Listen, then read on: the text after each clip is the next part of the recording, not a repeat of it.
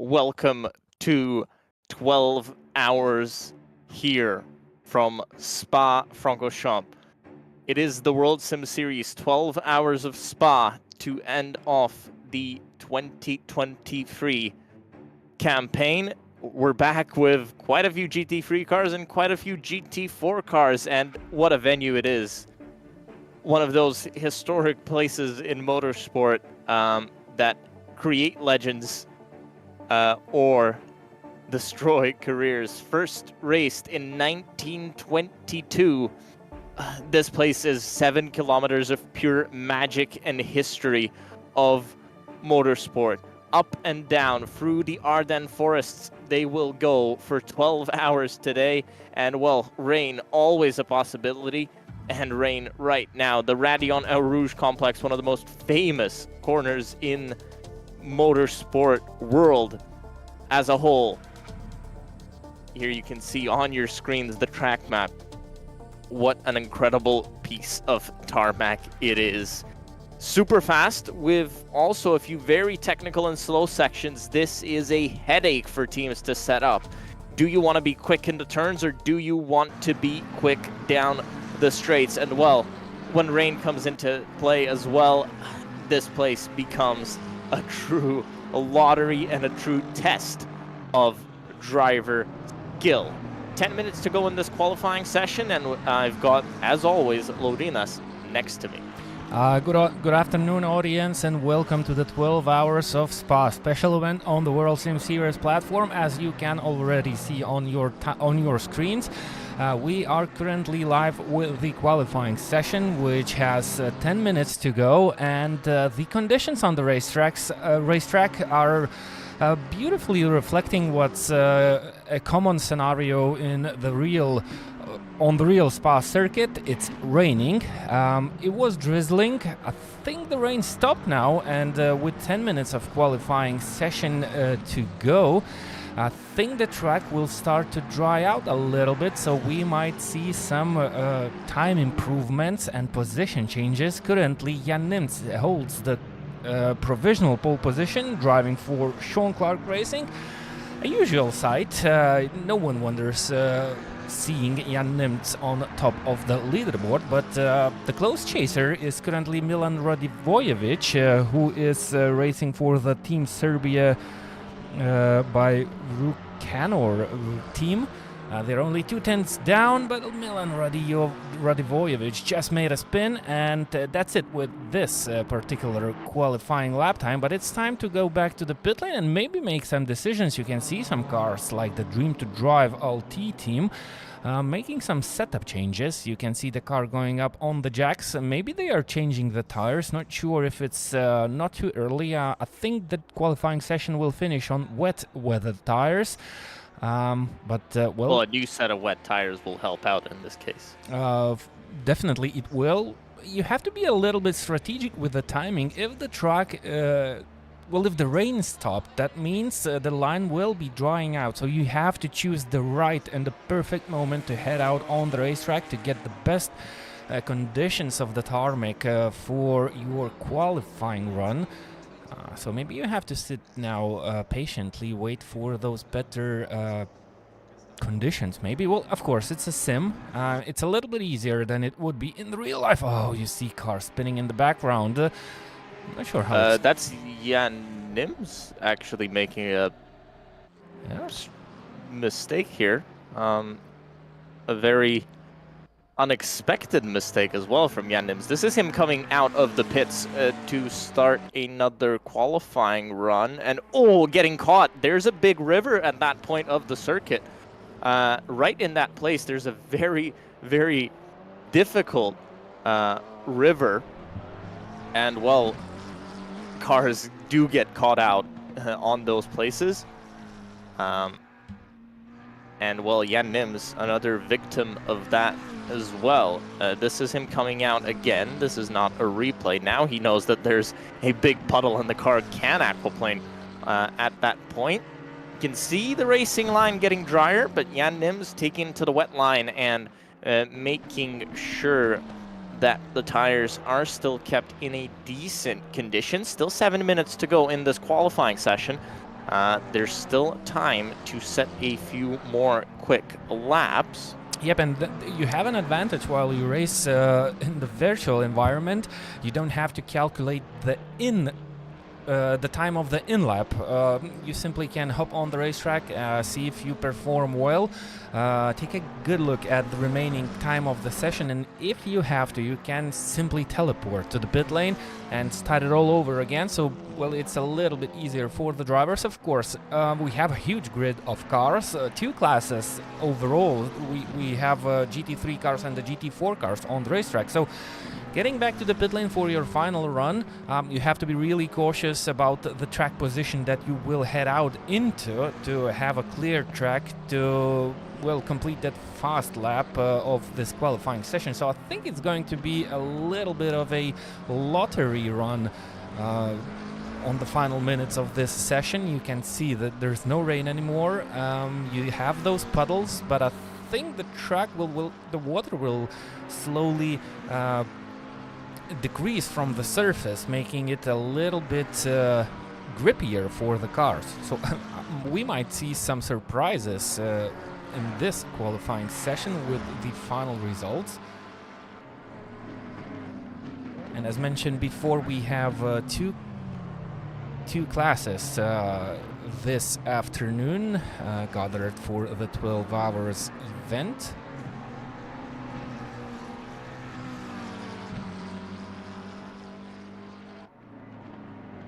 No results at this moment. We just lost the timing, but we do still see it on the World Sim Series website. And if you go to worldsimseries.com, you can register for free and get those results right on your screens live. They are updating every single lap.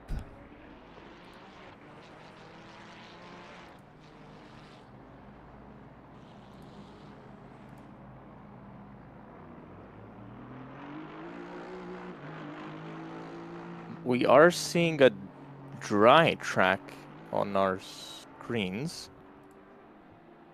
And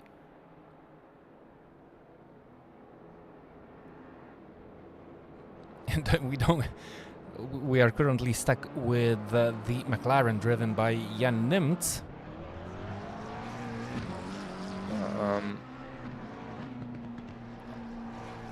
Yeah, suddenly the track got dry. No, the track is not dry. It's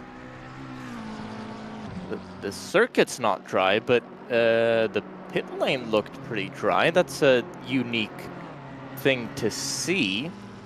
Lap times wise, we are in the 2:17s. That would indicate a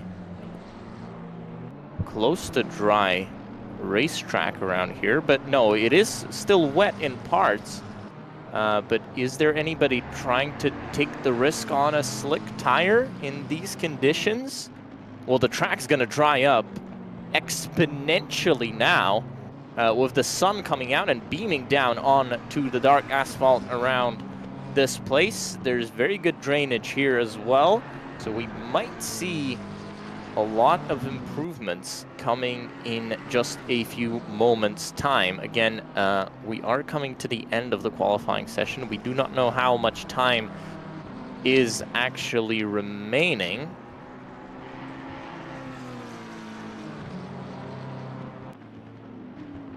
In the qualifying session at the moment. It's a huge grid, so don't be surprised to see a few issues. You can see also marbles, and you can see a dry line developing on the circuit. So who is on the dry tires? It looks like, to me, with the way that this car is moving, it might be Jan Nims on a slick set of tires. At least the way he's trying to handle that car. If he's not, well, then he'd be losing a ton of time. And anybody else that isn't on slicks would be losing a ton of time as well. Heading into the final bus stop chicane, there are dry parts of the circuit, so let's see who has got the gamble right. It is a crossover point here, definitely. Looking at how dry the track is, it is definitely a crossover point. You can definitely see those dry lines developing. Jan Nims stays out on track, so he's well, they have to stick with their tire choice at the moment. There's no other way to do it.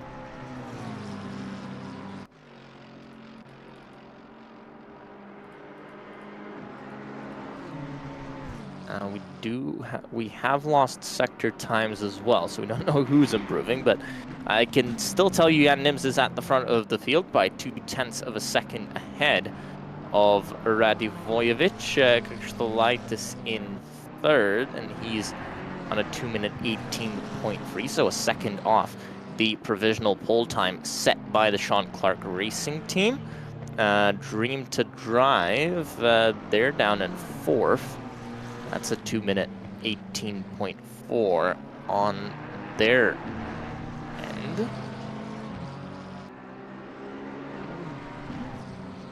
Let's take a quick commercial break, and we will be back with all the live session with the results and information that we need. So stay with us, and we will be back shortly.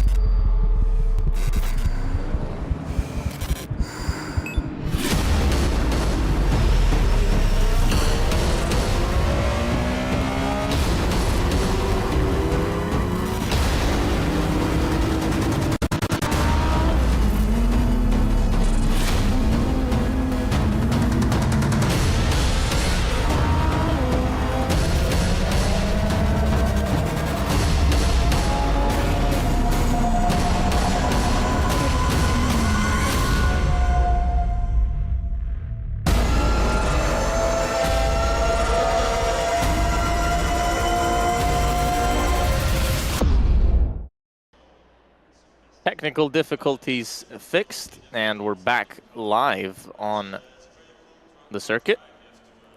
Qualifying session has finished. It looks like the track has dried up for the race. And let's run through your starting grid. Well, it will be UC Neyrila on pole position in the number 10 Sean Clark racing car.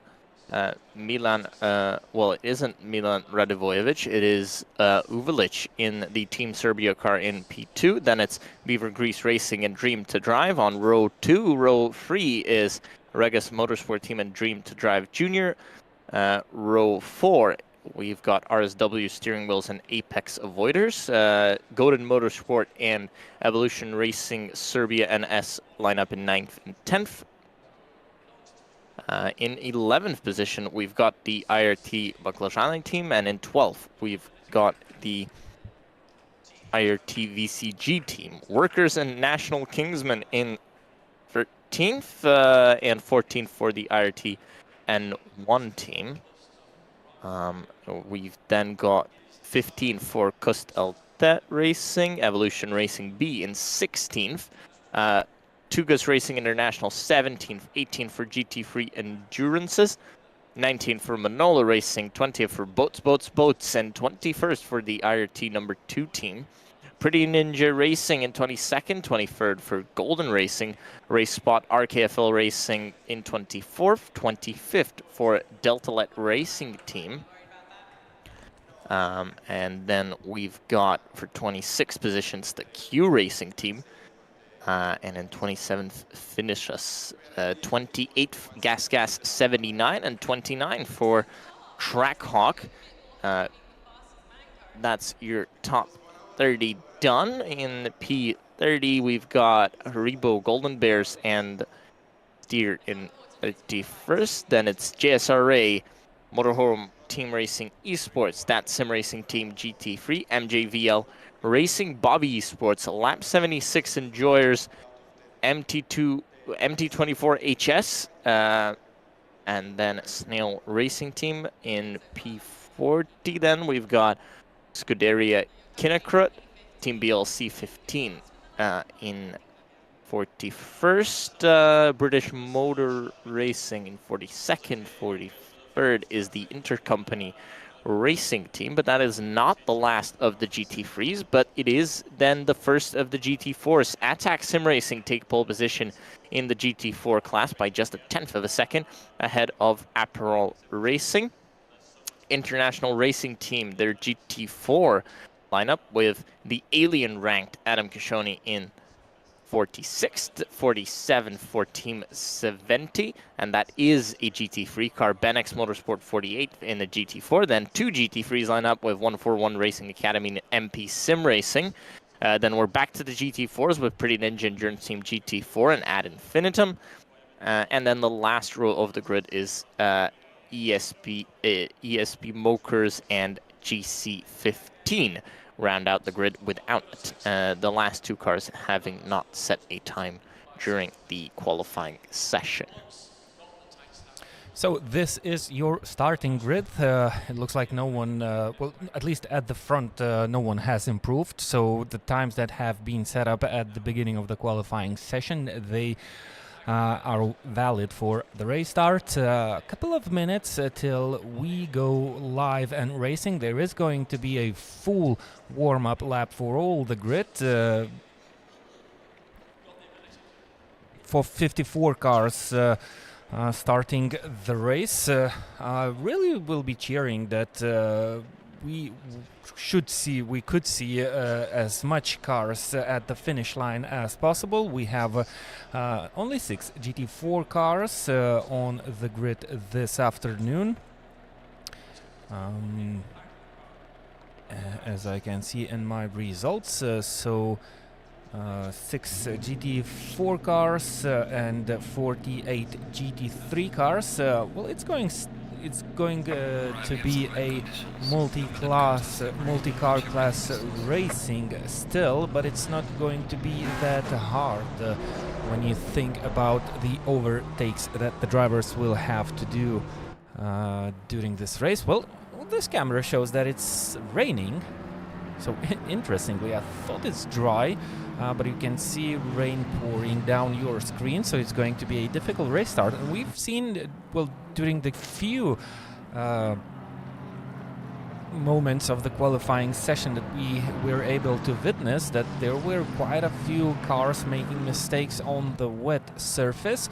So the drivers will have to be extra cautious when the lights go green. Hopefully they understand that the race is not finished after the first corner. Some drivers are warming up the rain tires just to have them prepared for the first corner as well as possible. We had a briefing before the race, and I remember one of the stewards saying that it is not allowed to drive into other vehicles, even though ACC has a feature that during the warm-up lap the cars are kind of untouchable. You can drive into other cars, but well, there are rules applied, and we have live stewarding working for the coming 12 hours, and they will be watching the action on the racetrack, not only on the live broadcast, but of course they are in the system and they can see all the action on their screens themselves. That's a pretty long lap. It's 7 kilometers long, and running around these low speeds, it's going to take a little while. We are roughly 1.5 minutes. 1.5 2 minutes before we see the flags drop, and we will have live racing. I'm not sure what the weather prediction is for the upcoming 40 minutes. Our telemetry or our weather tower is not giving us useful information, so it's going to be a watch and learn situation about the live status on the racetrack.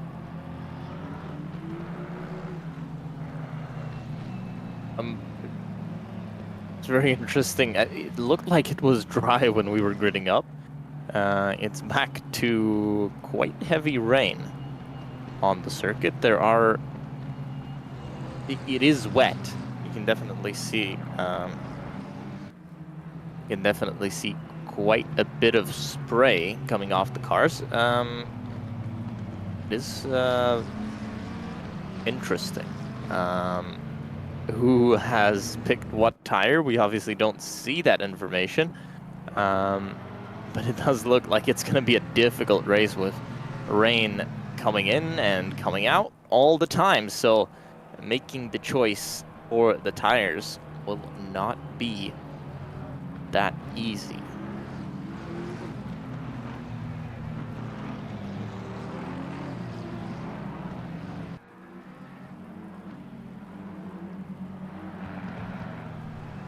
So it is predicted that roughly in 30 minutes the rain will stop. So I'm pretty sure all the teams have the same information on their screens, and that they kind of take this into consideration as they form the final grid for the start. You can see with 54 cars on the track, we have some situations happening, especially with the rain. Oh, and there are pile-ups in the background, still trying to form that grid as good as possible. Not all the cars are able to find their own spots already. Well, the start is at the lower pit lane, at the old pit lane. The finish will be at the top pit lane, the new pit lane, the F1 pit lane. It is a uniqueness of the Spa-Francorchamps circuit here, that we do have a very long pit lane, and we do have a very different starting line from the finish line. But it is a wet start for the 12 hours of Spa here.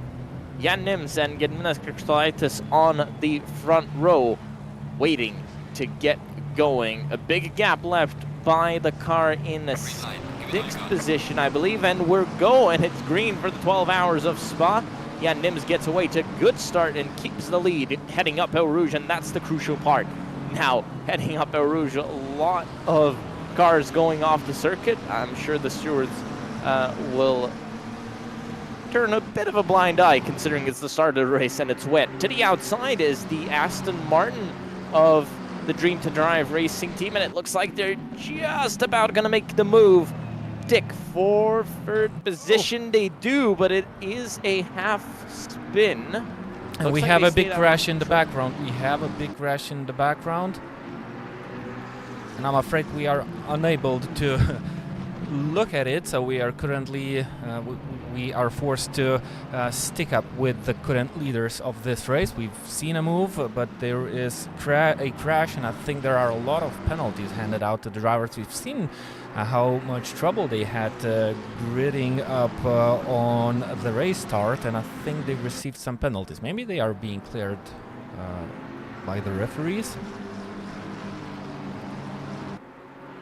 It does look like the track's getting more and more wet. The more laps we do, it does look like they are on the wet tire. Well, the cars wouldn't be going as quick if we were on the slicks at the moment. Jan Nims continues to lead, but these are going to be very, very treacherous conditions for all the teams on track. Standing water is going to start to form. It is forming already, at least outside of the racing line. Obviously, the racing line is going to be cleared with over 50 cars on the circuit. It's going to be a bit of a drier line for the cars to take, but it's not going to be easy, and the track's going to really develop, especially in these first few laps with so much rain coming down. Yes, it's a lot of cars coming through, but a lot of rain coming down as well, so the track, every time you're going to make it round, is going to likely be very, very different. And since you're coming round at, well, over 2 minutes each time you come round, it's going to be quite a bit of a challenge for the teams out on track. We do see a car moving slowly. That's the number 18 car, but it looks like it's gaining position, so likely not going slowly. Just a timing issue at this point. The Dream to Drive car in third position. Very creative line at the top of Radeon, but the car stays on track, and that's the most important part.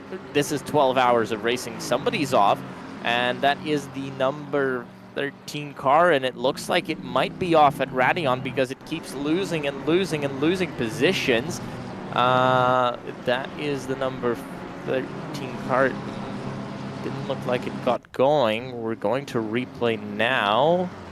Oh, big spin at the top of Radeon and into the wall. Oh, how they managed to avoid that?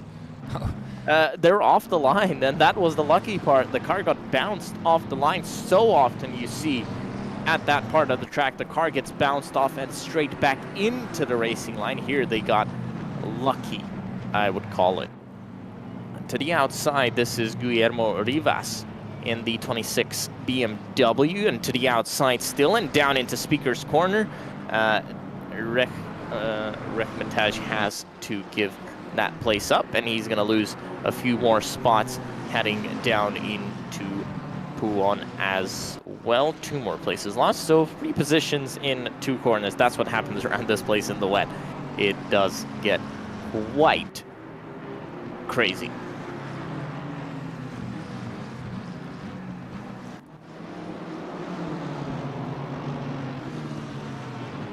Quite a lot of action after the race start, and well, no wonder, because we have these tremendous conditions, rain falling and pouring down, and some drivers finding a better grip and some drivers are not finding a great line, and because the cars are still so closely packed together, we have quite a lot of confusion on the racetrack, so the drivers have to be extra cautious, well, as much as it's possible. You can see from the onboard screens, there's not a lot of the drivers can see when they are running in this huge pack. So a little bit of driving from memory and from all the practice laps that the drivers have put in to preparing for this race. And I'm pretty sure that, well, the main task of all of the drivers right now is to simply try and stay on the racetrack, use everything you can on the track right now to gain some positions. If you see a driver struggle in front of you, you are able to try and go around him. Still a lot of moves, a lot of passing happening on the racetrack, and wow, that was quite a dangerous twist of Cars are... Oh, somebody off at the top of Rouge, and they're spinning and spinning and spinning. Another car spinning. It looked like in sympathy there. But back out on track they both go, and looks like not too much damage done. Oh, big crash. Big, massive crash on the Camel Straight. Massive pileup. The cars are... We can see a car definitely stuck there, and I'm sure there's going to be quite a bit of damage done. A few cars stuck there. Huge pileup as the rain continues to fall. There's going to be more and more standing water, and the drivers that don't know this circuit inside and out and don't know where those rivers and those huge puddles of rain will fall. Another crash up ahead into on the exit of Speaker's Corner. Another incident. We saw a car in the... Oh, big pileup. Once again, another huge pileup. Cars coming off left, right, and center. These conditions are getting very, very difficult for everybody. We see a GT4 car in 23rd position overall. That is the Aperol Racing team. Well, they are there now. Let's see where they started the lap. It's not. They started the lap in 45th. Oh no, they started the race in 25th. Right. That would have been a big gain in a single lap, but still, it's the GT4s climbing up the field. Dream to Drive set the fastest lap of the race, and they're actually in P2. We missed the overtake for the lead for second place. And we are already in traffic. You can see the GT4 cars coming into play so soon. Very delayed, the GT4 car. That's a single GT4, I believe. That's very much delayed. Oh, and that's close. There's a lot of confusion during these tremendous conditions. Really intense laps and intense moments, and that's only the beginning. The drivers know that the rain should stop in roughly 30 minutes, but... and we can see another car off. That's also at El Rouge Radion, the number 1 of Selikov, and he's been off into the walls. Oh, again, very tight. Trying to come through the traffic. There's a car exiting the pit lane there, trying to stay off to the right-hand side. Everybody coming through relatively cleanly. The fans around the track looks like they're wearing t-shirts. I'm not sure that's the best choice of clothing for today. At least the conditions now. Maybe it will clear up at some point in the race, but right now these conditions are coming close to red flag conditions. Cars are struggling to stay on the circuit. A lot of incidents happening and a lot of shakeups in the field. This is the point of... Oh, another huge moment for the car, for the Ferrari behind there. That's Alexander Zur. He's in P11. Well, he's dropping. He's dropped down to P11. He had a massive moment coming into Speaker's Corner. The car getting sideways. It is going to be an incredible struggle for these cars to get around the track. Yeah, at least to stay on the racetrack. I think, well, the conditions are constantly changing, and while you're driving a simulated car, not a real one, it's really hard to predict what the grip underneath the car is for the next corner, because I think it's constantly changing and it's getting slippier because, well, the rain is pouring. If we would have a rain, if we would have rain conditions like these on a real track, do you think we kind of might be seeing a red flag situation. Well, we would have gone safety car after that first pileup on the Camel Straight, definitely. Yep. That was a massive collision. Oh, another big slide. Pedro Galino and off the road, and he's going to hit the wall here. Had a slow speed, lucky. But again, cars coming off, seemingly at points where they shouldn't. This is becoming a race of survival rather than a race of speed. That is boding quite well, it looks like, for Jan Nims, and down into the pit lane, Pedro Galino. That is not a surprise. Jan Nims in first. He leads by 1.5 seconds at the front of the field, and he's got the car of Toros Tunila in the Dream to Drive Aston Martin behind him. It looks like McLaren is the car of choice, but it might not be so when the rain starts to fall. Looking at the last few laps, it has been a bit of a time loss for Jan Nims on laps 3 and 4. Lap 2 was a big time gain, so Jan Nims losing a little bit of lap time right now. 3/10 lost in the last 3 laps. So Toros Tunila using his real and sim experience to get that gap down, the holder of the current fastest lap in today's race.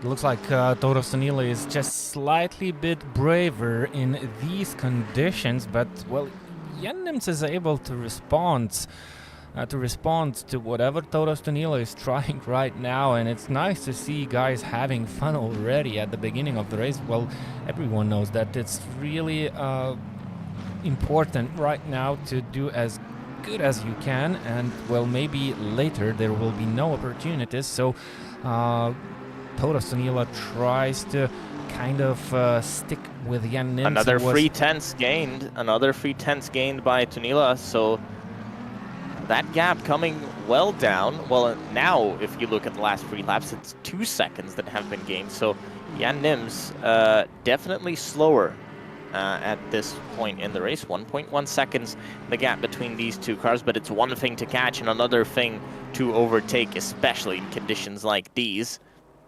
Coming up the top of the hill there, there's a car going slowly and just letting the leaders through. They have to go offline into that very wet part of the track, and you'll start seeing cars maybe struggle a little bit more coming through those points in the circuit. This is your battle for the GT3 and overall lead. For the GT4 cars, you know, they're lucky here in terms of if we're looking for overall positions, because it's not so much now down to car horsepower. It's not so much down to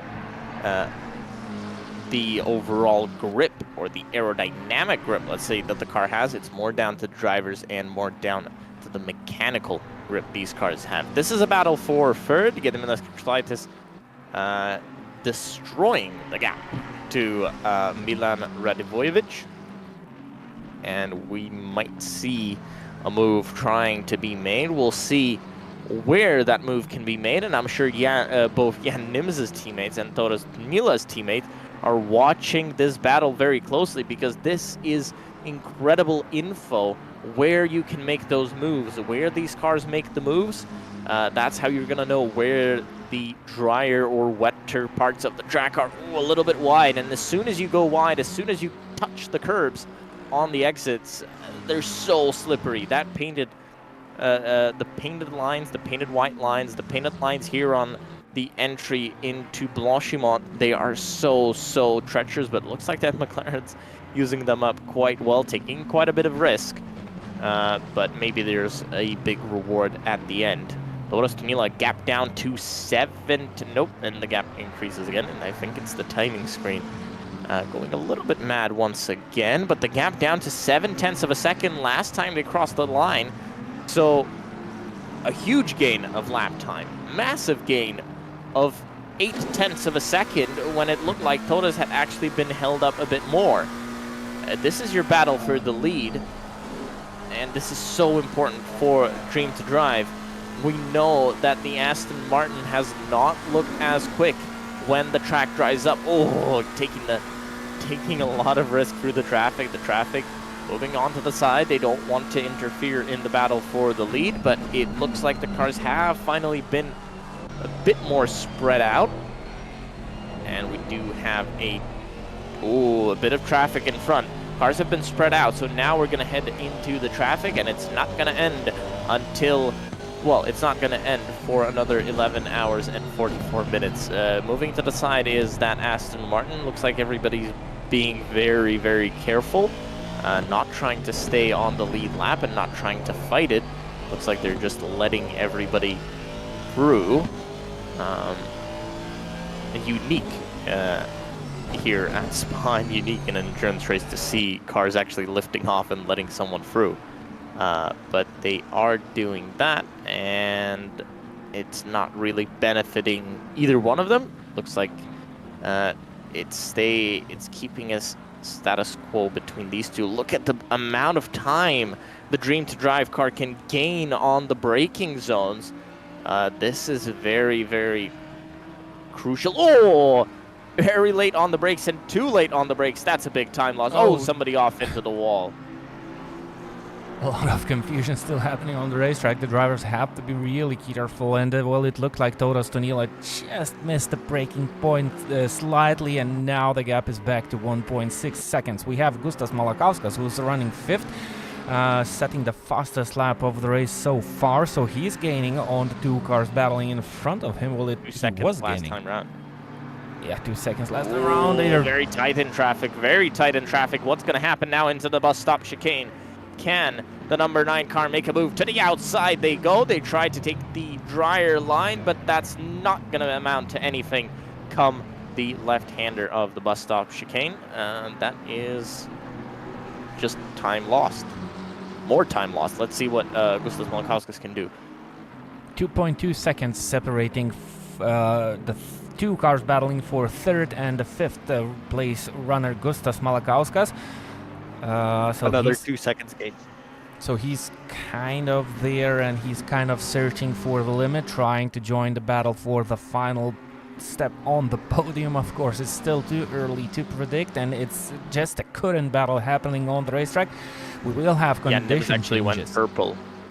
Jan Nims went purple last time around, so fastest lap of the race for Jan Nims. It does look like maybe the track's starting to clear up. It does look like there's definitely less rain on the circuit, and well, was getting Krikstaitis trying to find a wetter line down the straight to cool the tires already? Yep, that's possible. We are on lap 7, so it's still early into the race. But well, don't forget, it's still super wet. I don't see how you need to cool the tires even more. It's incredibly wet out on track, and the drivers are still trying to find wetter spots around the circuit.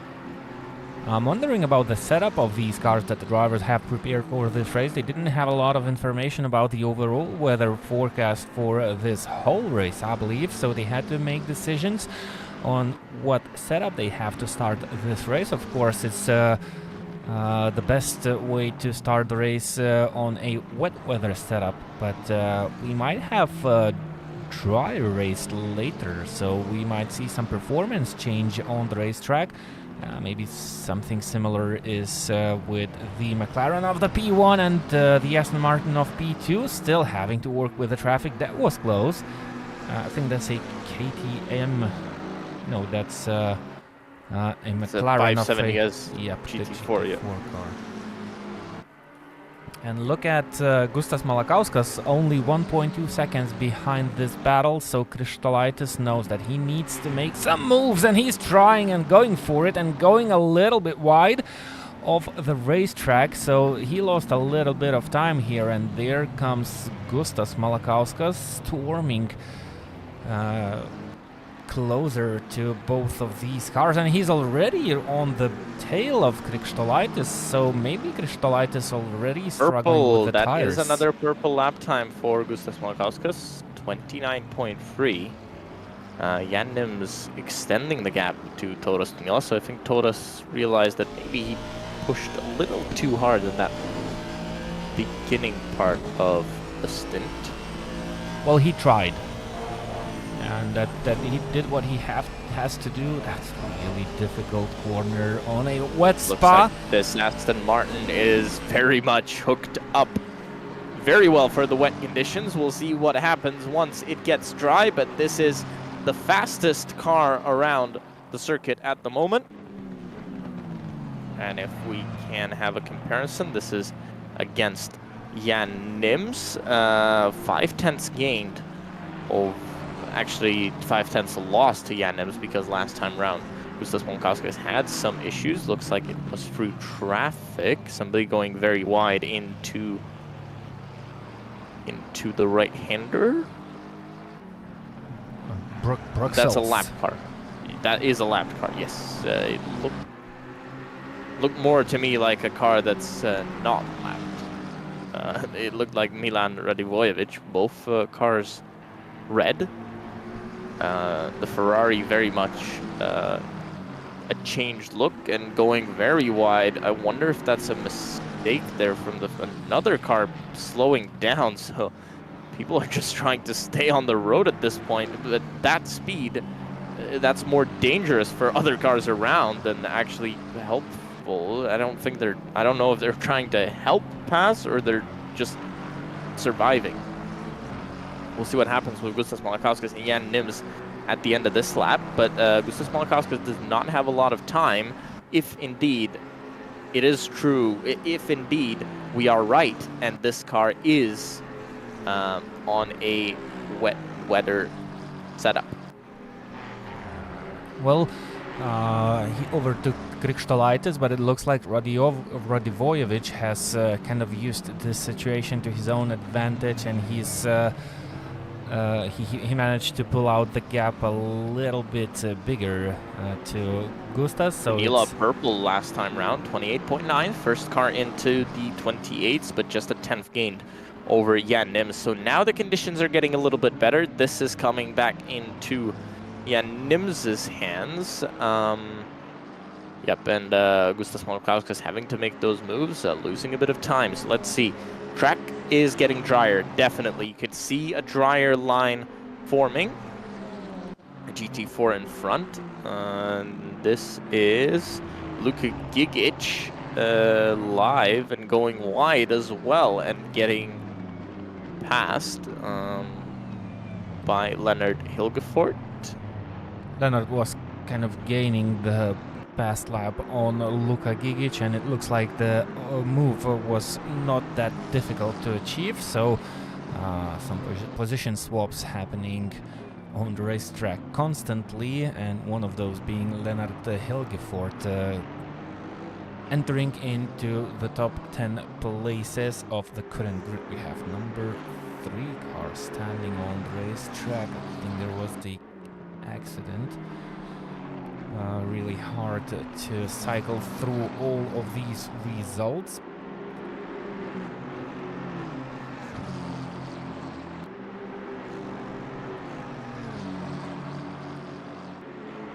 Highest GT4 in 26th overall. Essentially in the middle of the pack, so they've passed quite a few cars.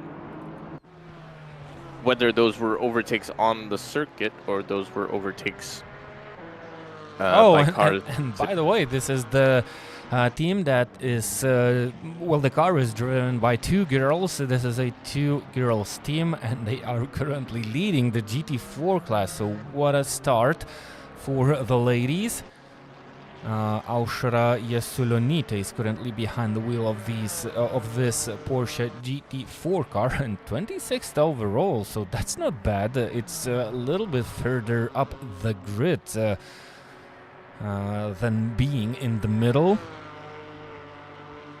And it looks like she's doing great. Nikola Skribic is currently second in the GT4 class, and I think he's roughly 7 or maybe 6 seconds behind Aushra. He was faster on the 7th and the 8th lap, but was slower on the 9th lap, so nice battle happening in these two GT4 cars for the lead of the class. We have 6 GT4 cars that have started this 12-hour event of Spa. And if I'm not wrong, we have still the whole grid on the track. We had a lot of accidents, so definitely some cars have already made their pit stops.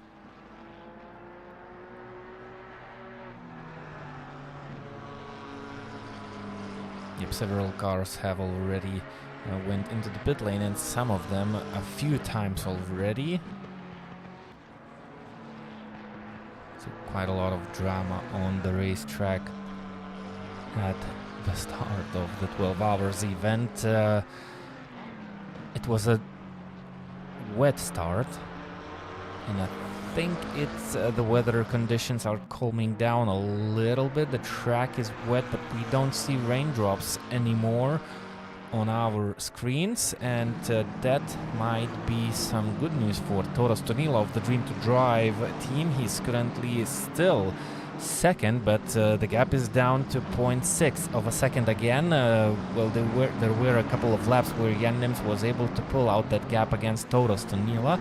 Toros made a couple mistakes, but it looks like then managed to kind of keep it and hold it together. Now he's lining behind Jan Nims, who is dealing with the traffic, and Toros Tonila is not willing to wait a lot, and that's a dangerous situation.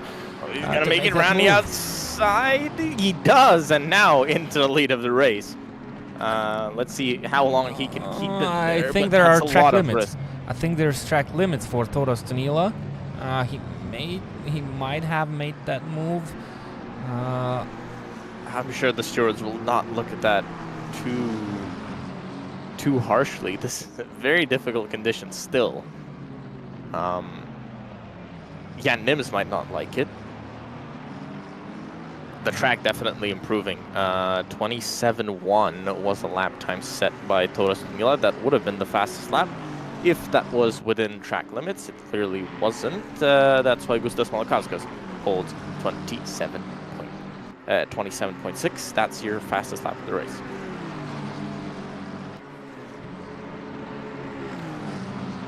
So there's your lead change, but that's far from over. Jan Nims is a talented and fast driver, and he puts Toros' car into defensive position. That might force him to run wide. That's really close, and I think small scratches and contacts are happening there between these two cars, but there's your confirmation. The battle for the lead of this race is far from over. Toros Tonila managed to go around Jan Nims, but Jan Nims, well, he's fast, and as soon as he got behind that Aston Martin, he sees his lines, and Toros Tonila running wide and sliding, drifting out of the 11th corner into Podium. Speakers corner. Okay. Well, there's quite a few names for that place of the track.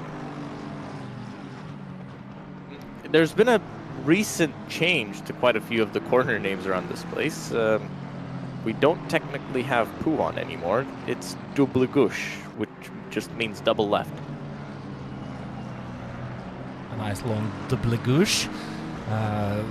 Typically when it's a dry corner, it's a really fast corner, and it's usually hard to hit both of the apexes, especially into when you come into the entry of the corner. The back end of the car tends to step out of for you because, well, of that speed. So the drivers have to be really careful, and I'm not talking about these wet conditions. Gustas Malakauskas, by the way, he's on the back of Milan Radivojevic, very close to Milan Radivojevic.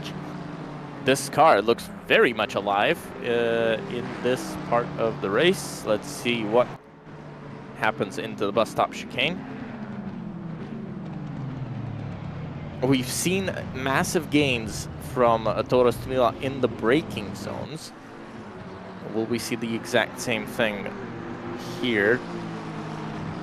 Parrot is still keeping an eye out for the battle for the lead, and it looks like that battle is now becoming very, very hot. This is now full-on battle. As the track dries, we think it should come to the advantage of the McLaren, but Toros Tunila will do everything in his power to hold off. Jan Nims behind, stays clear at the moment. Looks like the Aston Martin just has a bit more straight line speed. And look, speaking of more straight line speed, Gustas Malakauskas closing down on Milan Radivojevic. Doesn't make the move just yet. Oh, Radivojevic wide to the outside now. And Frule Combe on the outside. Big slide to the inside. Now Radivojevic just about keeps that position for now. He knows this position is very, very crucial for him to keep. Because if he doesn't, well, then he's going to have to overtake Gustas Malakauskas again on the circuit if the circuit comes back to them and dries up enough. There's not as much spray coming off the cars anymore.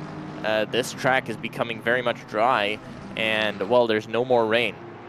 And with this many cars on the circuit, dry line. Toros Tunila off the road. Definitely off the road somewhere. Because we've seen him lose a lot of time. What happened here into Pouhonor Double Gauche? Let's see if there's a car rejoining from the outside. Yep. Oh, touch, and off the road. Looks like he just about managed to stay clear of the barrier there. And Gustas Malakauskas took the third place from Radivojevic, while Toros Tunila was having the fun times drifting around the Spa circuit. Thankfully, the contact was not that big, and there was enough runoff area for Toros Tunila to keep that car in one place, but I'm pretty sure there will be some work for the stewards to be accomplished. A lapped car, I'm not sure if it was in the way or if Toros Tunila was kind of a little bit into the rush. Someone's off the track into the bus stop chicane. Well, we get back to that incident. Of course, that car was having a moment, and it went back straight into the line of Toros Tunila. So it was more, I think, a move in desperation there as well. That's not, I mean, making it round the outside there on the braking zone. It takes quite a bit of bravery to do that.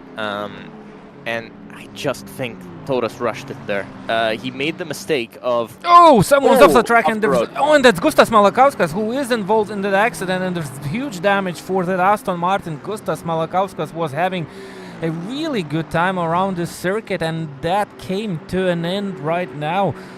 We have to see... Well, we have to wait and see how big the damage is. Oh, there was a McLaren rejoining. Oh... No chance. Well, it wasn't rejoining. It was, well, the McLaren was spinning, and there was nothing that Gustas Malakauskas could do to avoid that. And now he's in the clutches of Gediminas Krikštolaitis, and I'm not sure if he'll be able to keep that position safe because, well, after such a huge impact. Miguel Severio, he's gone and set the fastest lap of the race, 26.8. First time we're into the 26s. And that's the car sitting in 6th position. This is Miguel in the McLaren, so race coming back to the McLarens very clearly. This is Gustas Malakauskas losing a place to Gediminas Krikštolaitis as well. There's a lot of damage on the front of that McLaren, Aston Martin. Oh, car very slow. They've got, have they got an issue behind? No, that's a not for position, but it looked like they had some kind of an issue driving very, very slowly on the inside there. Not the place you want to be. Looks like that car's back up to speed, so maybe just a reset was needed, but it did look like it had a massive issue there. Miguel Silverio, he's gonna start catching back up. The gaps have expanded quite a bit. If we're looking at positions below 10th. 15th. This is the Dream to Drive junior team, and they are on a recovery drive after they've had issues in the beginning of the race. Started all the way up in 6th, I believe. Let's see what they can do in their McLaren. Ooh, that Mercedes just goes wide, and that's probably one of the easier moves you'll see all race today, having to defend the inside there a little bit, but it looks like a lot more pace on that car. Gustas Malakauskas down into the pits. That is your first pit stop of the race for, well, the car is more at the front of the field. This is going to have to be a big repair. Look at that front end. I was about to say he just drove through the pits, but no, this is the long pit lane. And it's such a huge disappointment for them. They looked incredible throughout the race, and this long pit lane just does not help their case. Really doesn't. It really hurts when you're driving around that pit lane. It does hurt. Well, everyone needs to drive through the same pit lane, and it takes the same amount of time to drive through it. Yeah, the but difference when you have is to make the pit stop, quite a few cars actually making pit stops. I do believe they do have damage there. So maybe the track conditions are kind of changing, and not everyone is able to adapt to that easily. Braking slightly too late, and that makes all the difference in completing a corner fast or ending it with an accident. So Gustas Malakauskas, he would have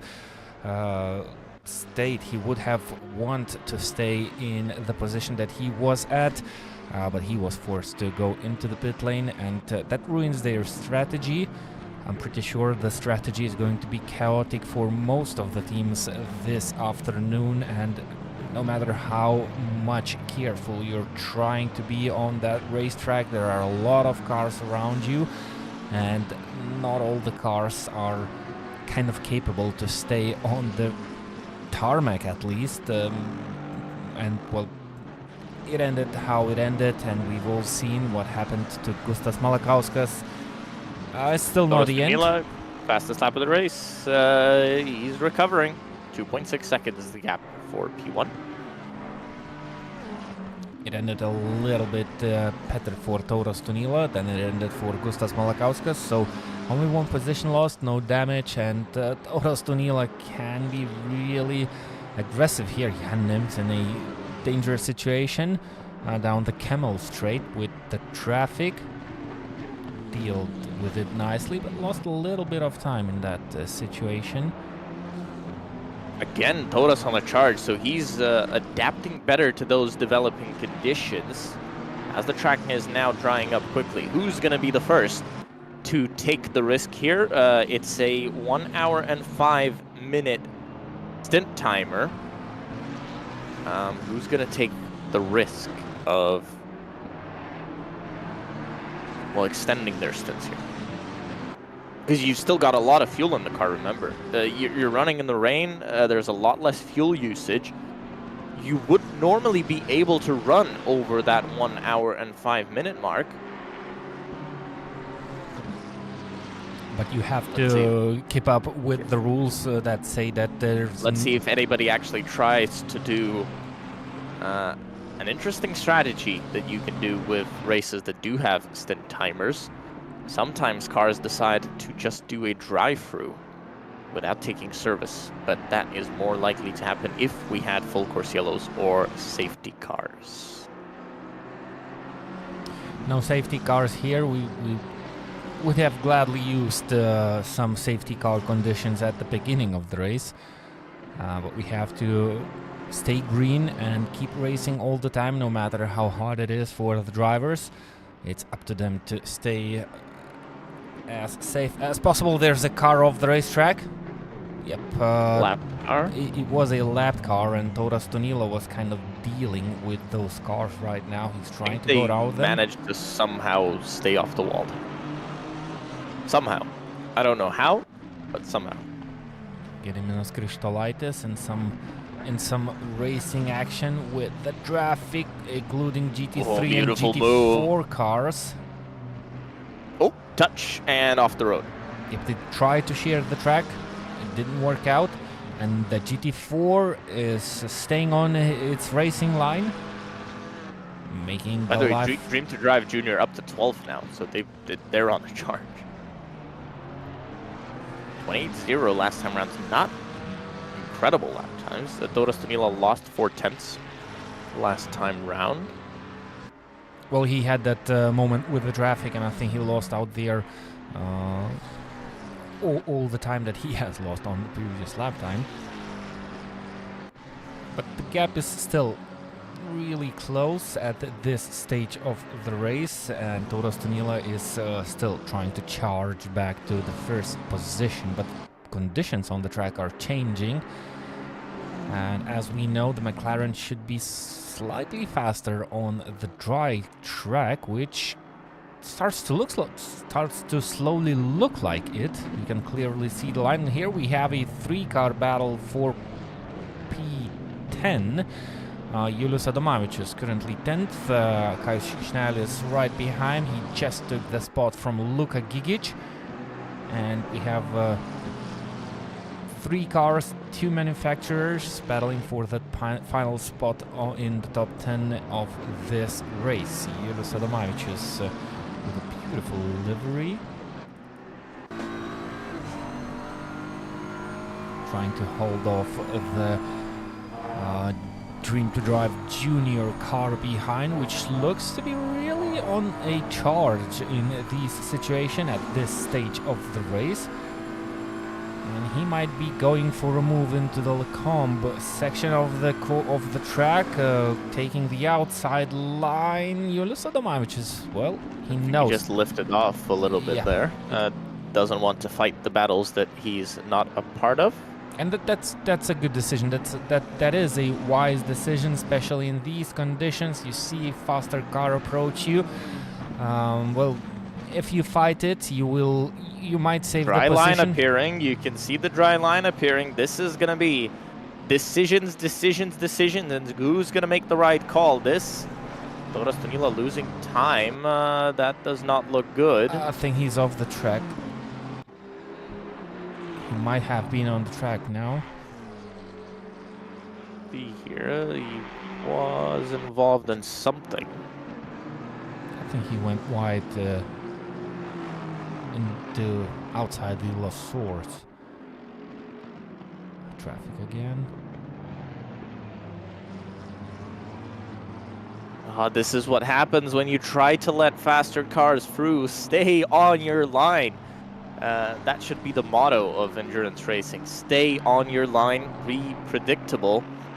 As soon as you start letting others through, then accidents happen. That's another big time loss for Toros Danila. 25.4, lap time is very much improving. Big differences. You see those dry lines. The pit stops are kind of approaching. We're still roughly 15 to 20 minutes from the mandatory pit stops. Do you think we will have a dry line, or and what decisions the drivers will have to take? I think they'll pit much earlier. Well, let's wait and see. I'm pretty sure it's still a wet tire race, but if the conditions change that fast, will we see someone risk to make that mandatory? I think we'll see it in the next 2 laps. I think we'll see somebody risking it on the dries in the next 2 laps. If I was Dream to Drive here, I'd put the junior car on slicks now and get them to evaluate the track. You can make a decision here. It's a long lap. They're a bit further back. If you get them on the slicks, they might just be able to give info for the next lap.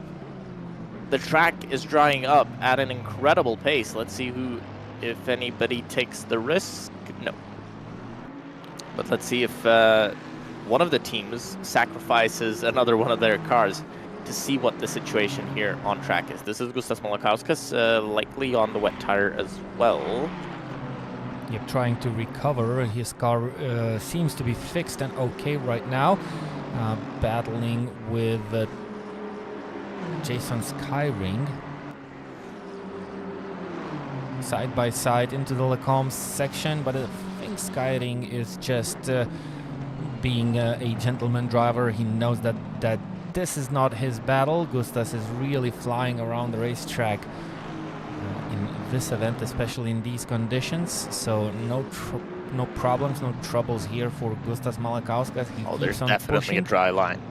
There's definitely a dry line. This is at the point of the race where you can make a risky move. Oh, and it's raining again. It is raining again. Wow. Well, welcome to Spa. Shouldn't be surprised, should we? Right? It's raining again. You often have these situations around the Spa-Francorchamps circuit where you have one part of the track without rain and the other part of the track where it's raining because, well, the track is really big. So maybe this is raining quite heavily now. So no dry line, no headaches for the teams, whether they should pick the dry tires or they should stay on wet weather tires. So one question solved, everyone will stay on the wet weather tires, but that means that it's still going to be a difficult race. Oh, but there's no question solved here, because now you've had these cars run on a very dry track for wet tires, let's say. They've really used them up. They've put a lot of heat into them. The cars that were pushing maybe didn't save them as much. And now they've got an issue, because they've still got to make it 15 more minutes until you're at the limit of the possible drive time, and you're always going to do that in the wet. You're not going to try to pit early because, well, you might end up being on the wrong side of a tire change. But now, the next 15 minutes, if the rain continues to fall heavy as you can see on your screens now, don't be surprised to see another car on the wall.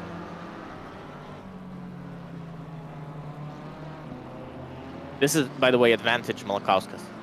Definitely. He's got a new set of tires that maybe he didn't destroy as much.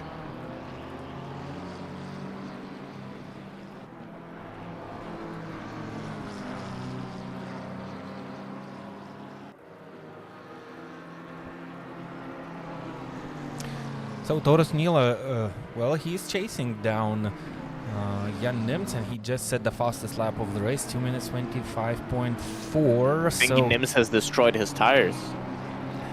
Maybe Nims is dealing with traffic. Maybe he destroyed his tires, or maybe these conditions. We've seen it earlier. When it was raining, Taurus Nila had a bigger advantage than it was than he had when it was drying out. So maybe the rain helps the Aston Martin to kind of be a little bit more precise around those corners, but you have to deal with the traffic, and Taurus Nila does not want to wait. He knows that he owns the corner, well, at least the position. The car in front has been waved blue flags, and Taurus Nila wants to use that advantage right here and right now. And I mean, you're not wrong saying that he owns the corner. I mean, he is the founder of World Sim Series, so kind of does own the corner here, but very much like you see in SRO competitions sometimes. You've got the founder of SRO Racing there as well. So he does own the corner here. Yeah, and he really enjoys the racing right here. If you don't take into consideration those accidents that he had, well, at least one accident which cost him the leading position, but he wants it back. 15 minutes till the time of the first stint for most of the drivers will come to an end. He will make a move into the La Source corner, I'm sure, and he just doesn't need to wait. He gets it done on the straight as well.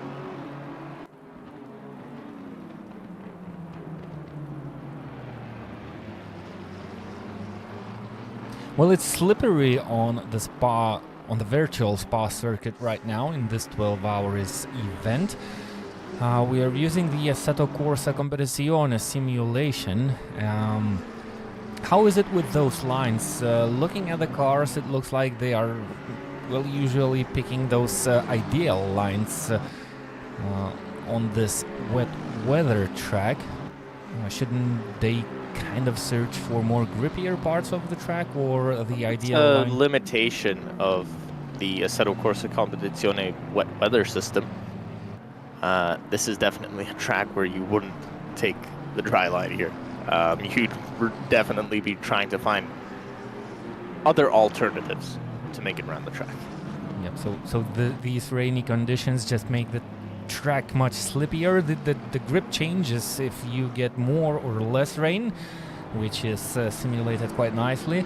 But it seems, well, it doesn't simulate that ideal racing line, because, well, definitely the dry ideal line has a lot of rubber and it doesn't work. It doesn't produce enough of grip if it's wet in the real world.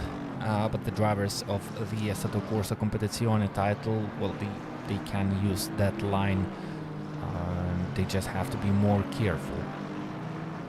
Well, the traffic does cost quite a bit of time for the drivers. Tauras Tunila was 1.2 seconds behind Jan Nimtz at one moment. Now he's down to 1.8 seconds gap, and there's another GT4 car who, well, Tauras Tunila had to use that curb, and it was slippery. Well, the curb was definitely much slippier than the tarmac.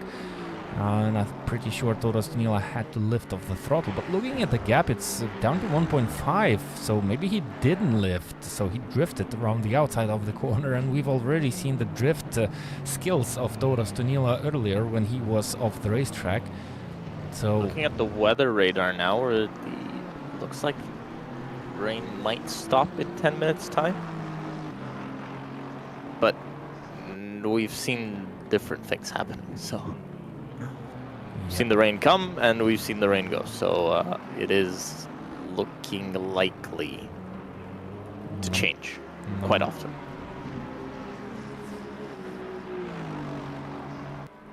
Well, my weather radar is clearly not working well.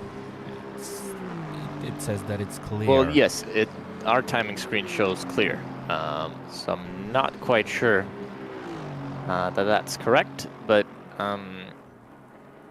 the weather radar on the Assetto Corsa Competizione system, the one that the drivers can see, well, it does show clearing up likely.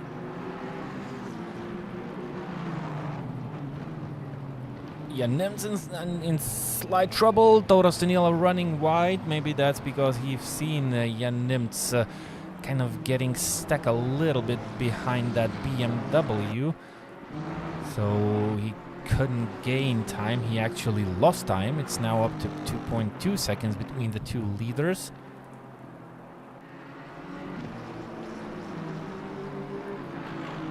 And while Tauras Tunila is chasing down Jan Nimtz, and we are approaching the first pit stop, or pit stops, well, first mandatory pit stops, first planned pit stops. Let's take a look around the track in action. That's happening all around the circuit. We can see that GT4 car currently being in the mix between the GT3s, dealing with it nicely. By the way, who's still in the lead of the GT4 class, and it looks like it's still Aperol Racing. Yesolonita behind the wheel of that Porsche GT4 car, and doing pretty nice.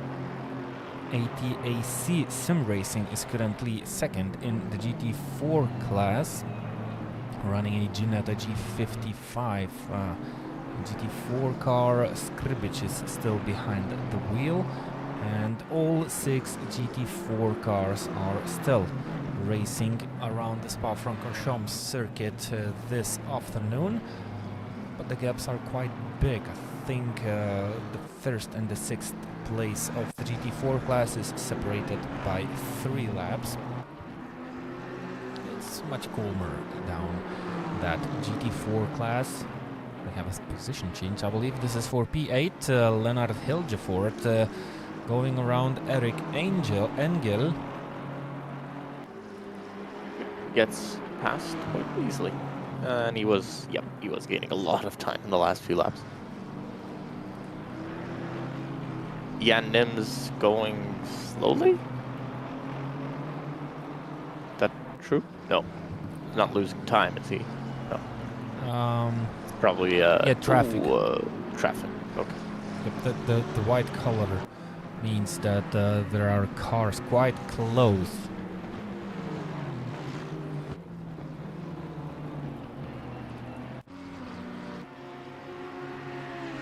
See what happens with the rain going forward. Like I said, around 10 more minutes of it, but that was predicted earlier, so that rain might be, say, 5 minutes from stopping, at least with the prediction here, the forecast.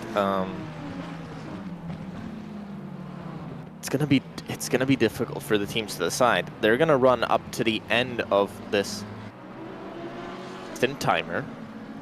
If the rain does stop, do you go for slicks? How much time are you gonna lose on slicks here? Well, quite a lot in these conditions. I don't see a chance to put some slicks. Remember, it's a 90-second stop. It costs a lot of time to make a pit stop.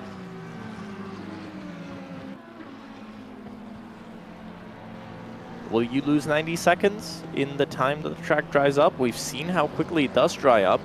With the rain that's come down now, it's not flooded the track like it did at the start of the race.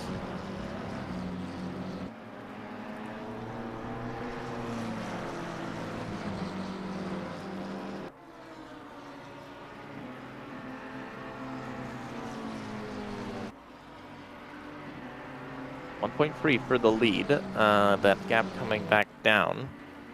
1 second. Radivojevic low. Eric Engel just came into the pit lane, so they will have to make that decision. Oh, now you're gonna go with wets. At this moment, yes. But you gotta know when the track will dry up. I mean, you gotta keep an eye out for that. And if maybe, just maybe, it stops right now, might be able to take a risk somewhere.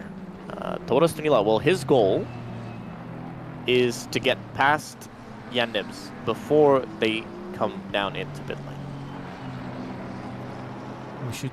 We should try and see what teams we have that are out of sync of the usual. Out of sync. Yep. Very much out of sync. This is so a big he benefit might be, for them. Oh, there's a car that that has spun around. Yep. So Gustas Malakauskas might be, or the team that Gustas Malakauskas is driving for, might be one of the teams that might benefit of the weather change. He still has 44 minutes of stint time to his name, so he can be really calm right now. Has to deal with the cars that he's chasing down. He's currently in a battle for P15th with Mantas Samulonis.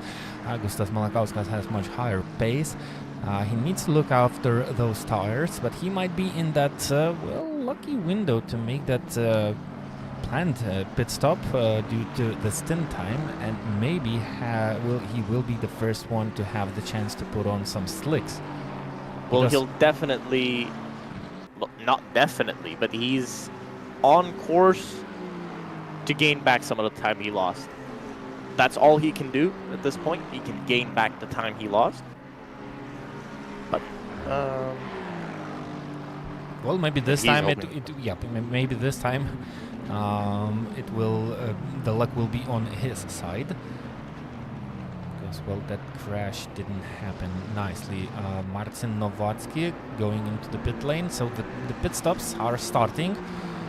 We are almost 1 hour into the race, the 12-hour event of Spa on World Sim Series platform. Jan Nims trying to go around the outside, and it doesn't work out, so good chance for Toros Tunila. The gap is down to 1 second. Jan Nims is not happy about it, and he's going for it into Eau Rouge. Still lost quite a lot of time. Cooperative driver, that is 1 lap down. Everything ended well, but this is a good run for Toro Stonila, almost getting into contact with that lapped car. And Toro Stonila managed to shave off a couple of tenths from the lead of Jan Nims just before we approach the first pit stops of the teams that are not out of sync of the usual strategy, and I'm pretty sure we might see the first pit stops of the leaders coming on the end of this particular lap. And well, they might stay out for one more. They might stay out for one more because they have time for it. But maybe we will see some different strategies from the teams, though it's not, well, it's not needed yet. Toros is kind of not stuck behind Jan Nims, he's just trying to chase him down.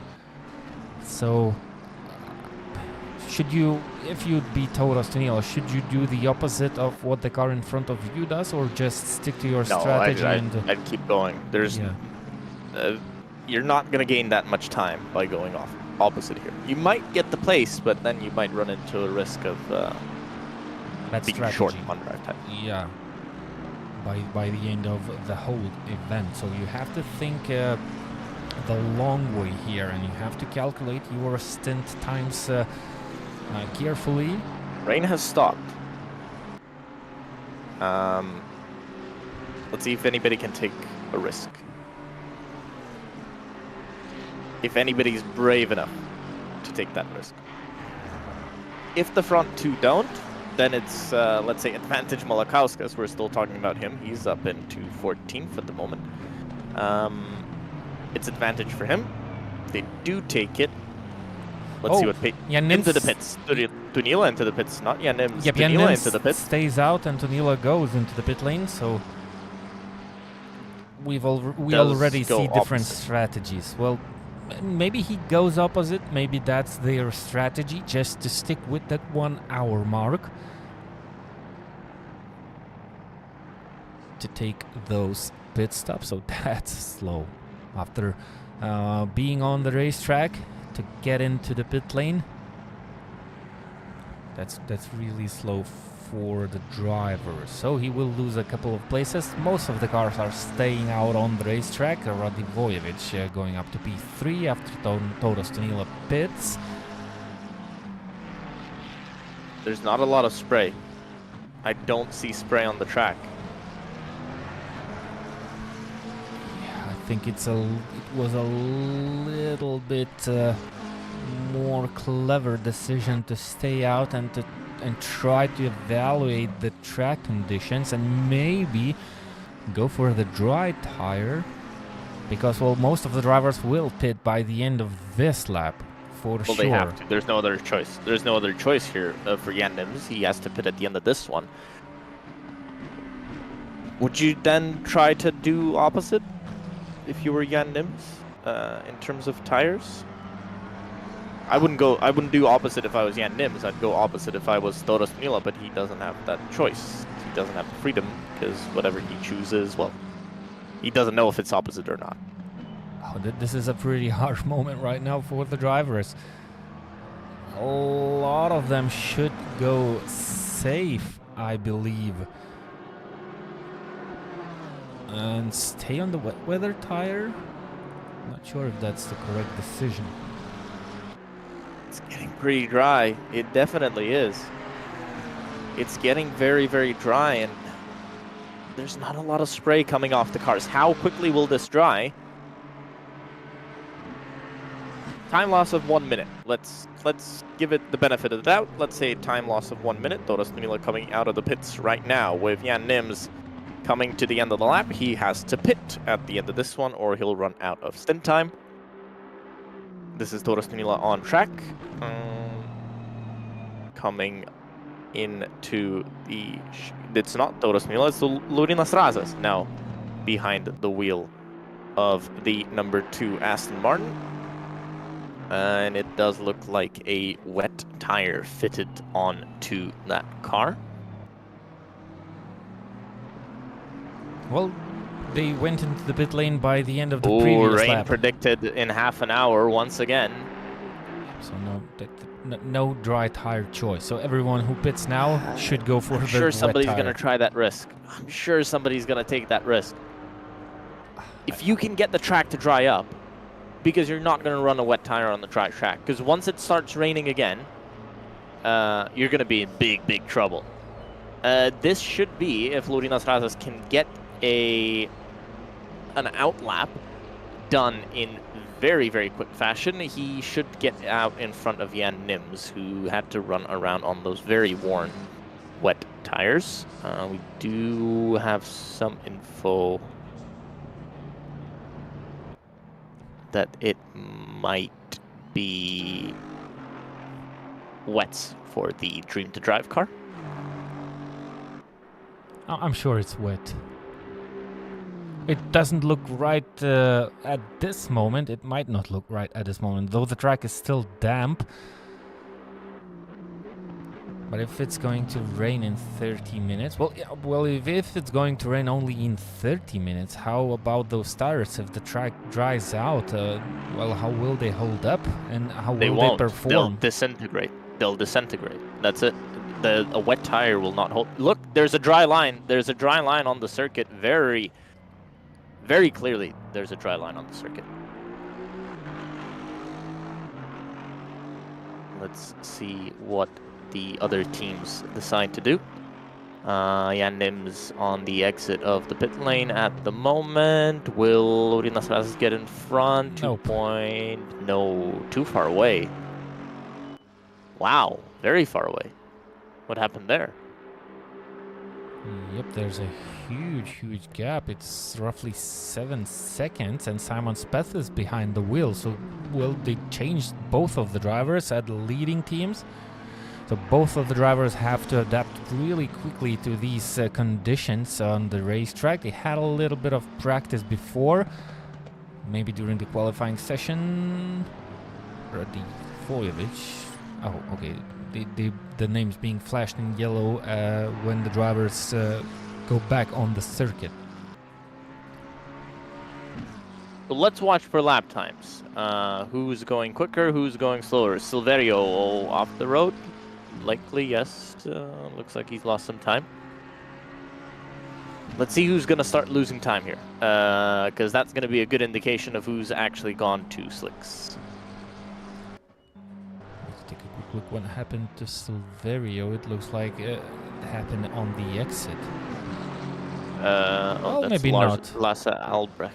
No, he just rejoined the track. Yeah, and our timing screens showed up as yellow. Yes. Well, looking at the track conditions now, it doesn't look like anybody took that risk of a dry tire.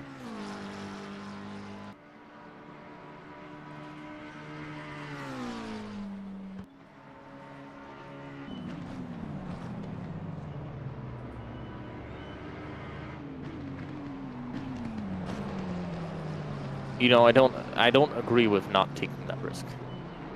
That's my opinion. In my opinion, somebody should have taken that risk. What's Radivojevic on? He looks like he's very much catching up to Kristolaitis.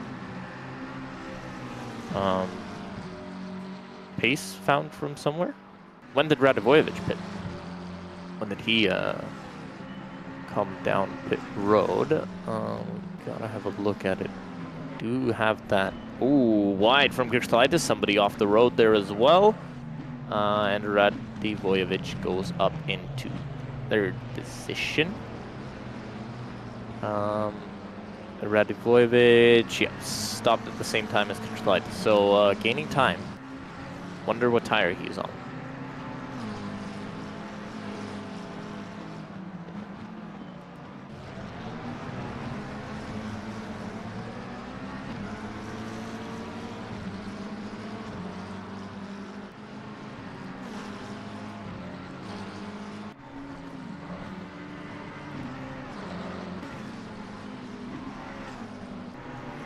No information about the tires. That's a bit of a shame.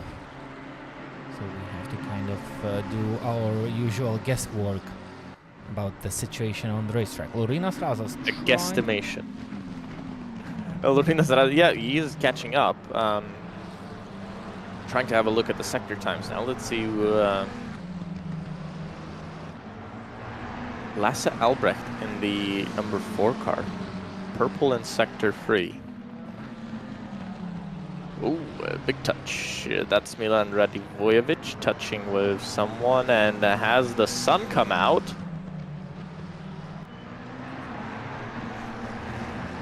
It does look like it has. There's definitely a dry line forming on the track. So what's Lasse Albrecht up to? He has okay, we're not seeing the sector lines that we maybe want to see. Ooh, but that looks like a car on slick tires. The way that moved on that curb, that does look like a car on slick tires. Let's see how much time he can gain. 10.9, gap to Krikstalaitis ahead.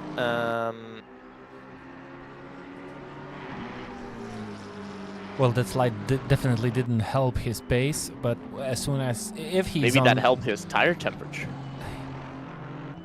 He's gaining a lot. I think that's a car on slick tires, and I think Radivojevic might be a car on slick tires as well. He's gained 4 seconds to Krikstalaitis, who's on the wets. There we go. So Radivojevic, let's see what he can do. So he's going to cross the line for the first time now to actually complete a full lap. Any second now. And once he does, either he's pushing very hard on a wet tire, or he's or they've made 2:27.6. That Krikstalaitis in.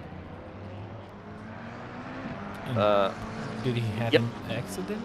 Number 9. I think he's. Oh, maybe a drive-through. Yeah, and I can actually confirm Lasse Albrecht. He's on the slicks. He's on a dry set of tires. 25.4, fastest lap of the race. Not counted. He was off the road at some point, but he's up into P4. He's with slick tires.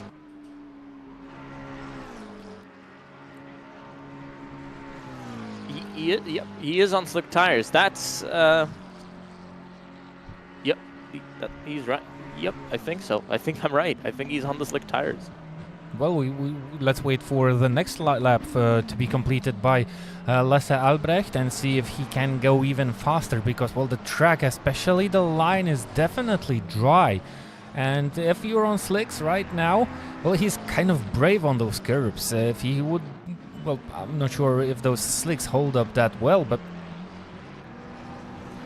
looking at the graphics, it's if really he's hard. put temperature in them, he'll be fine. If he's generating tire temp, well, he's gonna be fine. Look at that line. Look at the track. It's dry. It's dry, and well, I think for next pit stop, some teams should listen to us as well. Well, some teams did listen to this. Yes, and exactly. So we've just had a strategic master stroke here today. Ladies and gentlemen, for the first time on the World Sim Series, not the first time, but one of the first times, we've actually got the strategy right. We said you got to go for slicks. Simon Speth pitted. Oh, the cars are going to the pit lane. Yes. Because he has to change to the wets. Yep, because he has to change to the slicks. Krikstalaitis also out on track. He has to change. He changed to slicks. Is Razas on wets? Probably, right? I think so. Yep, Razas is definitely on wets. Razas is definitely on wets, and they have to make those decisions quickly. The track is dry right now, but it's going to rain again. Radivojevic in as well. Radivojevic in as well. Lasse Albrecht going. That is the charge. Done. That's a shame. Oh, big over the curbs. Maybe not too much damage. Remember, he's gonna gain about 80 seconds to the next cars. Oh, and he was just clipped off the track. He had nothing to do with that. Unlucky. Oh, and again, the cars that charge are being taken out of the racetrack. That's really a big shame, and you wouldn't want to see that. And he's going to go up to second now as well. And he's actually going to go to first. So he lost a lot of time there, but he will still gain time.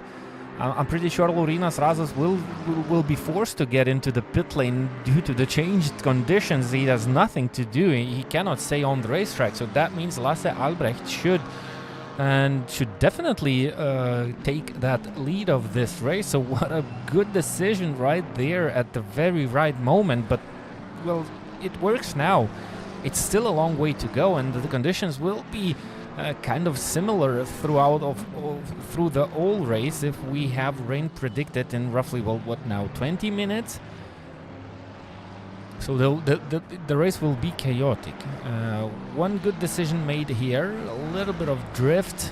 He has to look after those tires and not do too much damage. Gustas Malakauskas, by the way, is currently third, but he's on wets. But Gustas Malakauskas, well, he will lose positions, but he kind of should at least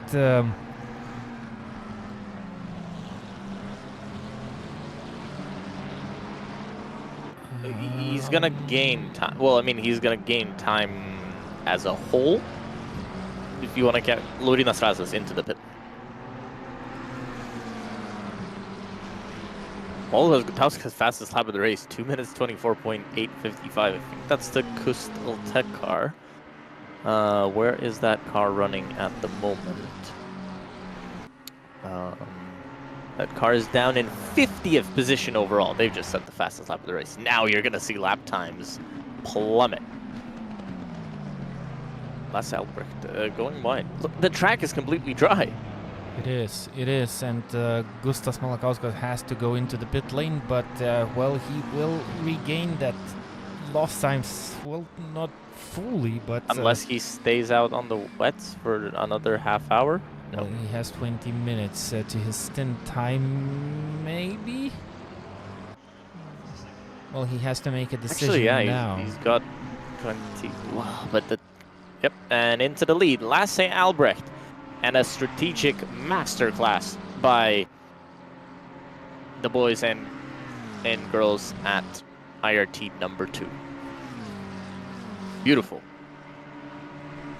Beautiful strategy. Absolutely perfect.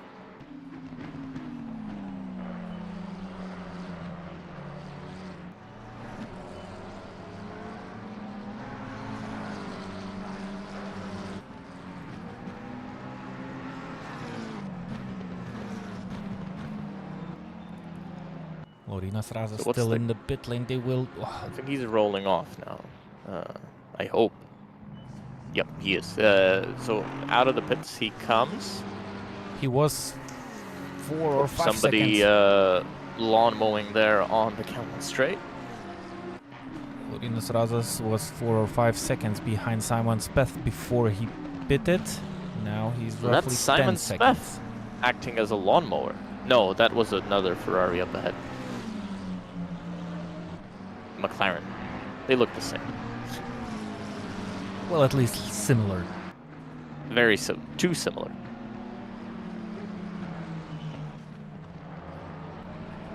So, okay, let's figure out the gaps here. We gotta calculate all of this. Gustas Malakauskas still in second. He is losing time, but probably gonna run to the end of his stint time. You know the issue here for him, for Gustas Malakauskas, is that we're looking at more rain in half an hour's time, right? We're looking at more rain in half an hour's time. What does he do now? I would say box, put a fresh set on, and, you know, hope that it changes. You actually, mean just... fresh set of wet weather tires? Slicks. No, slicks. slicks. Yeah. Lasse Albrecht, 2 minutes, 2.3, and that is your race leader. He's confident in the car now. You know, he's got the confidence. He's done quite a few laps. He's going to be quick for a long, long time. He was 10 seconds faster than Gustas Malakauskas the last time they crossed the line. So this is a huge, huge difference. And well, Gustas Malakauskas needs to go into the pit lane now because he's losing too much actually on those wet weather tires. He's late. He should have done it earlier. He should have done it as soon as that window opened. And yeah, Gustas Malkauskas still out on track. That is not going to help his cause, definitely. 42 seconds is your gap right now. 42 seconds for between first and third, who are virtually second. So between the Sean Clark racing car and the IRT number 2 car, we are looking at a 40-second gap. Reminder, Malakauskas and Albrecht in the same team in the IRT number 2 and IRT Baklajani for Malakauskas. They trying to make some strange split strategy. Milan Radivojevic, 2 minutes 19.6. How did all of those top teams miss this? One car from the top 10, I would say, actually got it right. Also, Bob Herbst, I think they also got it right. They've only done a stop. Where have they been running? Well, it's a 221, so that's a slick tire.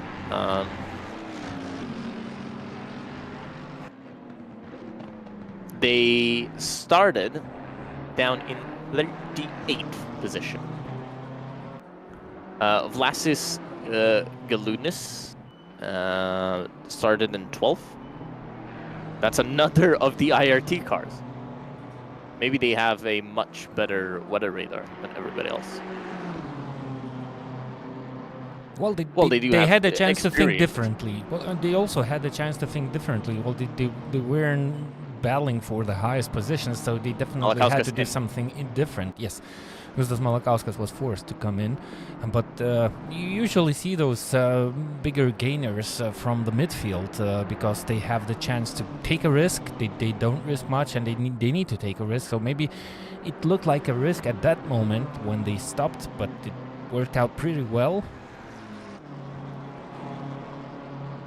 And they are, well, welcome to top 10s. Well, welcome to top 10. Well, welcome to top 5.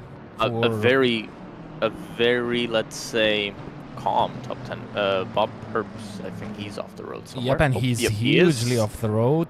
And I think that's Kristolaitis. Oh, there was a huge damage. Huge accident. Number 9 accident. Let's try and take a look at what happened. The gap was huge, so I think Bob Herbst will have to make a mistake. Let's wait and see. Bob Herbst straight into the pit lane. Oh, he just the car just went back into the very wrong direction. Gediminas Krikštolaitis decided to stay on the racetrack, but I think he has damage and he will be forced to come into the pit lane by the end of the next lap. The car is not fast, definitely, with these sorts of damages. There are more cars running off the racetrack. Number 19 is currently running off the road and back on track. Herbst into the pits, so we praise them for the great strategy call. Now they've lost that because they have to repair the car. I think same thing will happen to the Beaver Grease racing team, unfortunately. A lot of action happening on the racetrack, a lot of changes, a lot of accidents. Malakauskas rejoining, by the way, he's up into 9th, so good recovery. Very good recovery, really. From what looked like a very desperate situation which you can't get out of. They've turned it around and are running in the front, running in the top 10. That's all that matters here. Running in the top 10.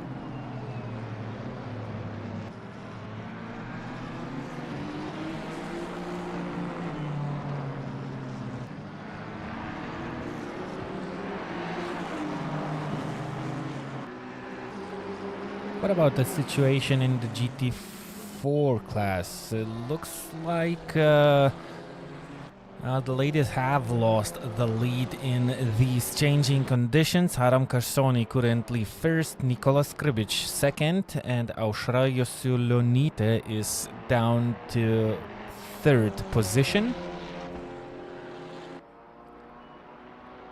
So there are changes in the GT4 class also. Looks like some teams managed to control these changing situations slightly better than the others. Nikola Skribic still second. He was second behind the Porsche. Now he's second behind the Alpine.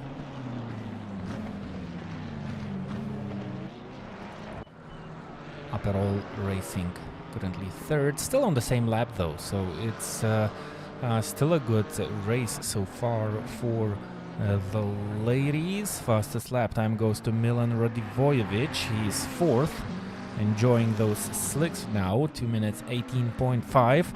They're 22 seconds behind Laurinas Razas. Laurinas is 10 seconds behind Simon Speth. And everything is stuck for me, so I'm actually now watching the race blind. Don't see any timing. Try to do the guesswork. It usually works out pretty nicely. Jokūbas Mitkus battling with Julius Adomavicius. I believe Julius Adomavicius just took the spot from car number 17.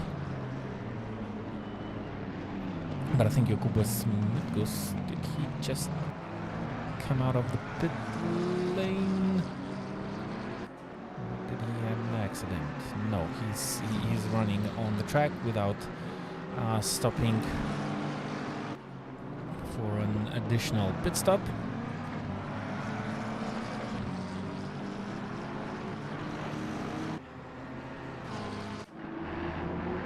And after all sorts of drama and all sorts of action, it looks like the situation calmed down dramatically on the racetrack. The gaps are huge. Big changes have been seen on the track due to the different strategies, and I think the drivers can relax a little bit right now, try to think about their current stint and let the teammates decide for further strategy, because the weather is unexpected this afternoon for the 12-hour event of Spa-Francorchamps on the World Sim Series platform. There is more rain predicted during this race. Dainius Butvila trying to chase down Thomas Fourie. This is the battle for P7.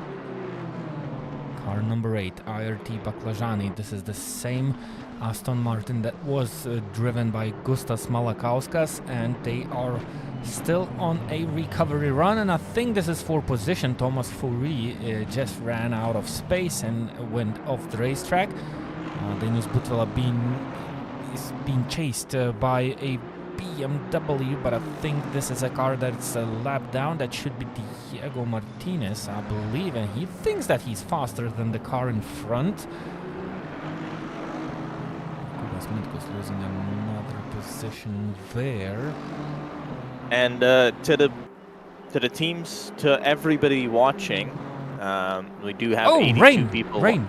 Look again. At the screen. Yep. Oh, nope, I still don't see anything on the screen. Don't worry about that. But sure, it's raining. There's rain on track. I don't see it. But I was gonna say, if you are watching the stream and want to get involved, we're watching the YouTube chat. Jump into the YouTube chat. Say how it's going for your team. Ask any questions. There's no stupid questions here. Anything you want to ask, go ahead and do it. I can now see rain on the screen. Now I can see it on the YouTube stream because it's all delayed. But I do see rain now. Here we go again. Exactly, here we go again, and wait for more action and more drama from the Spa-Francorchamps event. You can already see cars running off the racetrack, off the racing line. Oh, that was close. That McLaren doesn't find any grip. I believe it had damage before, and now it's going really slow, causing serious trouble for cars trying to go around it. Dainius Butvila still staying on the racetrack with those slicks, and well, who's going to be the first one to hop into the pit lane for some weather tires? Oh, you don't want to rush this as well, do you? Well, sure you. I'm not sure. I don't know what the drivers should do now, but there should be more drivers that will take more risk than the others. What I can tell you now is that we're looking at rain for the next 20 minutes at least. There's your answer. You have to go into the pit lane. You have to change tires, definitely. You have to do this right now because you risk to not only go slow, but it's a huge risk to stay on those slicks. And Lasse Albrecht once again doing the opposite, and they seem to be the car that are taking risks. Wonder how this will play out to this team, staying out on the track for yet another lap while it's raining. You don't want to burn the wets. Think of that. You don't want to burn the wet tire. If you burn the wet tire, you've got another, okay, we're seeing half an hour of rain, maybe more. If you burn the tire, you're done. Well, it's about timing. For the rest of the time. Yes, indeed. It's about timing and a little bit of luck. You can hold on. This is a point of the race where you can hold on for a moment, right? The rain's coming down. If you stay out a lap too long, okay, you're going to lose 10 seconds, but the gap between Albrecht and Speth is 54 seconds. Speth is into the pit lane, is Julius Adomavicius. We have Krikštolaitis Garuil also in the pit lane. They came there slightly earlier. Laurynas Razas also into the pit lane. So it seems that Lasse Albrecht is once again the car that tries out some different strategies. He had a good position on the racetrack. He was 50 seconds ahead of all those cars. Lasse Albrecht, yellow flag, and I think he risked it too much. And yeah, there's your risk. So the rain star. I was gonna say all he needs to do is keep it on the road. Yeah. Oh, and it wasn't his fault. There was another car that was off the road, and yet another victim of unfortunate situations. That's not on Lasse Albrecht. That's on another car. He has some time. He's got to repair that car, sure, but he has some time in hand. Yeah, but still losing every bit of time matters. Definitely. Losing, but he's I don't want to say he got away cleanly, but could have been worse, right? And he has some damage he has some damage that will have to be repaired during the pit stop. So a GT4 car damaged also, all being off the track and meeting the barriers. The damage will make that pit stop slightly longer than expected, and I'm pretty sure Lasse Albrecht will go into the pit lane now. He's 23 seconds off his fastest lap time at this position of the track, so he lost roughly, well, let's say 20 seconds. There are cars that are still staying out on the racetrack. They are risking, of course. They are not top runners, but they kind of try those different strategies. I think Luka Gigic has just had an accident. Yep, running a little bit too wide on the slippery curb, and he was sent to the barriers straight away. Laurynas Razas is on the exit of the pit lane, so he's back on the track in P4, but I think Lasse Albrecht should be still in the lead of this race, unless the time to fix that car is going to be a longer one, so that might be tight. A little tail wiggle for Laurynas Razas on those wet conditions. He's currently 7 seconds behind Simon Speth, so he's still gaining. The pace is so similar between these two cars, actually, between both of the teams. Even with those driver changes, the performance looks so incredibly similar. and he currently builds a really beautiful battle between two teams that are actually currently battling for P3, but they are actually fighting for the win of this race. We have Vlasis Galaunis and Lasse Albrecht that are currently mixed up in this fight. But I think Vlasis Galaunis is still running on slicks. He's 10 seconds, roughly 10 seconds off pace. Well, maybe a little bit more, so that's not that bad. But he has to come in if he's on slicks. And no, he decides to stay out, and I think he's on slicks. So just trying to float around the circuit as long as possible. And we have... Is that Milan Radivojevic who is spinning around the track? Wow. Let's take a quick look at the replay. Yet again, a mistake caused not by the driver himself. He was just sent into the off track, while Lasse Albrecht rejoins the track safely in P1. The gap is only 4 seconds between him and Vlasis Galaunis, but Vlasis is running on slicks, so he doesn't have the weapons to fight for the lead. Oh, he is brave. Is he really on slicks? That's hard to tell. Maybe we missed the moment they went into the pit lane to put on some wets. No, but he's going too slow. No, it's too slow. That's slicks. Yeah, that's definitely slicks. Trying to slow down the car, which is not that easy on slicks during these conditions. Well, you have to have wets now. It's too dangerous on those slicks and too risky.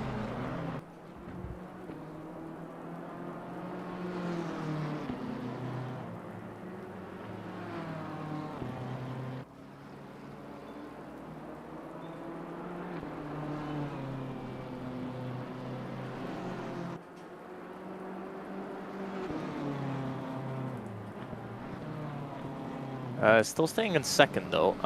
What's the situation with the weather? It's gonna get worse. Great. That's your answer. You've got a pit. Oh, it's treacherous now. Now you've got a pit. You're losing more time than gaining. He's already lost all the time he would have gained.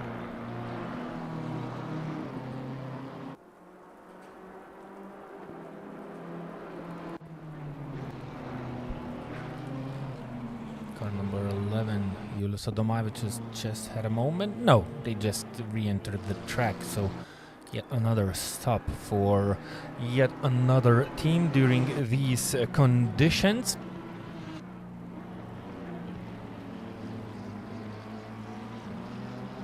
How about the dynamics of this race? How... It's a... Wow.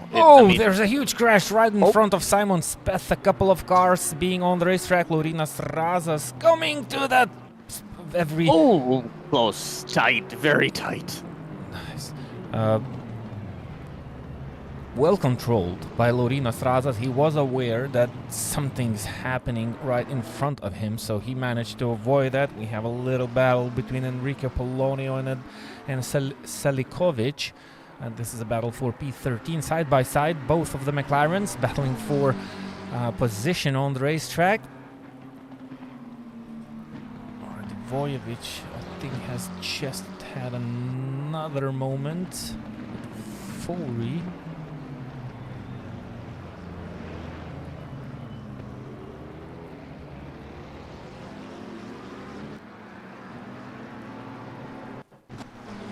That rain definitely makes everything so chaotic on this racetrack. So this is a replay of what happened to Radivojevic. So it looks like he was just involved in a situation where another car had a moment. What about Galaunis? He's still on slicks and he's still on the racetrack. Message on the YouTube chat from Luka Gigic saying that incidents should be watched more than a few seconds. We're watching that on the broadcast. The stewards they make the decisions completely separate from the broadcast. They're definitely not watching us ramble about nonsense for a few hours. Don't worry about that. They're watching the race on their own, and you can be sure that they're looking at incidents more thoroughly than us just clicking on a replay. RT Baklajani team having a moment. Dainus Butvila being off the racetrack. Oh, this is the end of the accident that took place. Maybe we will have the chance to catch the exact moment to what happened to Dainus Butvila. He just lost it. I think he went on that white line. No, it's just a spin, so not a lot of time lost. So a small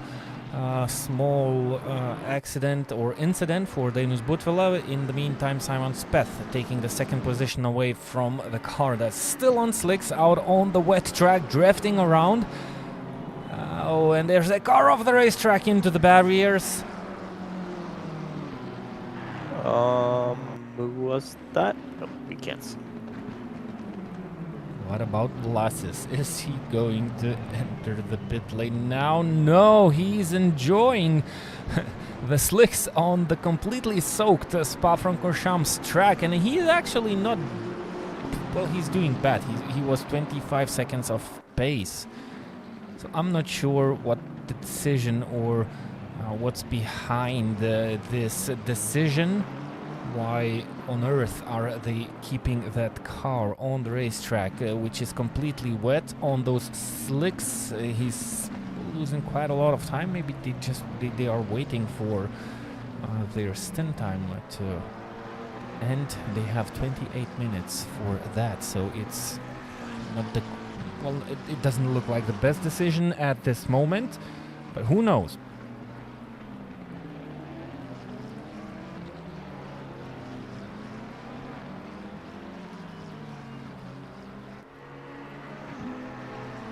We still have GT4s on the track, but it looks like the biggest action is coming from the changing weather conditions on from the Spa-Francorchamps circuit. You see the traffic, only 6 GT4 cars. Sometimes they play their role in this race. The drivers have to kind of work with those cars. Still drivers coming off the racetrack, no wonder because of these tremendous raining conditions.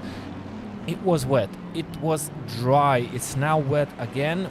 What's ahead of us in this race? It only it's snow and ice. Yes, you only miss snow and ice. We had a lot of action in those 1 hour and 43 minutes till we went green on this racetrack. So you can only wonder. It's 10 before 5, so yeah, another changing condition is ahead of the drivers. It's going to be dark. The sun will set and the drivers will not have that clear vision. So if it's going to rain till the end of this race, it's going to become even harder for the drivers to at least stay on the track. I don't envy them. I have to say, I really don't envy the drivers on the track right now.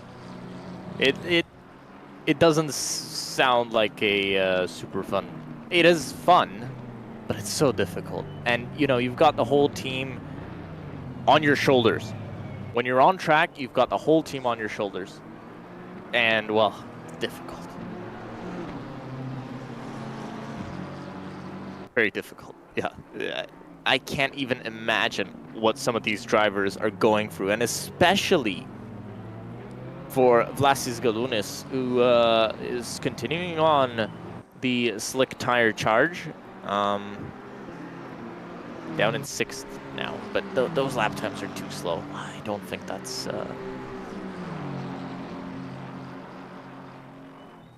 No, that's it doesn't look like a good strategy, yeah. Though he still has the 4th position, so he's much higher than he started.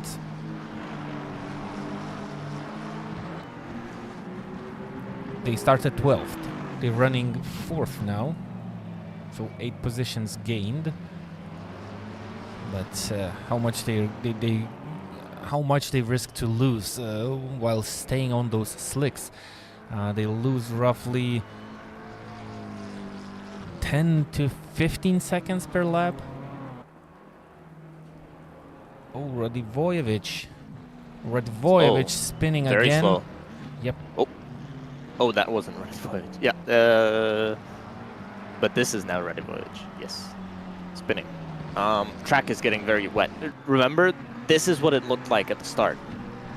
Because this is very, very heavy rain. Once again. This race, it's got everything. Really does. And still looking at about 20-25 minutes of rain. Yeah.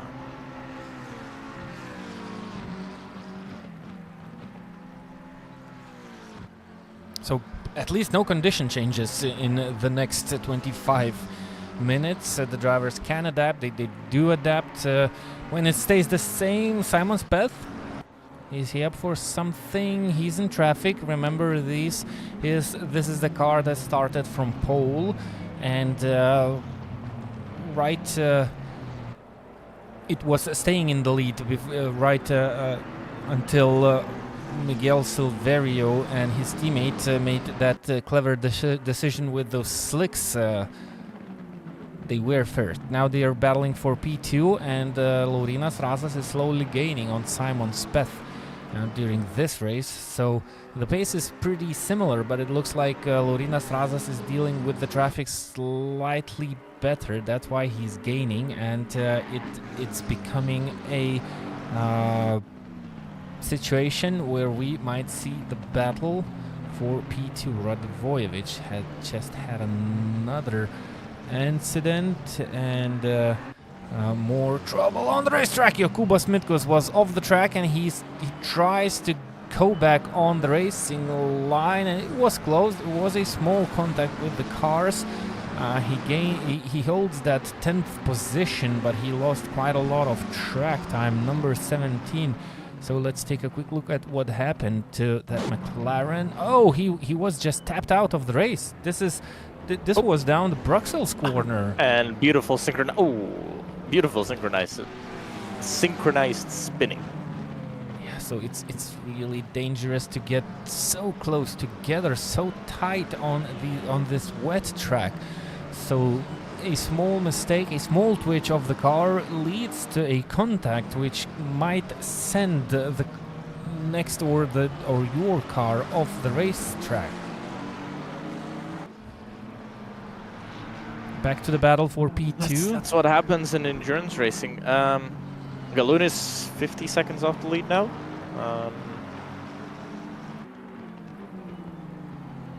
Yeah, 50 seconds off the lead. So he's been losing that time. Yeah, it's 20 seconds. No, it's 10 seconds a lap. You know what? 10 seconds a lap? Yep, I think that's their choice. It is their choice. It's not a bad choice. Look, oh yeah, finally Dainius Butila made that move as Vlasis made that mistake.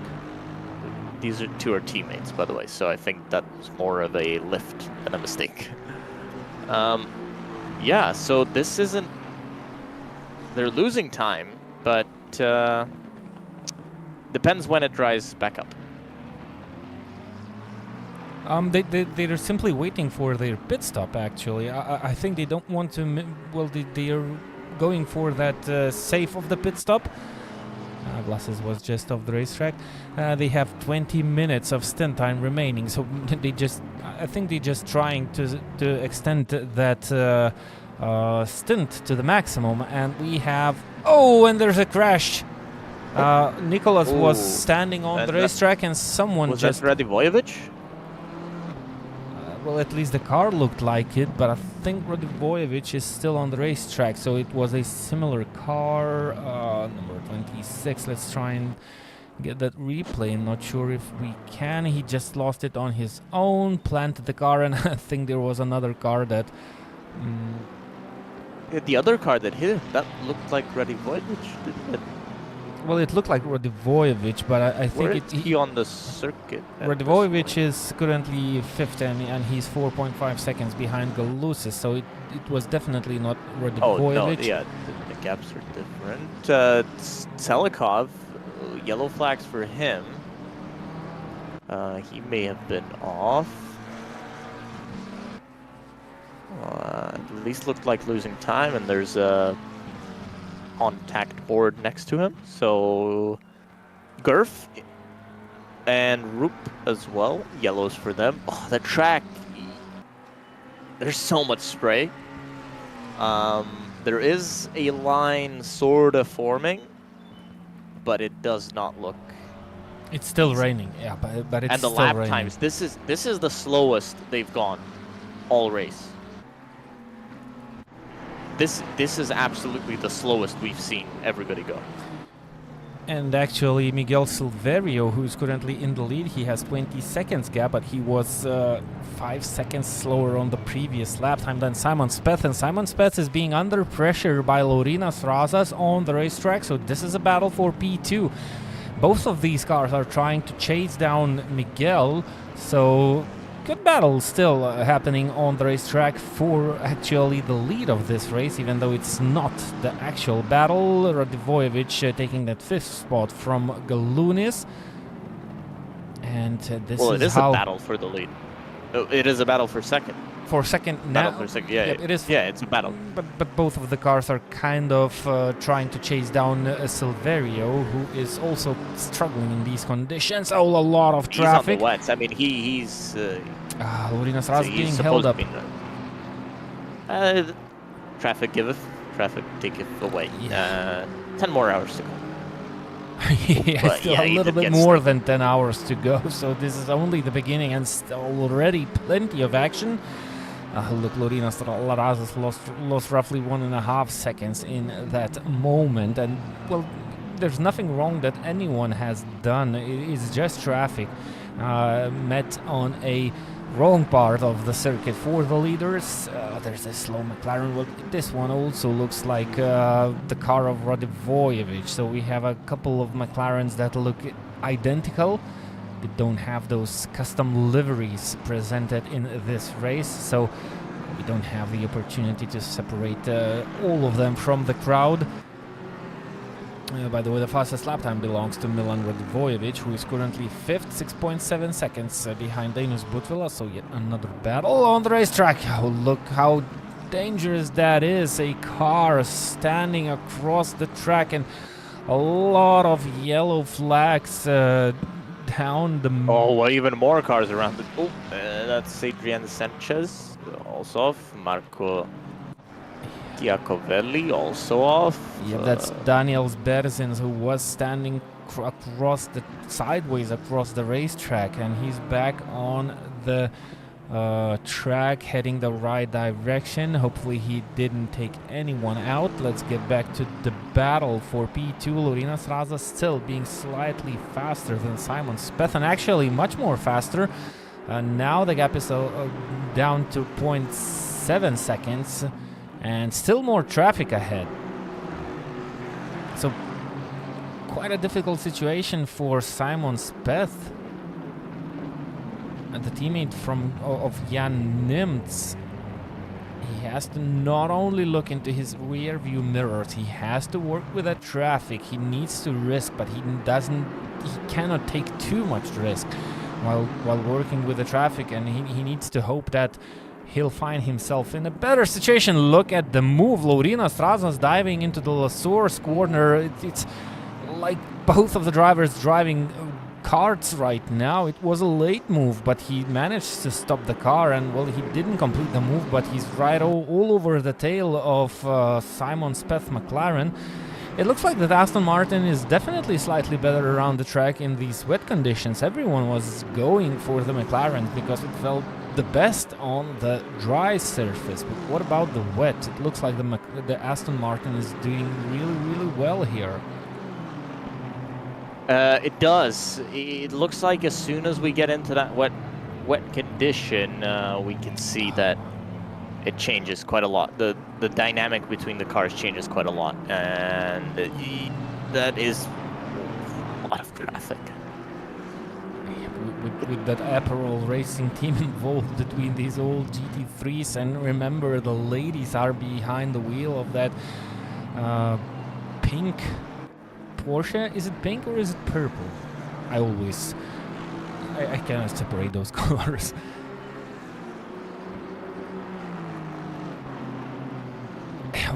Ended. The traffic ended, and it looks like Simon Speth has made a much better job in this situation. 2.1 seconds gap.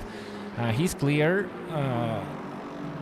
Can continue focusing on what's ahead of him. Laurinas Razas once again forced to chase down Simon Speth and kind of try to force him into a mistake, but it looks like Simon Speth was just maybe luckier, maybe took some better decisions while dealing with the traffic. He definitely lost much less time than Laurinas Razas did, so the way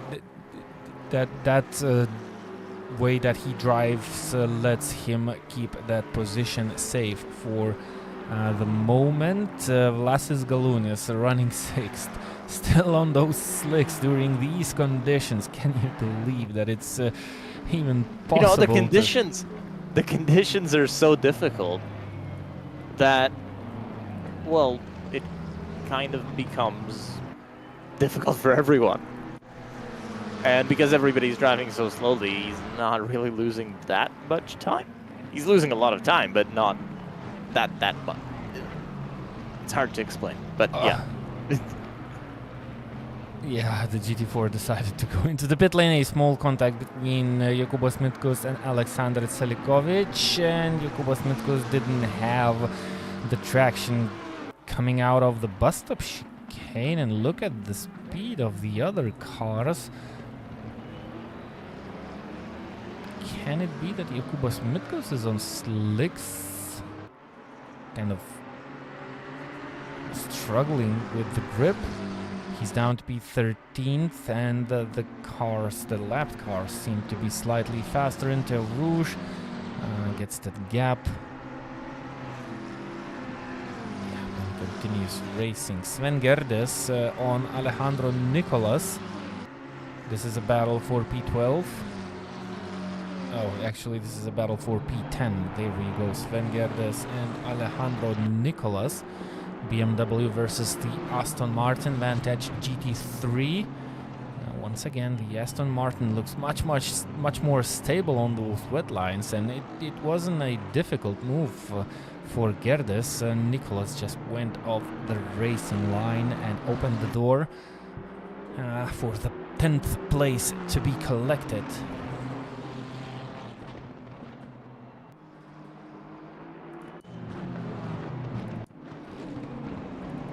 Milan Radivojevic and Denis Butvila having fun times on the racetrack, and it's not so fun anymore. Oh, yeah.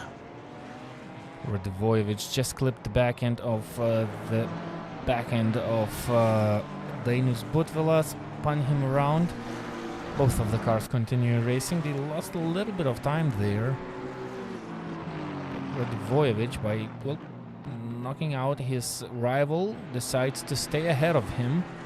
So definitely some work for the stewards here. This didn't look nice.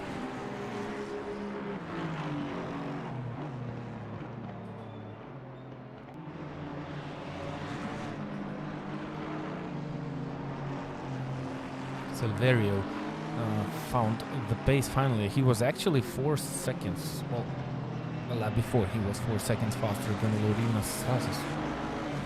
And Simon Speth, now he's 3 seconds slower, so the pace is constantly changing.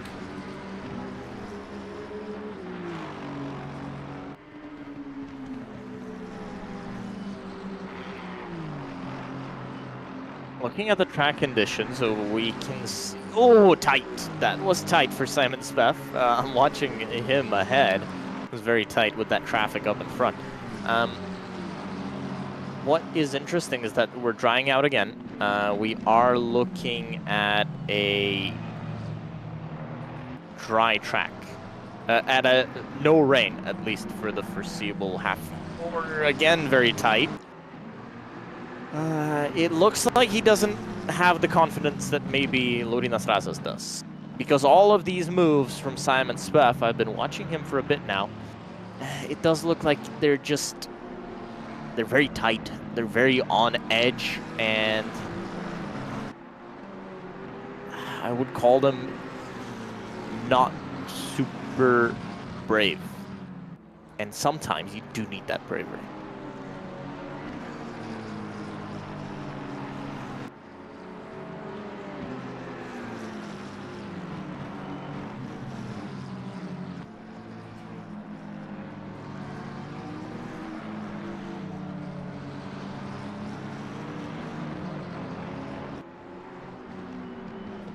Still watching Simon Speff on your screens. He's getting past that GT4 traffic.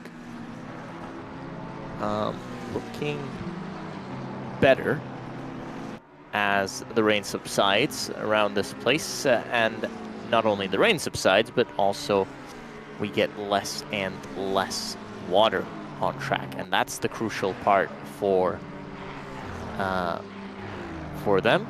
That we're getting less and less water on track. That is advantage McLaren. At least what we've seen so far.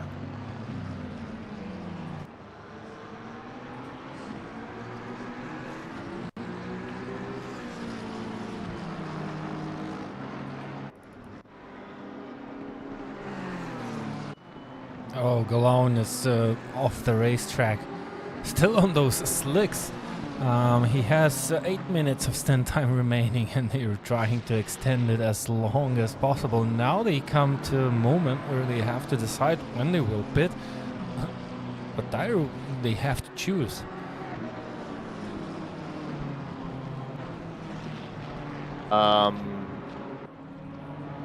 They've still got a bit left in the stint time, don't they? I mean, quite a bit, right? At least what I cannot see actually the timing. Galunas has 8 minutes of stint time remaining, so they are on the end of their stint time. They'll go for slicks. They've done a good enough job on the slicks that I think they'll go for slicks again.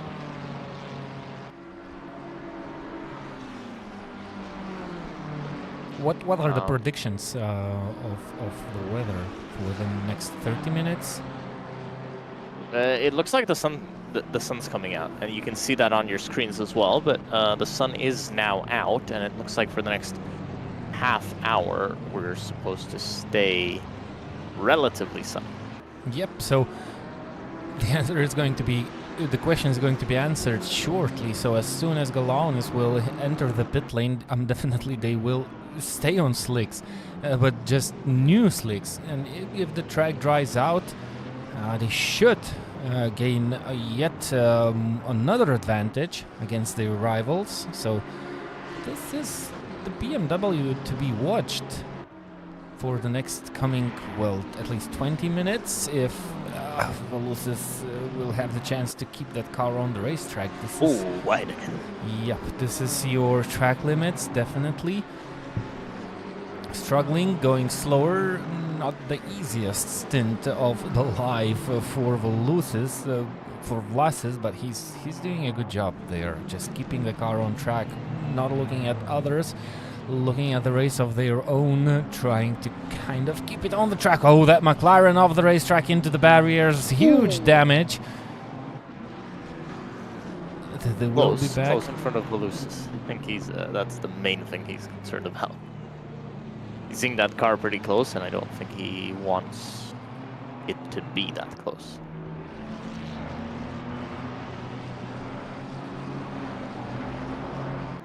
Oh, we do now see rain forecasted in half an hour. How about that?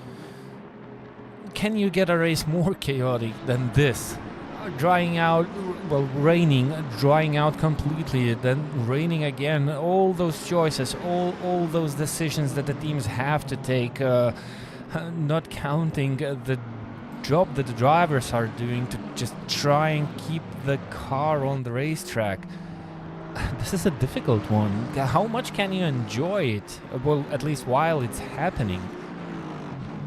For sure you can enjoy it, but these races, well, they really they're unique in a sense that your pace is not the critical thing. It's not the decision maker. The critical point here is how well can you do strategy.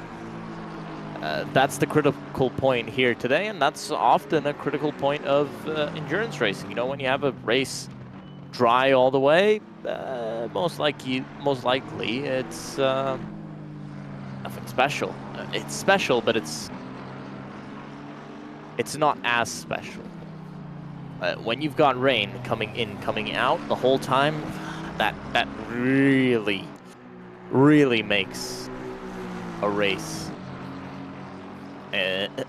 exciting, and at the same time, it really shows the skill of the drivers. Really close, Simon Speth and Laurinas Razas. There's a car in the barriers, a BMW. That might be Diego Martinez. Laurinas Razas close. Oh, braking really late. Isn't that too late? Oh, this is a big mistake by Laurinas Razas. Does he have some problems, maybe troubles with the hardware, or he just was caught napping? I think he was very optimistic. Yeah, that was definitely I think that's the only trouble that he had, was being too optimistic. I think everybody's a bit more aware now after they got caught out on that first time with the tires, so I think everybody will try to be more aware. Can we say it that way? Yeah. Try to be more on edge and more in the know with what's happening in terms of tires, and maybe taking bigger risks. And of course, as we head towards the end of the race, bigger risks will be part of the game. You know, they'll become important here.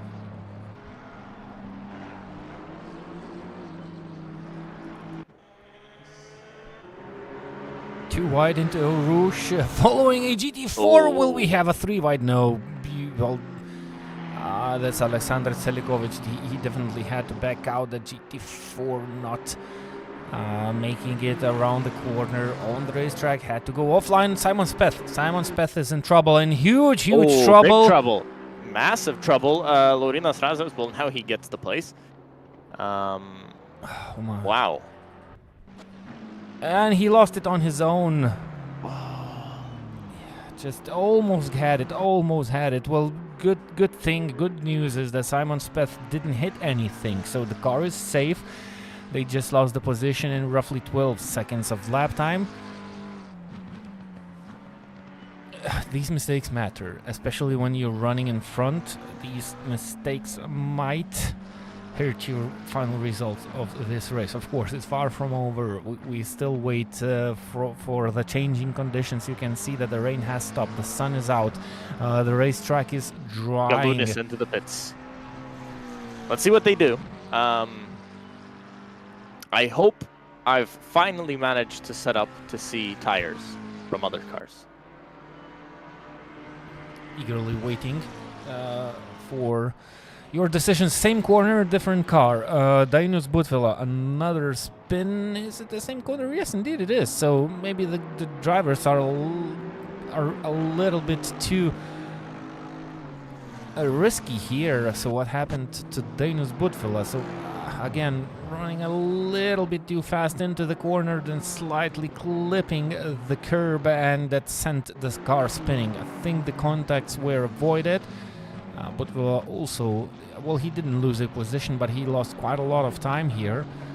He's, what now, 25 seconds behind Milan Radvojevic, who made that move with that contact a couple of laps ago. Oh, it looks like Denis Butwila is struggling for grip, running wide again. This time he manages to keep the car on racetrack. It looks like maybe those tires are dead. The track Well, is the track's wet. drying up. Well, it's drying up. So the tires will start to become more and more dead. So we have a lot of cars that have come into the pit lane. You have to avoid those contacts. Yep, and more cars coming into the pit lane, including Denis Butwila. We have Galunis, Selikovic, Sasala, Gerdes and Garuli in the pit lane. Also Jokūbas Mitkus.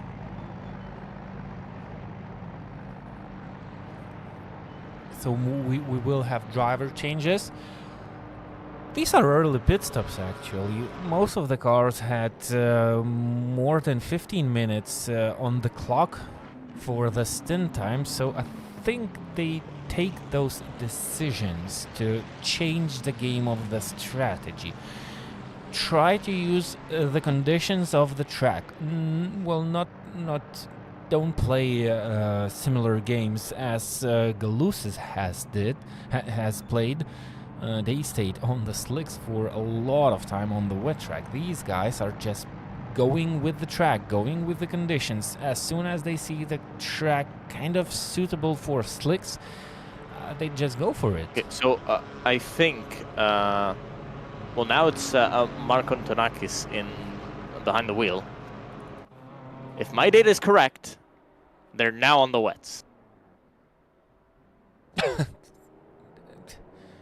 What? No, this is the wrong car. No, but I was talking about, no, not the one we're watching on our screens right now. Yeah, no, about this that's one. a different car. Yes, this one. Yes, this one. I believe they're now on the wets. Which is the opposite. Yeah, that's strange. I'm actually lost for words. I suddenly caught myself not understanding what's happening on the racetrack, and what is it about the strategy? Do they know something more than we do? Well, what more can they know? Okay, so there's rain. You have a track. Okay, there's rain in half an hour, right? There's rain in half an hour. A wet tire will get destroyed. It won't last. There's a dry line on the circuit. At some points. Okay, it's not completely dry, but almost dry. They've just spent the last half hour running with slick tires on a wet track. And now they've gone... It does look like the car's on the wet. I don't know. I don't get it. Maybe they have a bug in their system or something. Maybe they wanted to put wets. They got slicks. Maybe this time they wanted slicks. Maybe I'm they seeing got it. wets. No, but I don't get how the car's moving here. I'm trying to figure this out. Just bear with us. Okay, we've got a few more cars into the pits. Tonila into the pits, right? He's coming out. What tire is he gonna be on? It says dry for me. It should be dry. Look at the track. It's you have to Yes, if you're coming sense, right? if you're coming into the pit early. With the changing conditions of the racetrack, then Lamborghini just had a wobble and into the wall. And Lorina Strazas, is he in trouble? No, he's out of the pit lane. That should be Toras Tonila, as you mentioned. He gets past. Okay, so everybody's gonna go. Gerf just had a big moment exiting the pits as well. He did cross the white line there, so I think that might be something the stewards might want to have a look at. Let's see what happened with Girth. So right on the exit of pit lane. Yeah, just a little bit too early on power, and yeah, he just lost it. So the rules doesn't allow you to cross those white lines, even though you don't have control of your car, but well, you have to have control while exiting the pit lane. Radivojevic entering the track. Simon Speth and Silverio pitting, so another interesting moment how it's going to play out for the leaders. Simon Speth was behind Toros Tonila when he entered the pit lane. Well, actually, when Laurinas Razas entered the pit lane. Now they are standing still. Toros Tonila behind the wheel of his car, of the car of their team, and I think we should have a driver change in the Sean Clark Racing team. Should we see a Nims, or should we see another driver getting behind the wheel of the McLaren? We have Jussi Neirola. I think Jussi Neirola will take over the wheel of Simon Speth in the Sean Clark Racing team. We have Alex Leaf in that team. Oh, Giorgio Markantonakis. Yep, so this is the car I was talking about. I believe they're on wets. Already this is no the car grip. that ran with dries for a long time.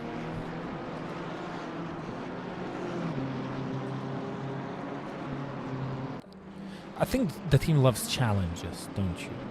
You know, it was definitely a big challenge to drive the car on slicks on the wet weather.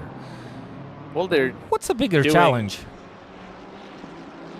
What slicks on wet or wets on dry? Yeah, yeah. I would say a bigger challenge is definitely slicks on wet. Yeah.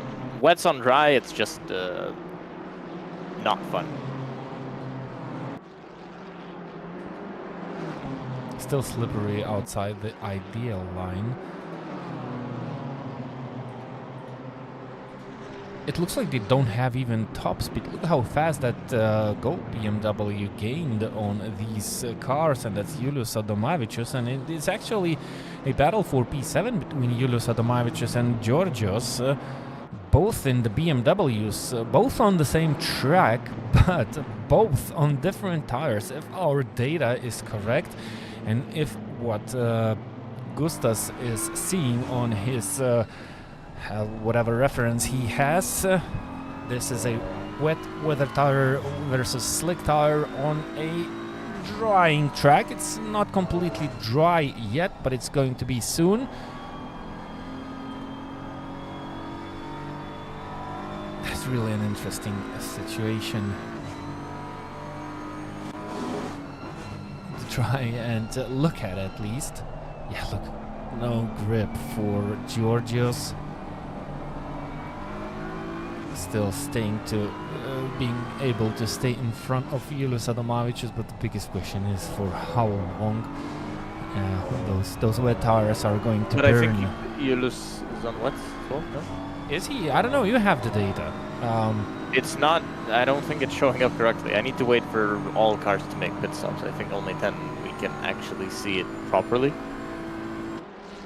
Well, Julius Adomavicius didn't pit, so he has to be on wets, but on old wets. So he has yet to make a pit stop. Yeah, he should be on old wets.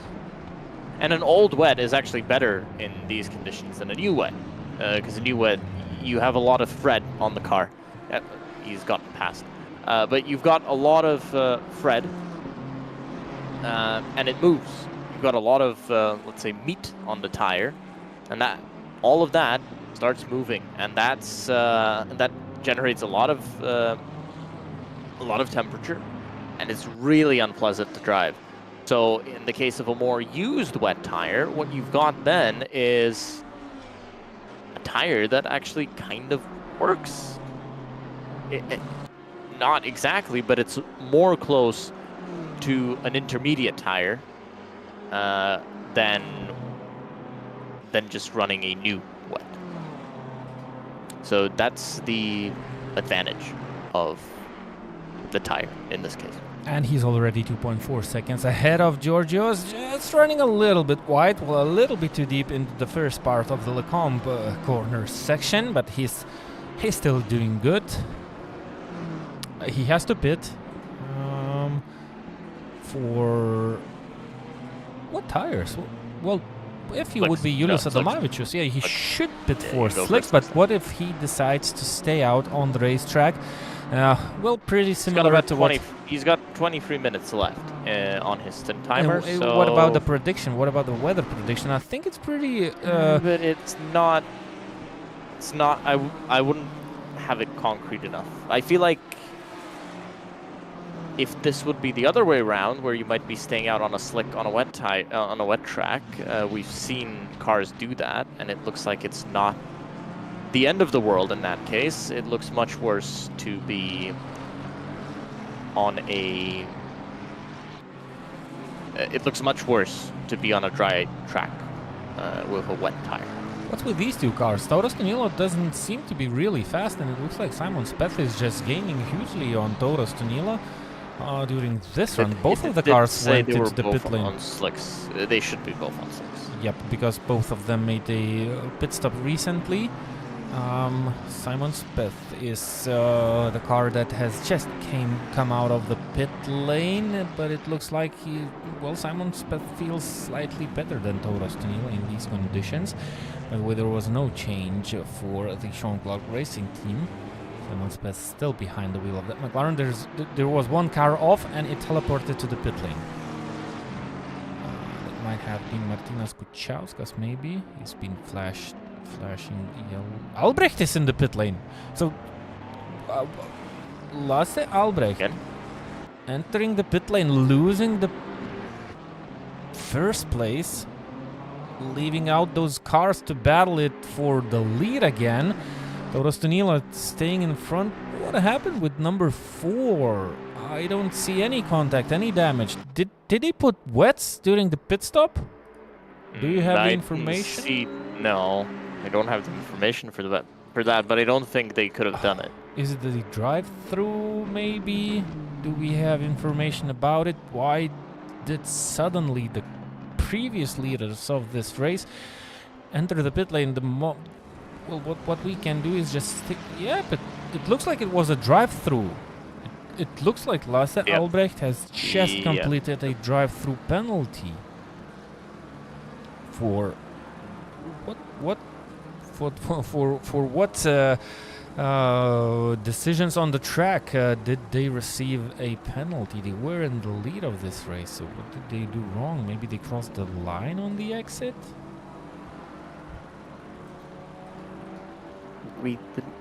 That's probably the most likely scenario that could have happened here. And Taurus Tunilo, he's in the lead right now, but it looks like he is not able to pick up the pace as fast as Simon Speth is capable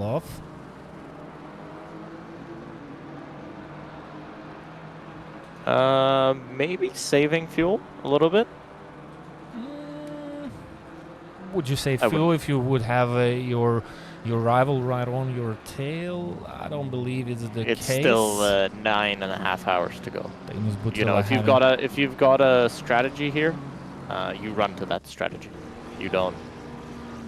If you start looking at what others are doing, I feel like that's a very easy way to get into trouble. Oh, give us the leaders. There's a nice battle between the two. Oh, that was tight. That looked tight. I think Taurus Tunilo went off the racetrack. Albrecht, is he off the track? Oh, that's Lasse Albrecht. Your past, your previous race leader. A lot of cars coming off the racetrack. Somebody got collected in front. I think somebody got collected in the... Yes, they did. Wow, so for Lasse Albrecht, it's fallen apart. Ooh, that just... Wow. Oh, and I think there was more contact. Just hold the brakes. Once you're off the track, you need to hold the brakes. And, well, he didn't. He got tagged. I'm sure the stewards will have a look at the holding the brakes part for Lasse Albrecht. Unfortunate turn of events with that penalty they likely received as well. Yeah.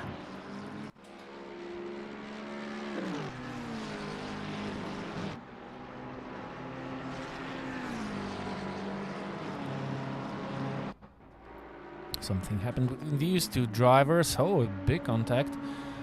Entering a rouge corner of the racetrack. What's happening with the drivers? A lot of mistakes. I think Julius Adomaic has just had a moment on himself, spinning around. This is car number 11, and I'm just... Well, yeah, he had to lift... Oh, that's a difficult moment there. Oh. Yep, he had to lift and dig back and just step out of it. Wasn't the worst hit to the wall. You know, let's say he got off light there. I'd call that getting off light. Yep, and he has just completed his pit stop, so that was fresh set of slicks. What about Georgios Markantonakis? Running on wets, P7, you know, the strategy looks really interesting, but they are still doing good.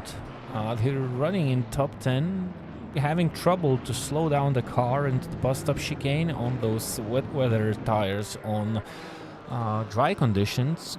Maybe this is, well, looking at the car, you can definitely see struggles, but maybe that's not because they are on wets. Maybe we have false information. Is that possible? No. Well, it's possible. It's always possible. But looking at the lap times, that looks pretty realistic to me.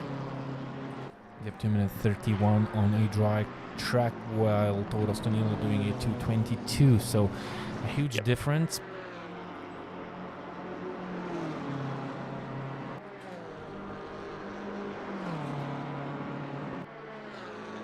In terms of position gainers, 46 places gain for Gwenaël Garouil, who's in 8th position at the moment.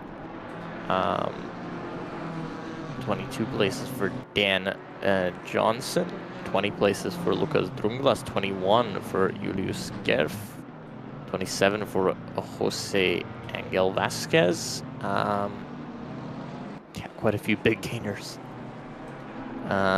It feels like we've gone into a more calm part of the race, but I'm a little bit afraid to say that.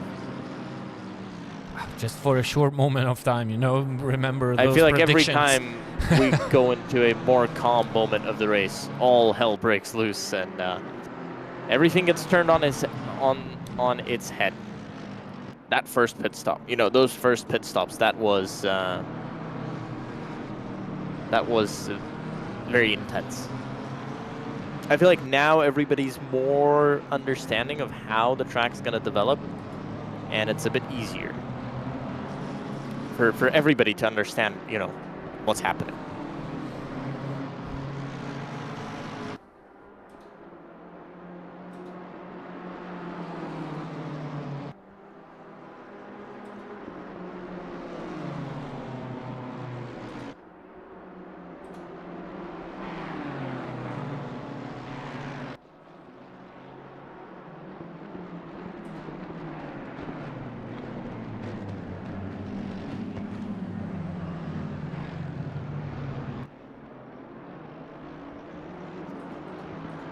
That is still Georgios Markantonakis on your screens. The car, we believe, is still running on Albrecht. Drive-through penalty for Lasse Albrecht here. Drive-through plus warning, not holding brakes, and unsafe recovery. That's what I said. It looked like they weren't holding the brakes. From perfect to worse with the first penalty to even worse with that accident leading to another drive-through penalty. So huge amount of time lost for this car, which made the racing really interesting with the first clever decision, strategic decision.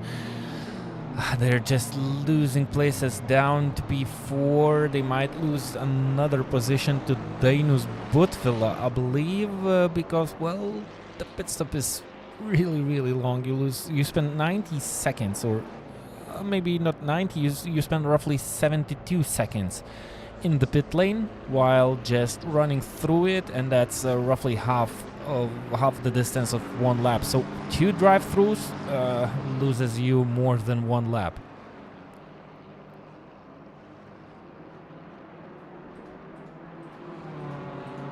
So that's how you lose 1 lap, and you make a crash in between. So it's going to be interesting to see what position they will reach the finish line after the time goes out. We still have 9.5 hours of race remaining. Lasse Albrecht getting back on the track full power, running P5.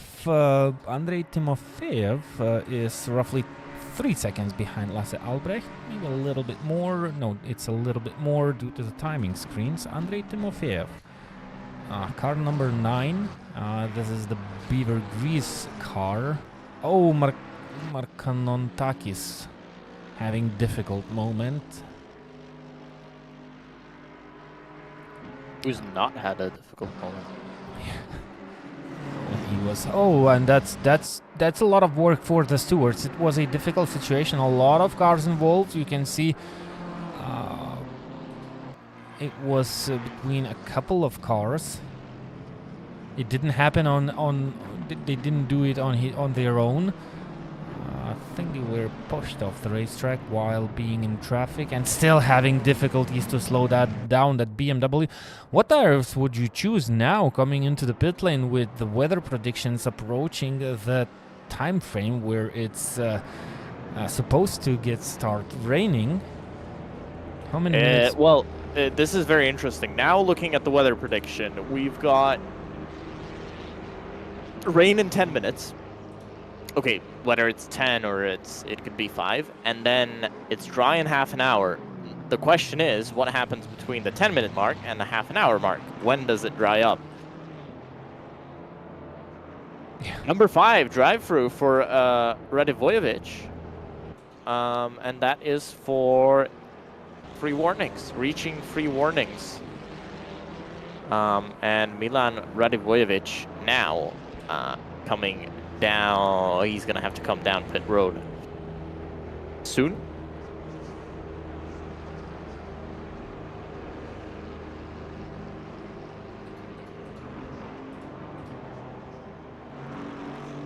So yeah, of course the race is far from over. Still enjoying this battle for P1 between 2 teams, Dream to Drive and Sean Clark Racing. Looks like as soon as Simon Speth gave space for Toros Tonila, the pace kind of equaled out, and actually currently Toros Tonila is faster, not by much, but still gaining time. Well, this time he was 7/10 faster than Simon Speth. Milan Radivojevic currently 3rd, but not for long. They have 52 seconds advantage against Dainus Butfela, but with that drive-through penalty that Gustav Grimberg has just mentioned, they will lose roughly 72 seconds of race time. So they will drop down to P5, actually behind Lasse Albrecht. That should be the case if the calculations are correct. So it's still not that bad for Lasse Albrecht. Don't you think so? They are still 5th with 2 drive-throughs and 1 crash. Not bad. Could have been much better. That's my point, I guess. Yeah, that's for sure. That definitely could have been much better. Fabian Nossing and Jason Belito. We have. Oh, it's raining. It's raining, and what about Markantonakis? They are still in the pit lane. Can they make a decision to change the tires still while standing? They're still on the wets. They're still on the wets. Okay, they're going out of the pit lane and still on the wets. Radivojevic. I'm trying to have a look through everybody who's at the front of the field to find somebody with wets. Are there cars on the track that will have advantage in these changed again conditions on the Spa-Francorchamps circuit? wet, dry again, and yeah, it's raining again. 9.5 hours remaining. We had all this action in 2.5 hours. We are still waiting for the sun to set, making the life for the drivers even more difficult. Guillermo Rivas off the racetrack. I think there was a bigger accident behind these scenes. Let's try and find the replay of this. Rivas had already a car that had damage, and Beth into the pits. Danila stays out. That's a decision. That's a good decision by Simon Speth, I believe. I'm not so sure. The track doesn't look wet enough to put wet tires on. It's going to get wet. It's going to become wet. One lap is roughly 2 minutes and 20 seconds. This is Spa-Francorchamps, and the conditions change quite fast. I would say Simon Speth has made a good decision, and maybe he chose to do the opposite of what the car does in front, and that's what they need to do now. Tauras Tonila is on slicks, and he has to complete 7 kilometers of racetrack. Look at the rain; it starts pouring, and it should become worse and worse with every corner of the track with those slicks. I'm eager to see how this one's going to pan out. Look at how difficult it is to break that Aston Martin into the Lecombs, and that's only it's not even halfway through the lap. Tauras Tonila will definitely struggle, and he will have to come into the pit lane by the end of this lap. I'm pretty sure about it. Well, he has at least to respond to what Simon Speth did. I wouldn't count on staying out on the racetrack for yet another lap. Well, we've seen it done. We know it's possible. There was a car that was running on slicks for at least half an hour. But I think when you're battling for P1 at this stage of the race, you have to respond, and you cannot take these big risks. Not only you risk to go slower, you also risk to make mistakes on those slicks. As mentioned earlier in the stream, you are driving those virtual cars. You don't have the real car beneath you, so it's really hard to judge the grip while you're driving down the straight. So you see Neyrla now behind the wheel of the number 10 car, and on the wet tire. And Butvela, Radivojevic, all coming into the pit lane. Albrecht says staying out. I think Albrecht is staying out. They just had a couple of visits into the pit lane in the past, 15 minutes? On to pit road. Oh, they have a drive through. Okay, sorry. Yeah, yep. Again, so from hero Albrecht to zero, actually. Albrecht is likely on the slicks. Yep, he is. He is on the slicks. Tauras Tonila, yep, he needs to go into the pit lane. That's I'm pretty sure. Down into the pits. Yep, he's onto the pits. So there we go. Jussi Neyrla is out on the racetrack, racing hard already, while Tauras Tonila has to go slowly down the pit lane to meet his virtual team, who will make that change to the wet weather tires. Oh, they're having a lot of fun, actually, and you at this moment you don't know how it's going to play out. I would say my guess is that Simon Speth will take over the lead as soon as Tauras Tonila will hit the track. Jussi Neyrla, I mean, is currently behind the wheel of the Sean Clark Racing team. Lasse Albrecht still on the racetrack, still on slicks. 6 seconds of pace already, so losing time. 6 seconds is a lot, so I didn't see how much time did Tonila lost while he was racing on the track with those slicks, but I'm pretty sure Jussi Neyrla will have a bigger advantage by stopping one lap earlier. Of course, that's only predictions, and you never know. Maybe Tonila nailed that in-lap perfectly. Butvela and Radivojevic, is there a contact or no? They just exit the pit lane being really close to each other, and Dainius Butvela being in front of Milan at this moment. And already a battle up to the Lecombe chicanes, running the outside. Radivojevic is being risky. That's really close. They had a contact before. Will they have it again? Oh, Milan Radivojevic had a drive-through. Maybe that's... I think they had a drive-through. Maybe that's because that contact that they had before. Lucas Drungilas re-entering the racetrack after the pit stop. Oh, look at who's P5 now behind. Oh, yeah, that's P5. Okay, that's not Dainius Butala, that's Gustas Malakauskas. Sometimes I get confused. So Milan Radivojevic, he had that move completed. Lasse Albrecht into the pit lane, so they will lose time. And Tauras Tunila staying ahead of Jussin Neirola. So he didn't lose time by staying for one lap longer. Actually, the gap is identical. Well, yeah. It is identical like it was before, so Albrecht good choice. into the pit. Yeah, good choice by Tauras Tunila actually. So I was really sure that Jussin Neirola will have the chance to overtake the car that stayed out on slicks in these wet conditions, but, well, Tauras Tunila has some good skill, I can say, to drive the car on wet track with slicks. And actually matching the pace of the car that had wets earlier on.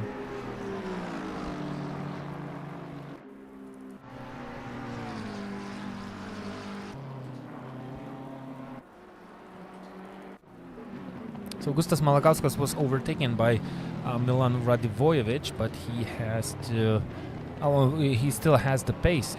It happened on the outlap, so Radivojevic is the driver who is behind the wheel of this car. If they are not sharing one rig, maybe they are sharing one rig and the drivers change. But Gustas Malakauskas, he just took over the wheel, so he needs to adapt to the conditions. And well, he lost out the position basically by the end of the first straight after they went after he went on the racetrack. So maybe he will have the pace as soon as he feels the rhythm. Neirola getting a bit of traffic in the final part of the track, but he's still got that gap to Tauras Tunila up in front.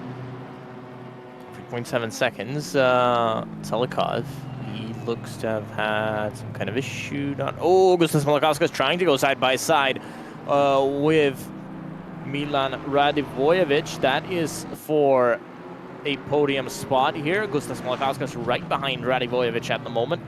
Staying behind, and he's going to have to be patient here. Big gain for them as well. I think they finally lucked into strategy. Because I think, at least I'm pretty sure, that we are looking at these cars being on the... we're looking at Malakauskas finally being off the wrong strategy. And that's the most important part for them. Because the whole time they've ran this sort of split strategy. And it looks like they've finally caught up and gained those positions that they wanted to gain.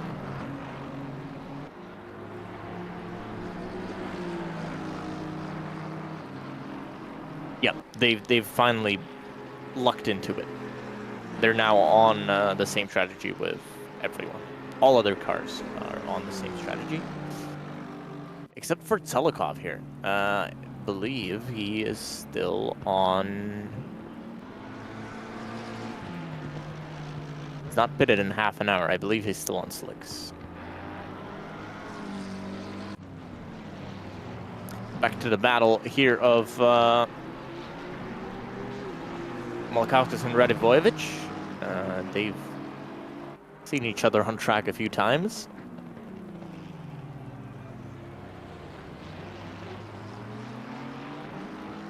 But it looks like Malakauskas really does gain a lot down the straights.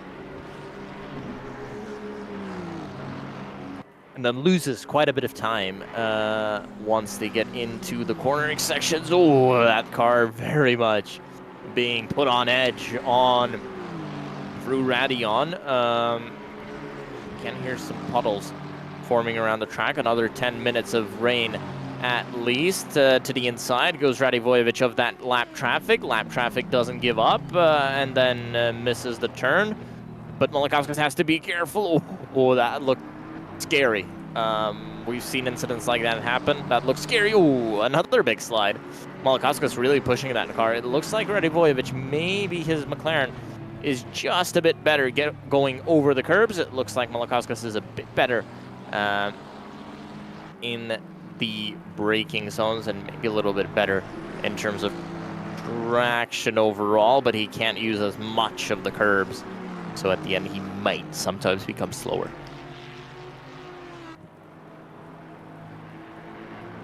Still 1 second the gap.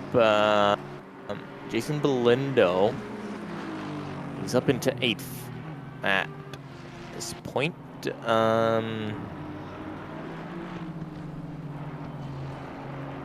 There's Lasse Albrecht down in 13th position.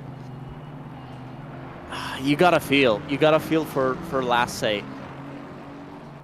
He had that team. You gotta feel for that team. You know, they had a fantastic run and it just all came undone.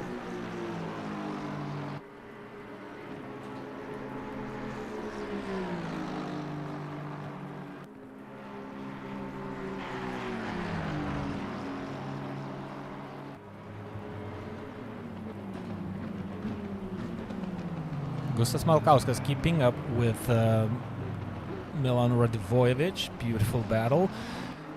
Nice to see actually 2 battles in the top 5 places. One being for P1, the other being for P3. Even though Milan Radivojevic managed to make that move on Gustas Malakauskas, he's not being able to pull out a bigger gap. And at the beginning of the race, Gustas Malakauskas was the fastest car on the racetrack during these wet conditions. I think the Aston Martin is, well, a good car to drive on a wet track. And it's still not over, even though, well, Milan Radivojevic did a really good job by making that move right after the pit lane, and, well, he used that moment to his own advantage, but now he's the car that has to be defensive.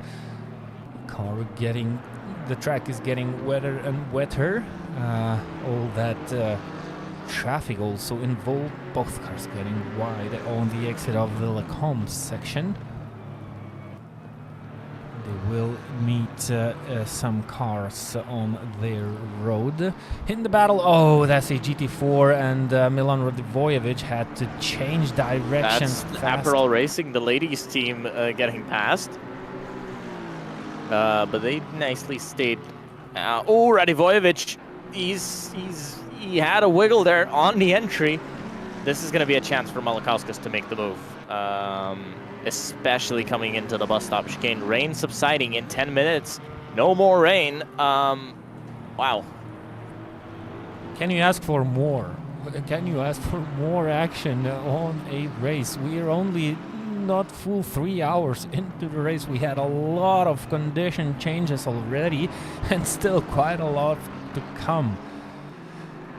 Yeah, so even though we see battles on the racetrack for positions now, it might be a different game towards the end of this special event. Side by side, Radivojevic and Gustas Malakauskas. Is anyone going to step out? I think Gustas Malakauskas just made the cleverest decision. Yeah. He lifted off there. That was clever to lift off to the outside. Malakauskas, we've seen the Aston Martin be good on the brakes. Not this time. Radivojevic smartly gets on the anchors, on the apex. Now back on power, out of the final turn. Track drying up. Malakauskas needs to look for those places where they might be a bit less water to make the move down the inside or the outside if he's brave enough. 2 GT3s in front. They're not going to be trouble up until they reach Lacombe, hopefully. Malakauskas, I don't think he likes them too much. They might give a bit of a tow to the car of Radivojevic. Bit wide from Radivojevic. He doesn't have the exit that maybe he would have wanted. Malakauskas perfectly inch perfect around Radion. This is Malakauskas' chance. Is he going to make the move to the inside or the outside? Not close enough. Not close enough, no. Yeah, he hoping just to see something. Yeah, he's just playing with Radivojevic and keeping and staying on the tail of the McLaren just to keep him sharp and maybe force him into the slightest mistake. That's more than enough. Beautiful driving by Gustas Malakauskas. He's not only fast, it looks like he's really clever with the way that he drives and the way that he battles with his opponent. He has the edge now. Oh, it's sliding a little bit around, so he's right on the edge, but always thinking about the moves. He doesn't do anything unpredictable, and he's trying to kind of play it fair and safe. Beautiful racing in these conditions. Not the easiest one. Not the easiest ones to be in a close battle, but these two drivers are, well, doing a nice job. And hopefully they will be able to continue the way they are battling right now. We have a couple of more battles on the racetrack. Lasse Albrecht and Julius Adomavic. So Lasse Albrecht up to P12, but he's already 20 seconds behind Lukas Drungilas in the battle for P11. Lasse has the pace, but they didn't have the luck recently.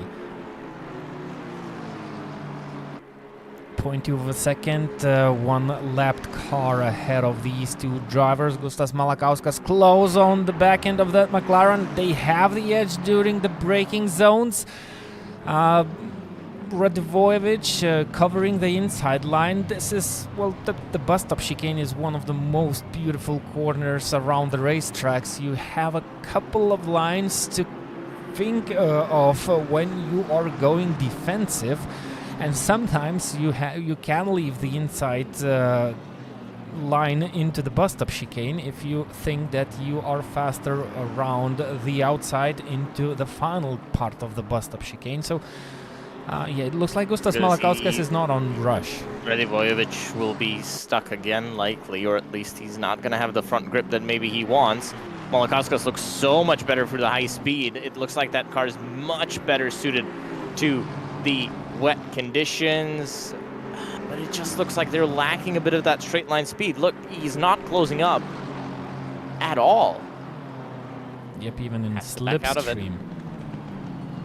Well, the best that he can do now is just to try and stay as close as possible. Look at the traffic, the cars are approaching.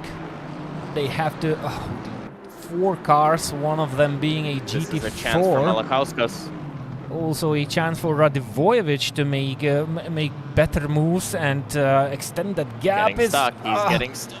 2 Finds cars. the gap there.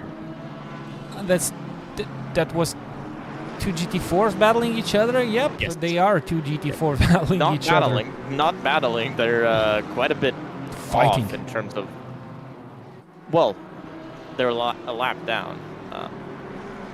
There's a lap difference. Ooh, very close. Malakauskas and Radivojevic. Malakauskas, amazing exit from Buon. Tried to get the up and under there. Not going to work here. It's not going to work against Radivojevic. It looks like that car is just not good enough on the brakes. And that was the difference between... Ooh, that's a big puddle there that they actually went through. Looks like that these cars are moving around quite a bit. It looks like Malakauskas' car is actually moving around a bit more. And, well, it doesn't help him in the slow speed. It does help him in the high speed very much. Just because he's got that turn-in that he needs. Back on power they go.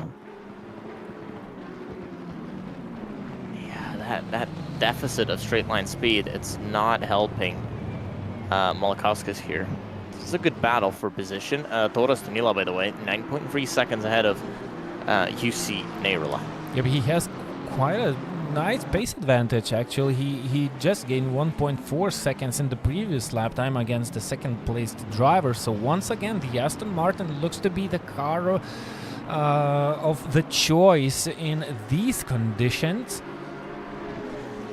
We see a lot of McLarens because, well, during the tests, even though the McLaren has BOP, it looks to match the track perfectly. Lamborghini has a very unique vision of track limits there.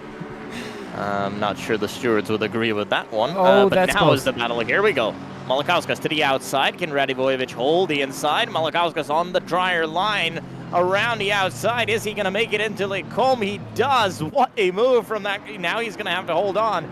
But a beautiful move. You don't often see that. Wow, to the outside of Lake Combe. Now Malakauskas under pressure from Radivojevic. Wow. Well, Radivojevic, he finally lost enough time through Radion for Malakauskas to be able to make the move. Now we're going to see how that Aston Martin handles. Yes, it was tricky. It looked quite tricky in dirty air.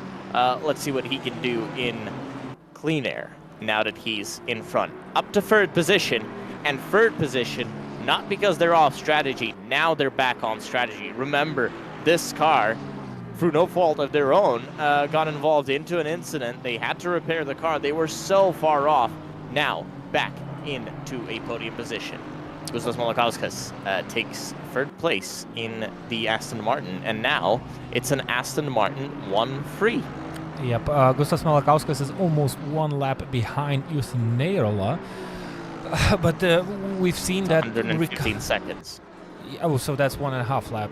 No, that's actually No, almost less than. a little bit less than 1 lap. 0.7 of a lap, 0.8 of a lap.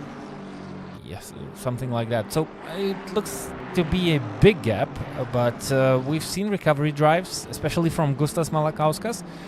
I think the team is still able to think about even better results in this race, especially with the pace that they have in these conditions. Though, while battling Milan Radivojevic, they definitely lost time. They were running roughly 1.5 seconds slower than the leading cars. But I'm eager to see the pace of Gustav Malakauskas as soon as he hit clean air. Look at the gap already, it's 2.1 seconds. Gustav Malakauskas is flying, hitting all those apexes and all those lines that he needs to, running a little bit wide on Radion, but I think he's still safe. And able to continue further with his race this afternoon. 115 seconds the gap. We have to kind of keep an eye on what's going to happen in further laps. Let's try and have a comparison between Gustav Malakauskas and Tauras Tonila. It's definitely a loss for Gustav Malakauskas in all the previous 3 laps. But now Gustav Malakauskas, I think he's 1 second up his pace already. Okay, important. Keep an eye out on Celikovic, who's in P6 at the moment. Oh, I've just seen, nope, that was a lap car. So Celikovic in P6, I do believe he's still on the dry tires. Keep an eye out for his sector times as well. That car should be coming back into performance at the moment. All right, we've got more rain in half an hour. How about that? So we is it going to dry out? Is it going to dry out again? I think so.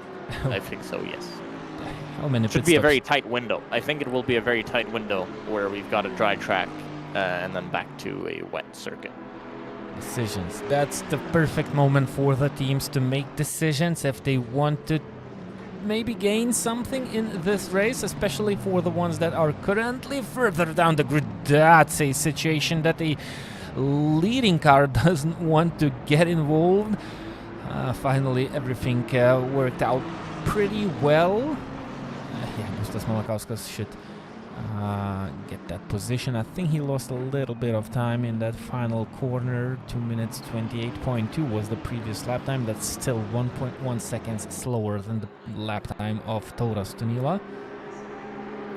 So he's losing to Tauras Tonila, but I think he just gained on Jussi Neirola. Of course, it's impossible to gain on track, being even 1 second per lap faster in ideal conditions.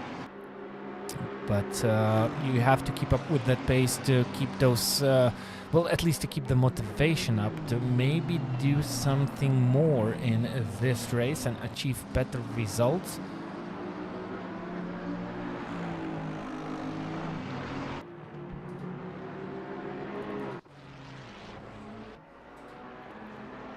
Lucas Drungilas up to 10th, David Rehitin pitting. Leaving a clear track ahead of Drungilas, so nice drive by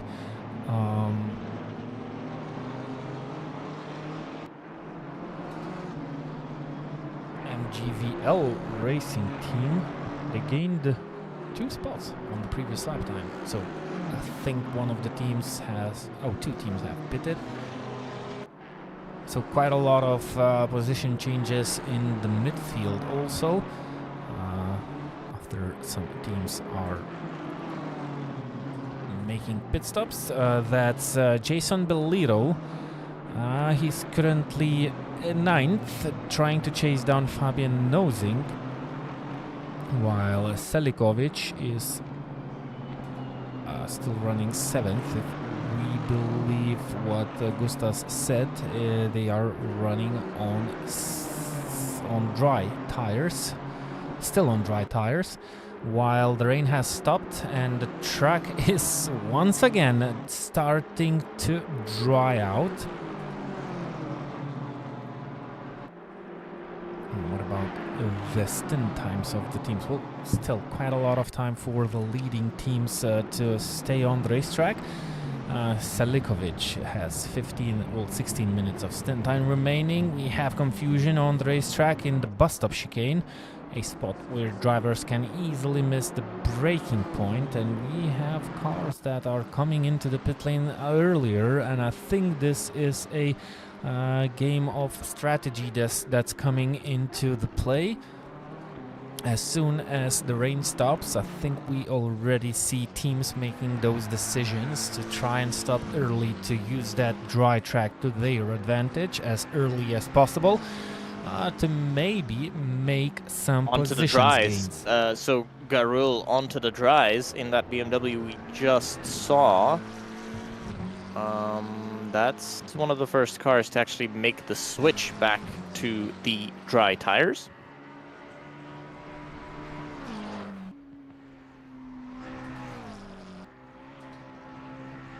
I'm sure the Pirelli mechanics have a lot of work mounting and unmounting tires all day today. They are having fun.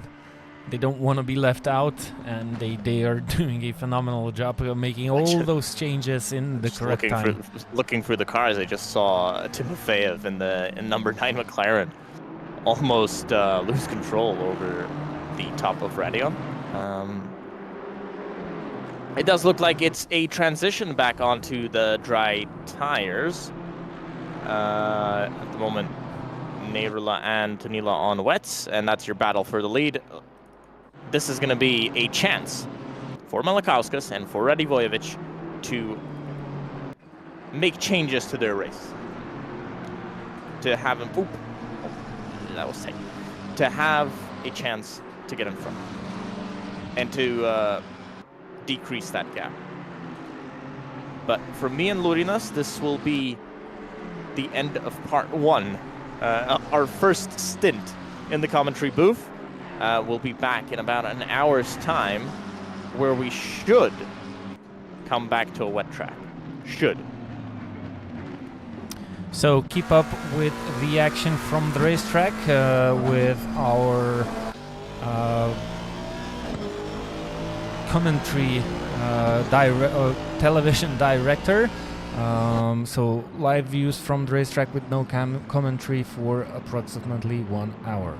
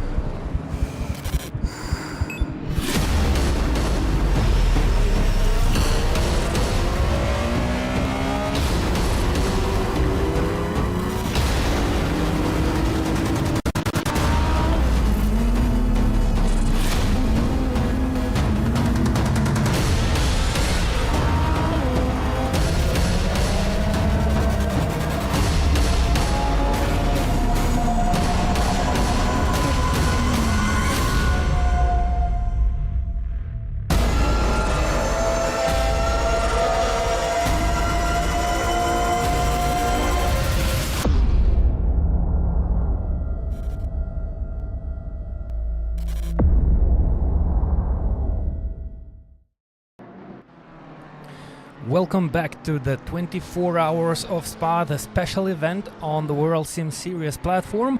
The second part of the live commentary is back on live. Plenty of action so far, quite a lot of weather changes in the history already, and still quite a lot of weather changes expected. Currently we are running all dry around the Spa-Francorchamps circuit. Yet another lead change. Justin Neirola took over the lead from Justinas Saldukas. That's Sean Clark Racing against Dream to Drive. The gap is 100 seconds, so quite a bigger gap right now, but the battle is still far from over. Our P3 holder is Dainus Butfela from the IRT Baklajani team, and the current fourth place holder is Stahinja Uvalic. This is all the GT3 class, of course, Team Serbia by Rukanor Racing, car number 5. They did quite an awesome job, had a lot of ups and downs, but still keeping strong in the top 5. Our new 5th place holder is the Boats team, car number 15, the Aston Martin Vantage GT3, which seems to be really nice on the wet weather conditions. It doesn't seem as fast as the McLarens on dry, but a good strategy kept the car up the positions. Our 6th place holder, another new team that we haven't seen a lot of before. They are one of the most places gained team. That's the MJVL Racing with Mantas Samulonis currently behind the wheel. 50 seconds down from Leonard Hilgefort. Another McLaren, car number 17. 7th position belongs to Regimantas Milus. No wonder. This is another McLaren. That's the car from Beaver Grease Racing. Another team that's seen quite a lot of ups and downs and still going strong. 12 seconds behind Mantas Samulonis, and it looks like they are being the chasers. 1.4 seconds faster on the previous lap time. Matas Mickevičius, car number 3. Goated Motorsport Racing team, 5 seconds behind Regimantas Milus. So a lot of action, quite a lot of time has passed, and still battles on the racetrack live. Lasse Albrecht, the car that has been in the lead for a couple of hours, maybe shorter, well, at least for 1 hour. Due to the different and smart strategy at the beginning of the race, they are currently 9th, 80 seconds behind Matas Mickevičius, and we round out our top 10 overall with Gvenil Garuil. That's the GC15 team running that BMW. So most of the cars are either McLarens or Aston Martins, but we have BMWs, we have Lamborghinis, we have a Mercedes, at least we had one. And this is your GT3 top 10 order. Let's go to the GT4 class. That's the Alpine of international racing team. That is, I believe they are currently in the lead and exiting the pit lane, so they will keep that lead for themselves. Second position in the GT4 class belongs to Amir Rahmanian, ATAC Racing team, and third place belongs to Adam Benko from the team Benex Motorsports. We don't have the ladies racing team anymore in this race. They have had issues, and I think they decided to call it a day. So 5 out of 6 GT4s are still on the racetrack, and we have 3 GT3 cars that are not with us anymore. That's the shout out to RSW Steering Wheels, Delta LED Racing Team, and Regas Motorsport Team. 4 teams overall are out of the race, so 50 teams are still presented, meaning that we have 50 cars on the grid running around the Spa-Francorchamps circuit. in dry conditions at this moment, under green flag, but more rain is expected, and I'm sure you are not wondering about it. No surprise about that. Lamborghini versus Ferrari. Martynas Kuchauskas gaining a position over Ruben Santos. This is further down the grid for P30, and the drivers are still staying on track, trying to do the best that they can to maybe gain more places towards the end of the race. Let's get back to the front of our field, where the biggest battle has taken place and is still taking place. Sean Clark Racing, the team that started from pole with the driver of Jan Nemts, are back in the lead after some more weather changes and maybe a more clever strategy decisions. They have the advantage against the Dream to Drive team. What about the pit stops? Let's take a quick look at the stint times of the drivers. So Justin Soldukas has just made a pit stop, therefore we have that gap, which is 102 seconds at this moment, well, roughly 105 seconds. But Justin Soldukas has recently made a pit stop. Justin Irola has 38 minutes of stint time remaining, so he is the driver who stopped earliest of the top 5 teams. Linus Butvila has 47 minutes of stint time remaining.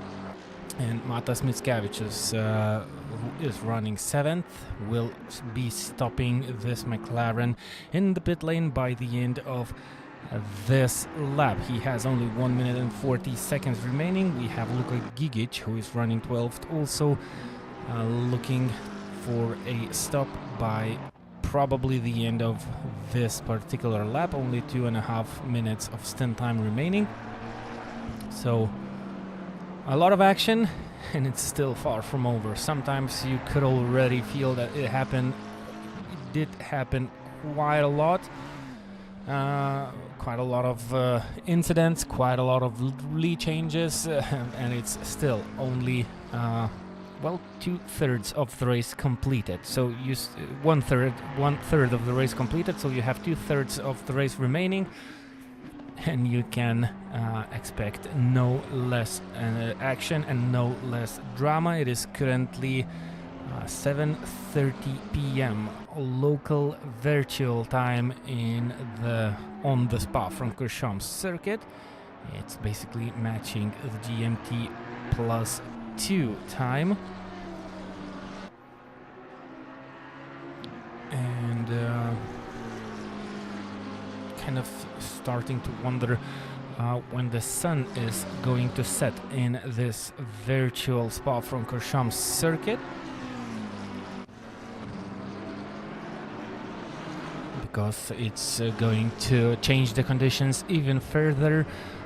Not only the rain mixes the strategy, the driving, and well, the fighting on the racetrack, but also the visibility will have its role in this race so far.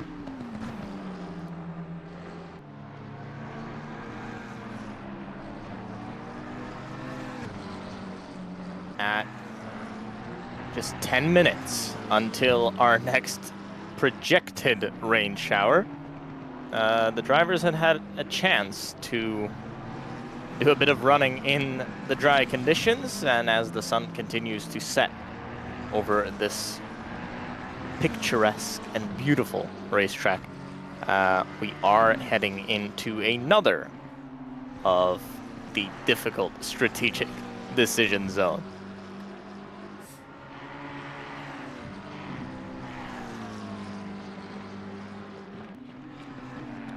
Quite a few penalties handed out as well in the past hour. We do have Uvelic with the fastest lap of the race. Let's see how long that will stand. Probably quite long, unless we get another period of green flag running. There's half an hour to go in terms of drive time for Neirala. The number 2 Dream to Drive car, they've had to make an extra stop, and they are now on the back foot They've still got 50 minutes in their drive time pocket. Let's see if that actually comes of use. Well, it's 20 minutes, the difference between them and the car they're fighting in the number 10 machine.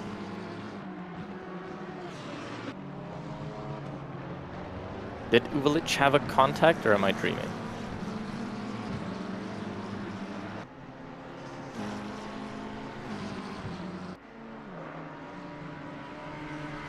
It looks like the Dream to Drive team had some hardware issues also along the way. The pedals of Justina Saldukas had some sort of issues, and they had to make a pit stop to make them fixed. So this is yet another reason why Dream to Drive is currently that far behind, and they are being chased down by the number 8 car driven by Dainus Butvila at this moment. Dainus Butvila doing a phenomenal job.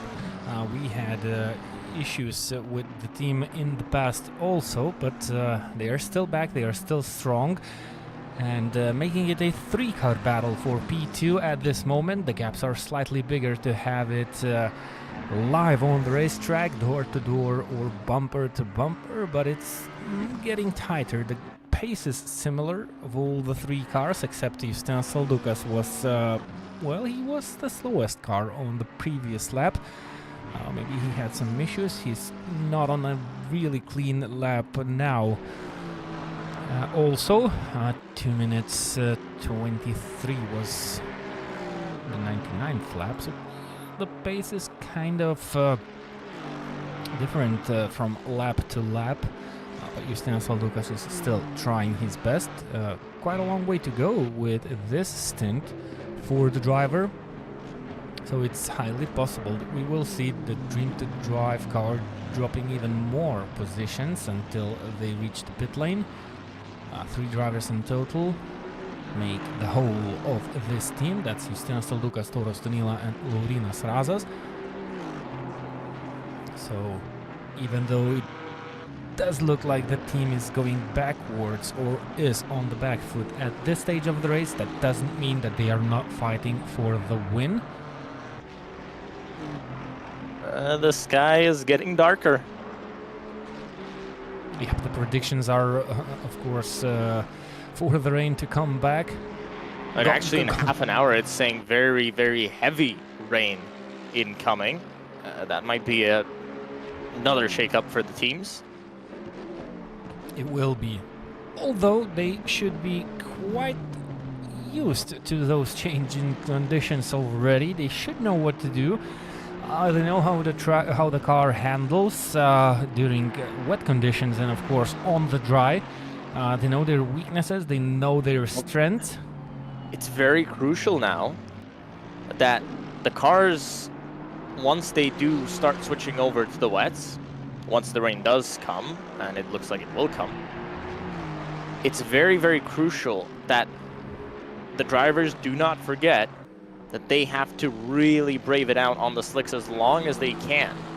Because if we do have that super heavy rain incoming, any sort of graining on the tire will be a massive disadvantage to those who maybe went a bit early, maybe gained some time there, but if there's heavy, heavy rain incoming, that will be a big, big wrench into their challenge. So if it's in 30 minutes, let's take a quick look at the stint times remaining for the drivers. No, that's the heavy rain. The light rain has come, well, it's heavy and then it's very heavy. So heavy rain to monsoon pretty much that we're going to turn, but rain in 10 minutes. That's the prediction. That's another interesting part. Waiting for the teams, the drivers, and of course the viewers.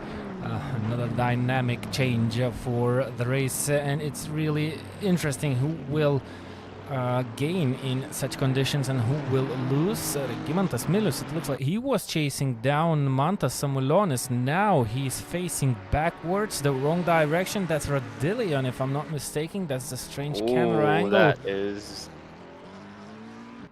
That's a change of underpants. for the number 9 Beaver Grease racing car. Let's head on over Oh, and to exiting the pits. Is it on the exit of the pits? No, I think that was the wrong replay. Let's try it again. I don't have another replay. Maybe the system went crazy on that one. No, there's your replay, the real replay for... Oh, bottomed out at the bottom of... Oh, that's lucky.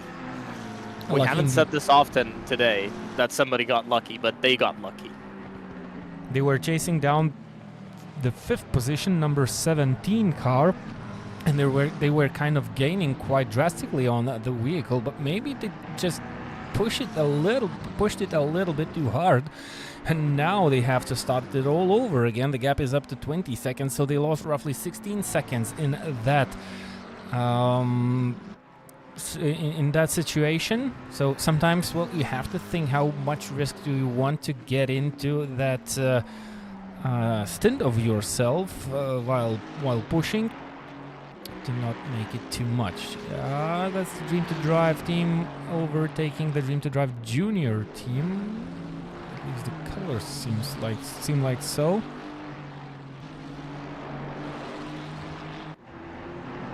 No, that's the Dream to Drive junior team on another spot on the racetrack, so similar colors. Have to double check. Kyle Schickschnall is currently behind the wheel, running 17th, 40 seconds behind Gabriel Rupp. Dainus Butvila, 7.4 seconds behind Justinas Saldukas. Let's take a quick look at how the laps looked before, and Dainus Butvila pretty much faster, gaining every lap, 4 seconds on lap 102. So it's getting tight, and Uvalic is on a really similar pace to Dainus Butvila. It's 6 seconds down to Dainus, so as mentioned before, 3-car battle in the near future, just before the rain should start falling. I think rain's gonna be very, very soon.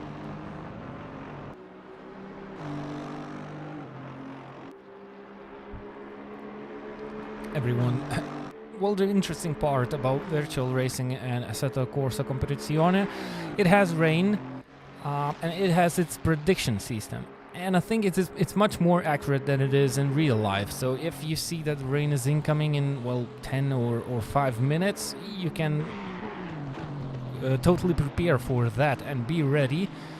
As soon as you see those drops, you know how it's going to pan out. And basically, up until now, the drivers had quite a lot of these weather condition changes. So I'm pretty sure they are familiar with braking points and the way they need to drive the cars as soon as they see the drops.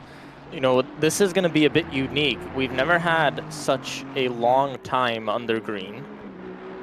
The track has improved a lot. So you mean it's going to have a lot of rubber and it's going to be a little bit more slippery? Oh, it's raining. Here we go. That's the Assetto Corsa system.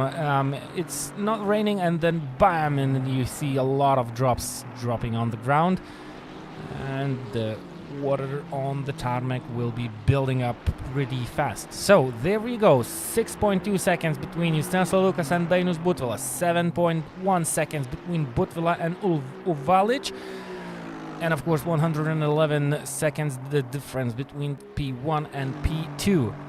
Battle is on, conditions have changed. Who will take the best decision to get the biggest advantage out of this situation that has changed one more time in this 12 hours event?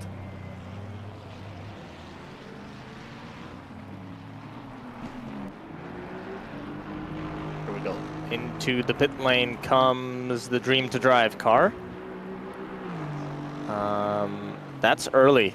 Maybe there's a driver change, maybe there are still some problems, well, some troubles with the hardware that Justinas Saldukas is using. We had that information that there were some problems with his throttle pedal, which couldn't be pressed 100% down. So maybe they decided that it's better to, well, kind of take the changed situation to the advantage of the team, to maybe come in and change the drivers. What about the others? What about the biggest gainers, like this McLaren, that's MGVL Racing? They are up to P5. Up until now, they had really good strategic decisions. Will they have the strength to take yet another good and strong decision? Look at that. They have only 14 minutes of stint time remaining for the driver that is currently being behind the wheel. Oh, it's like they are following the best luck scenario, if you can call that so. What's happening with Julius Adomavicius? He's just in the pit lane, not sure why he's being flashed in yellow.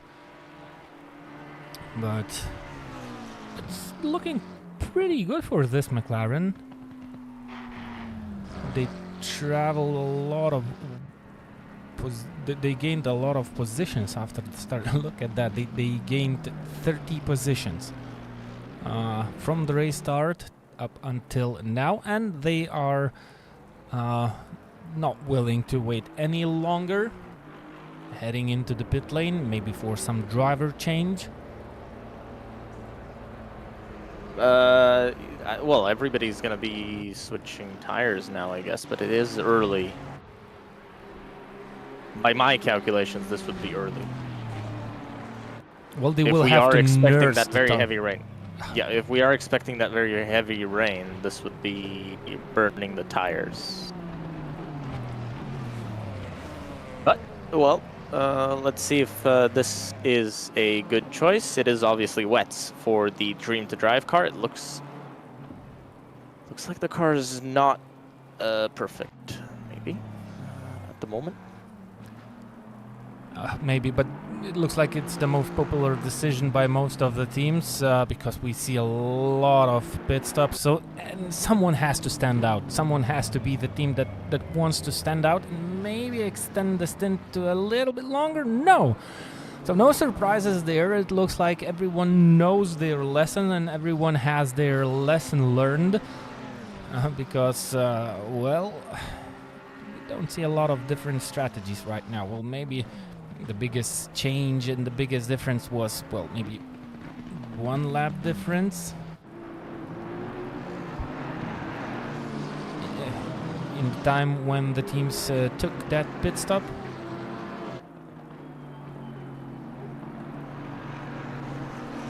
I mean, it's not a lot, sure, but Buttville into the pits as well. Naral is staying out, right? Yes, Naral is still out on track, so they're the ones waiting. Again, taking that risk. Let's see if... Narola just went out of the pit lane, actually. Narola has just made the pit stop. Oh, right, they're on the wets. Yes, I'm sorry. Yes, on the wets. So basically all the drivers have just entered the pit lane except a few of those, but most of the drivers that have not yet been into the pit lane are outside of top 10. So if you're moving away, and that's Malakauskas now behind the wheel.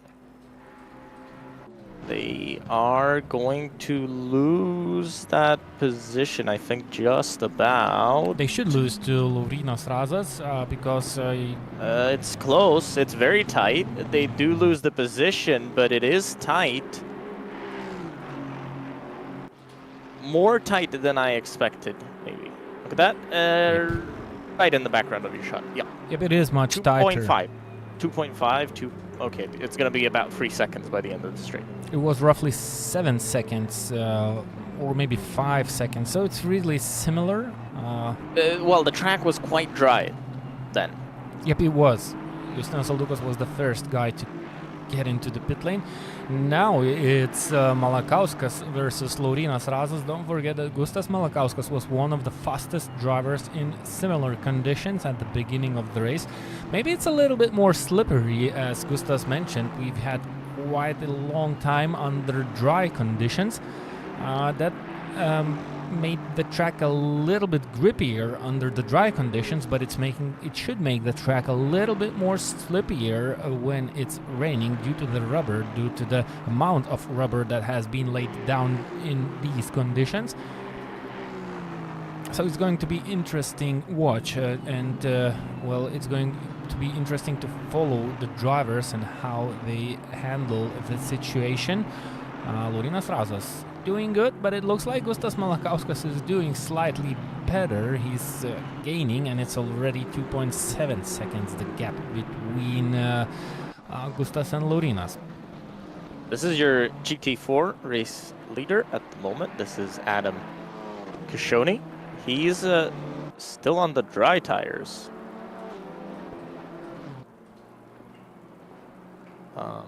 And I'm pretty sure that's right. Yep, he should be on the dry tires. Let's take a quick look at the stint of the driver. Yep, he's on slicks for sure. 42 minutes of stint time remaining. So they maybe listened to your advices when you gave those out. But this is when not, the rain started. This is not the first time I'm seeing this from the GT4s. They can hold out a bit longer on the slicks. It's lower speed, but also the car has less downforce, which would be the only thing keeping you on the road when you're in conditions like this. But it looks like Adam Kashoni's quite happy to continue on with the slicks at the moment. Let's see if he maybe will make the jump into the pit lane, but looking at it right now, if we find the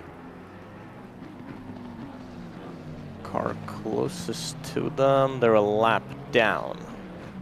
The fifth, staying out. They are staying out for another lap. We'll see how the pace develops, because we've certainly seen GT4s that have jumped onto wets. Rachmanian has jumped onto the wets in the number 50 Ginetta. Let's see how that pace compares in the next few laps.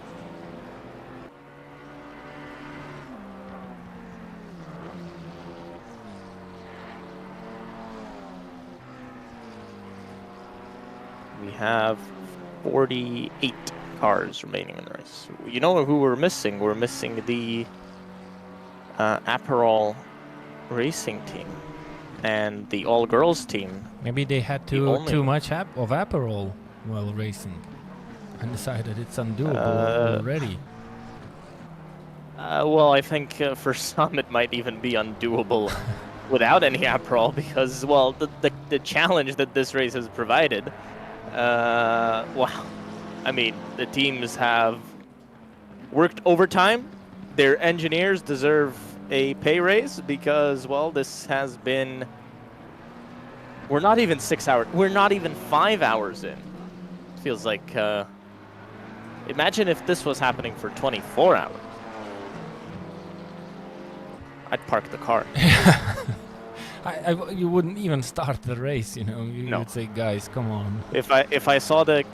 I think if people knew the conditions that they were getting themselves into, they would have... okay, you don't save money by not running, because these events are... Ooh! I just saw Milan Radivojevic tag the back of the 35 Mercedes. But yeah, obviously most events on the World Sim Series platform are free to enter, so the teams don't lose money by doing this event. But do lose money by electricity. And I think for some, unfortunately, it has been a waste of time. It's not a great way to put it, but some have really, really struggled today. And yeah. But props to those that are still continuing, you know, even in the face of adversity and in the face of issues, they've continued to soldier on. And, well, with how this race has developed, by running to the end, you'll probably get to a result that you're happy with.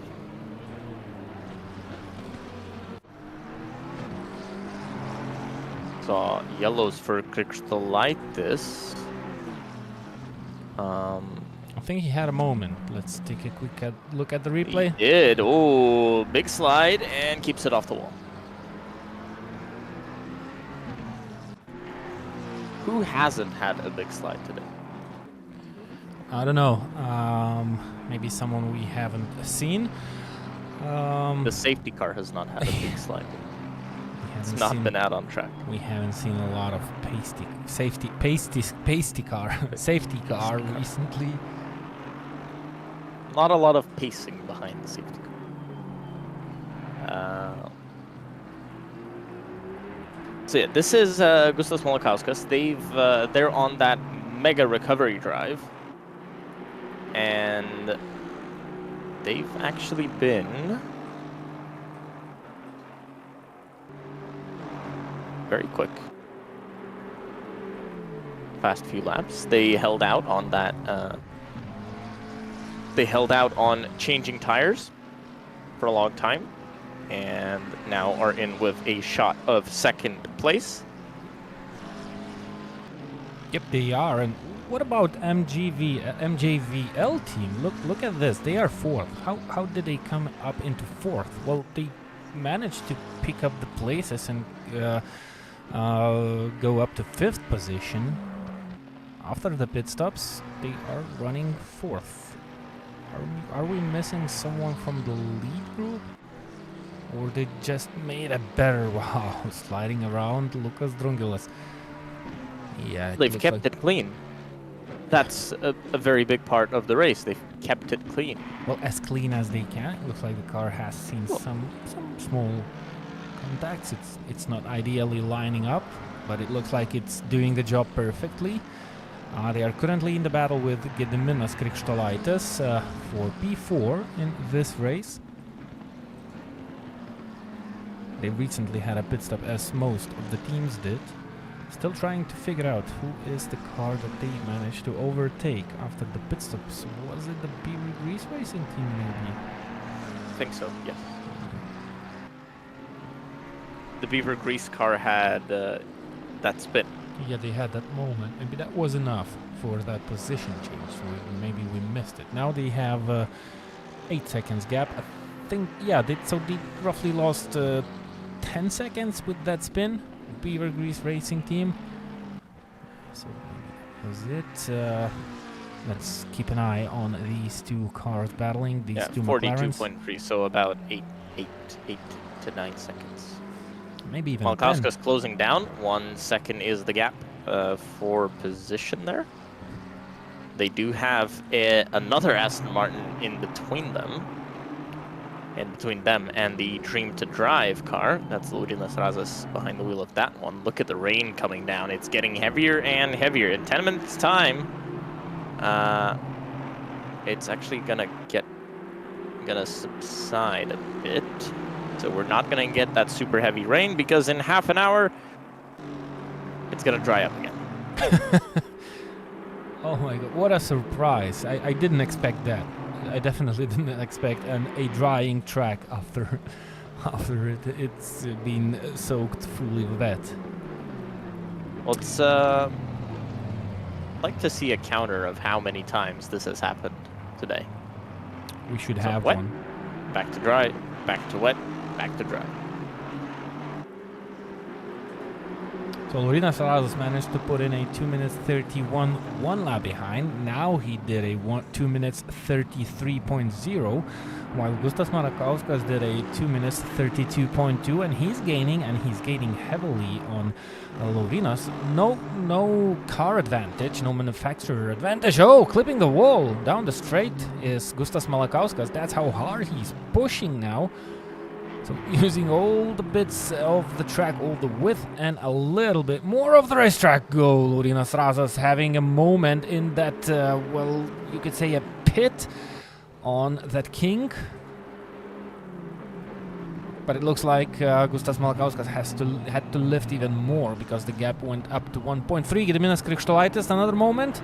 Yes, indeed. So as hard as they tried to catch up with the car ahead, They keep doing mistakes, and I think I saw another car in the background. Bright green Aston Martin Vantage GT3. That's just proving how difficult that the conditions are becoming on the racetrack. Almost undrivable for some of the drivers. And for the team's experience like that, Beaver Grease Racing Team, they have seen quite a lot of wins on the World Sim Series platform special events. Look at that David Rahitian driving one of my favorite GT3 cars on the grid, trying to win more places. He's currently 9th, battling for P8.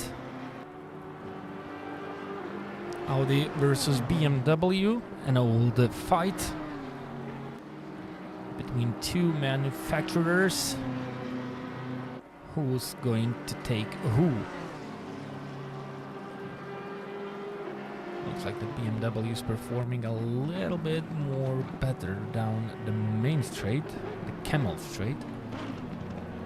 So no chance for Rahitian to try and gain that position there, but it looks like he feels much more comfortable on these conditions with the Audi.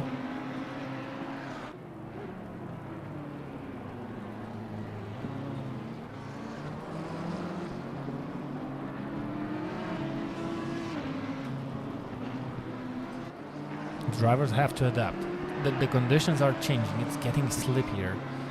You have to be more precise, more gentle with your inputs, and still try to keep that speed up as high as possible to just perform and to try and be faster than your rivals. This is a nice battle. Wenil Goril versus Rahitian. Goril being really defensive, and he outplayed himself, still in front.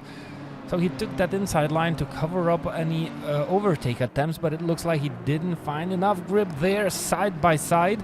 Really close. Sven Gerdes just made a small mistake.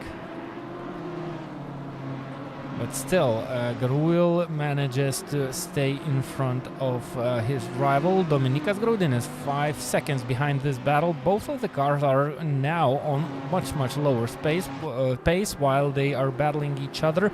There's nothing that Rahitian can do right now, running sideways in that BMW, so that's the best chance into the bus stop chicane for David. Running around the outside, running wide is Gwenil, and still battling and still having troubles. That's the best news for Dominikas Graudines, who is on the chase, and now it looks like it worked out well for David. He's in front of that BMW that tries to come back, and he dives inside and brakes really late, and that allows him to get back into the leading position. This is the battle for P8, and it's really harsh. Both of the cars now battling so hard that they will lose a lot of pace running around the Spa track, and they have already lost roughly 3 seconds to Dominikas Graudines, who is quickly chasing down these two drivers that are dealing not only with each other but also with the traffic. The Audi has nothing to respond down the Camel Straight. They are slower, so David, well, he tries all that he can. He tried to be as brave as possible, but there was no place and there was actually not enough of pace. Gediminas Krikštolaitis, another mistake. I think he, well, did he have another moment? Well, maybe not a big one. He was flashed in yellow, but it looks like he's still going. Yep, the gap is roughly 15 seconds, so maybe it was just a small off the racetrack. But it's nice to look at a battle like this between two cars that are battling it out in these dreadful conditions, side by side, still covering pushing him up. Close. Pushing him very close. And there's a contact. Touch. There's a touch. There's another touch. Racing, and there's even more. I mean, this is looking like touring cars more than GTs on a 12-hour race, but that's a Lamborghini from IRT doing something. They're now in the middle of this battle. Look at Graudines. He has already joined this battle. They are only separated by the car that is a lap down, but it looks like the Lamborghini has also quite nice pace. Big slide. Big catch. Big slide, big catch.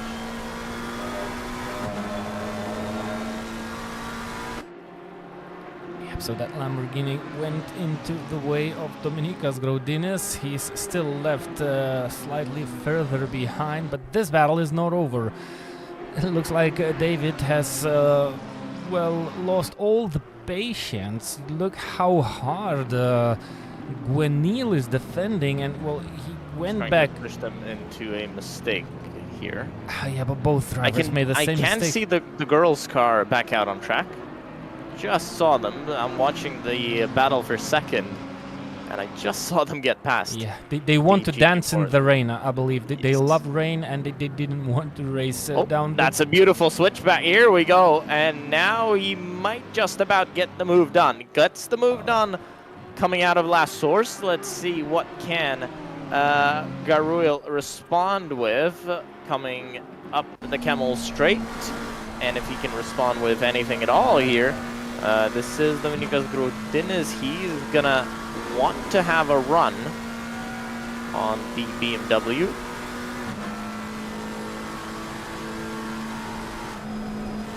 Ooh, the battle for second is getting more and more tight. Now the gap down to almost nothing. 0.3 of a second. I can see Malakauskas here. He is trying to go to the outside. Raza's trying to make the move on that GT4. I believe that's the GT4 leader.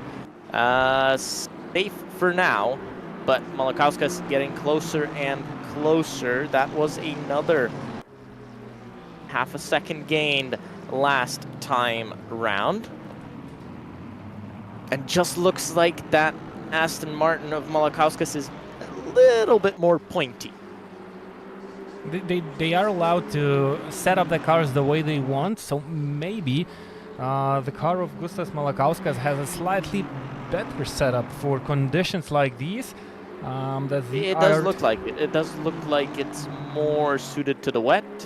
Once it gets dry, it gets a bit more difficult. Graudinis, by the way, got past Garuil and now extending that gap. We'll see if he can get to the Audi of David Rechtian anytime soon.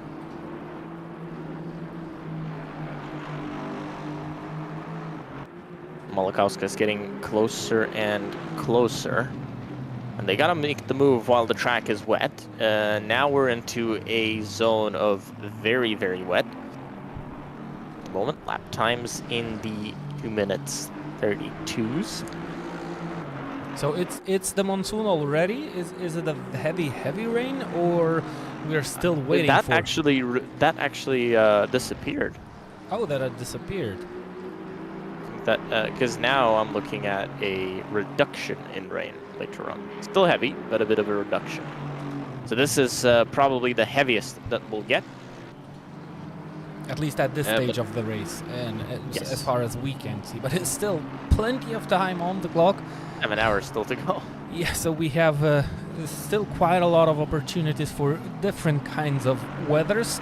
So definitely stay tuned, and you will see plenty more action. This one is currently a battle for P2 in the GT3 class and in the overall standings. The 12 Hours of Spa special event on the World Sim Series platform. By the way, if you haven't joined the platform yet, you have all the opportunities to do this right away. Just visit the website, and you will find lots of interesting features there, especially the new driver license system, which, well, it made the World Sim Series platform shine, actually. And if you are looking for casual daily races which have a meaning, don't hesitate to just visit the website right now.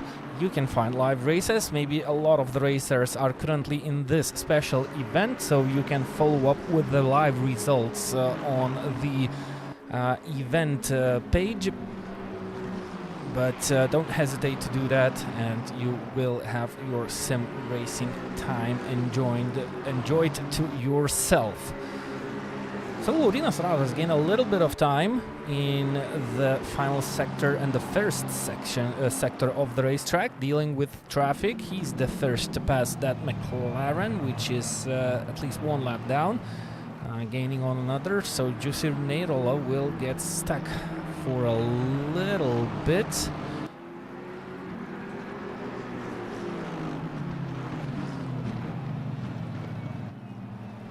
Dominikas Graudinis currently trying to chase down David Rahitin.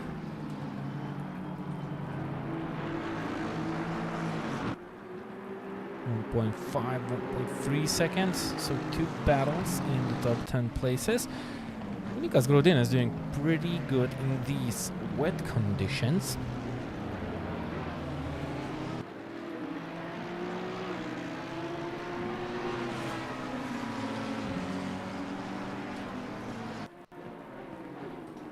Going for a move on a GT4 car, has to take a tighter line. Wonder how this will play out on the exit on the traction out of the Lexor's corner while chasing down David in the beautiful Audi R8 GT3 Evo 2 car.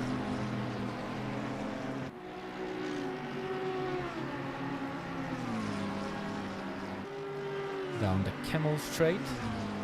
2 minutes 31.7 was the previous lap time of Dominikas Graudinis, and actually during these really wet conditions we have quite a similar pace between most of the drivers. Actually, Dominikas Graudinis was even faster than Gustas Malakauskas on the previous lap. So the conditions kind of equal out the strengths of the drivers, so it is up to the mistakes that the drivers are able to avoid, and that's how they get up to pace. Urinas Razas, well, he lost the close chase by Gustas Malakauskas. Looks like he's feeling quite comfortable. Maybe that's the tires. Gediminas Krikštolaitis entering the pit lane. Isn't that too soon? Maybe they had some damage after those mistakes. Let me take a quick look. Yep, they had 41 minutes of stand time remaining and they have already entered the pit lane. Is it maybe a possible drive-through penalty? It looks to be a too much early pit stop. They were battling for P4, but it looks like, at least now, the battle is far from over. Are they doing a drive-through? Trying to take a really tight line. That's not a line you have to take while running through the pit lane. Yeah, you have to be on the slow line rather than the service line. Yep, it was a drive-through. It receives a drive-through penalty for something, maybe track limits. That's why they tried to take the tighter line to be as quick as possible through the pit lane. It took them 72 seconds, well, 71 seconds and 8/10. Miguel Silveiro having a spin on the track. It reminds the drivers that the track is still pretty wet and it's really easy to lose traction if you make small mistakes. It looks like that happened on the exit of corner number 18, which is usually flat out when it's dry. Let's try and catch up with the replay. Lost the back end on the entry. It looks like he just clipped the slippery white line. That forced the car to spin. I think we've seen quite a bit of issues with cars coming into Blanchiment and making mistakes or having crashes. That has been a bit of a story of today's race. Not surprising, I have to say. Definitely not surprising. It's quite normal, because there's a lot of wetness there. Yep, indeed it is. Regarding the Aperol Racing team, team that stands out, that is made of Two lady drivers is actually really back on the racetrack. You've seen that correctly. They are currently 51st overall. The driver behind the wheel is actually Mikutskas. So that means it's not only a lady, not a ladies only team. There is a gentleman driver behind the wheel who decided to take the role into his own hands and try to still kind of bring the car into the finish line.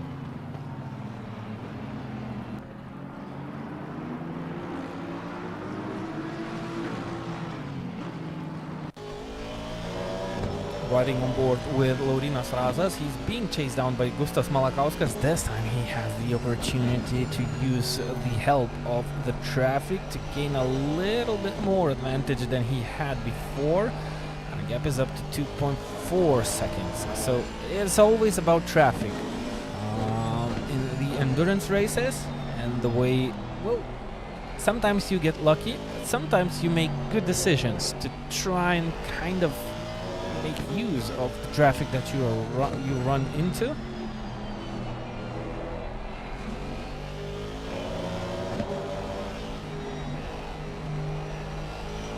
It is pretty crucial to be good and be quick when you are in the traffic. It does look like now, once they've got a gap, Laurynas Razas is able to take small chunks of time and start running away as he is in cleaner.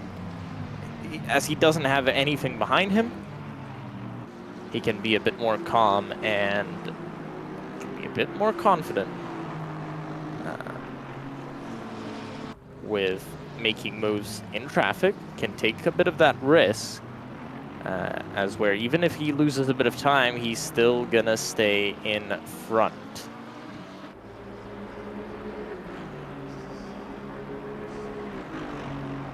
Maybe that pointier setup that Gustas Malakauskas is carrying with him wears out the tires a little bit faster. And now, well, at the beginning of the stint, Gustas looked to be really to have much more confidence in his car, in the handling. Now he's kind of lost it a little bit, so can it be to a higher wearage of the tires? I would really doubt that, especially with how wet the track is now. 10 minutes, by the way, until the predicted end of this rain. Oh, that was close. I thought they had a moment. It was a close moment, which ended up quite nicely. Another driver, another tourist on the off-track. That's Miguel Silveiro, car number 4. Let's take a quick look at what happened to this driver. Oh, we see the very end of it, but wow, what a snap that was. Lucky to keep it out of the wall. Yep, they managed to keep it out of the wall.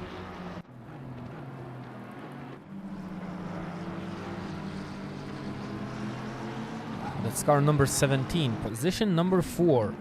Lucas Drongilas behind the wheel. MGVL Racing. Well, at first it seemed that this car, the team managed to do a perfect strategy work, and they made the really good decisions when, well, during the weather changes. And now they're running 4th, and they are doing a good job.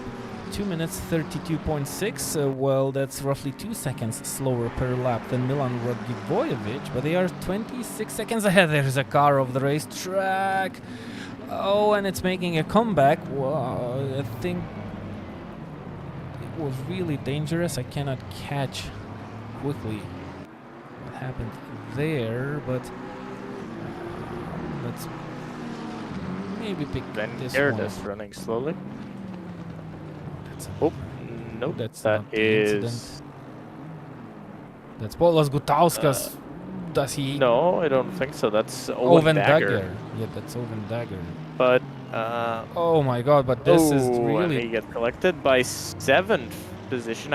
This looks like a hardware failure. It looks like a hardware failure to me. Also, it looks like he lost the brakes. or maybe even the whole controls.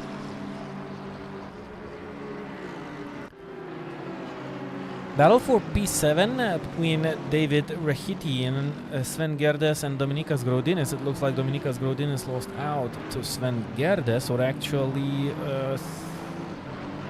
Sven Gerdes maybe lost some places and ended up between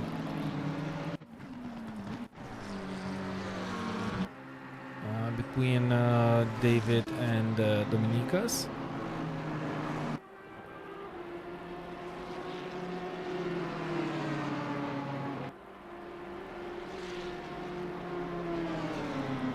The gap, yep, well, it's increased. They're pretty similar. Not been that massive of a change. Gustas Malakauskas, that's the battle I'm watching. It's not much of a battle. Oh, Sven Gerdes, yep, it's... you were totally correct. It was the car that was running 7th, which ended up running into that car that had hardware failure. Now Sven Gerdes doesn't have the pace. I think he has damage. There was a touch, and Laurinas Razas was involved in something. I don't know if we can find the replay for that, but I just saw that car running very, very slowly and having a contact just a few moments before. Let me see if I can find that.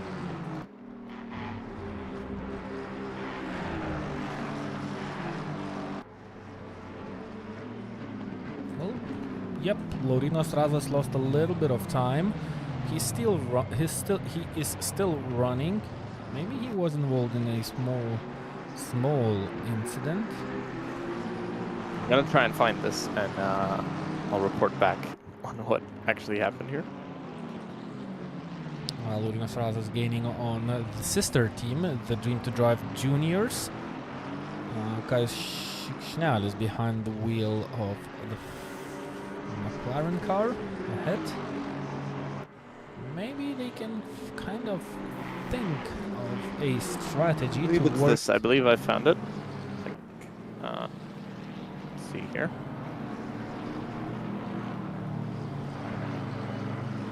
That's a beautiful livery. We go down the inside. Ooh, small touch. Stays on track.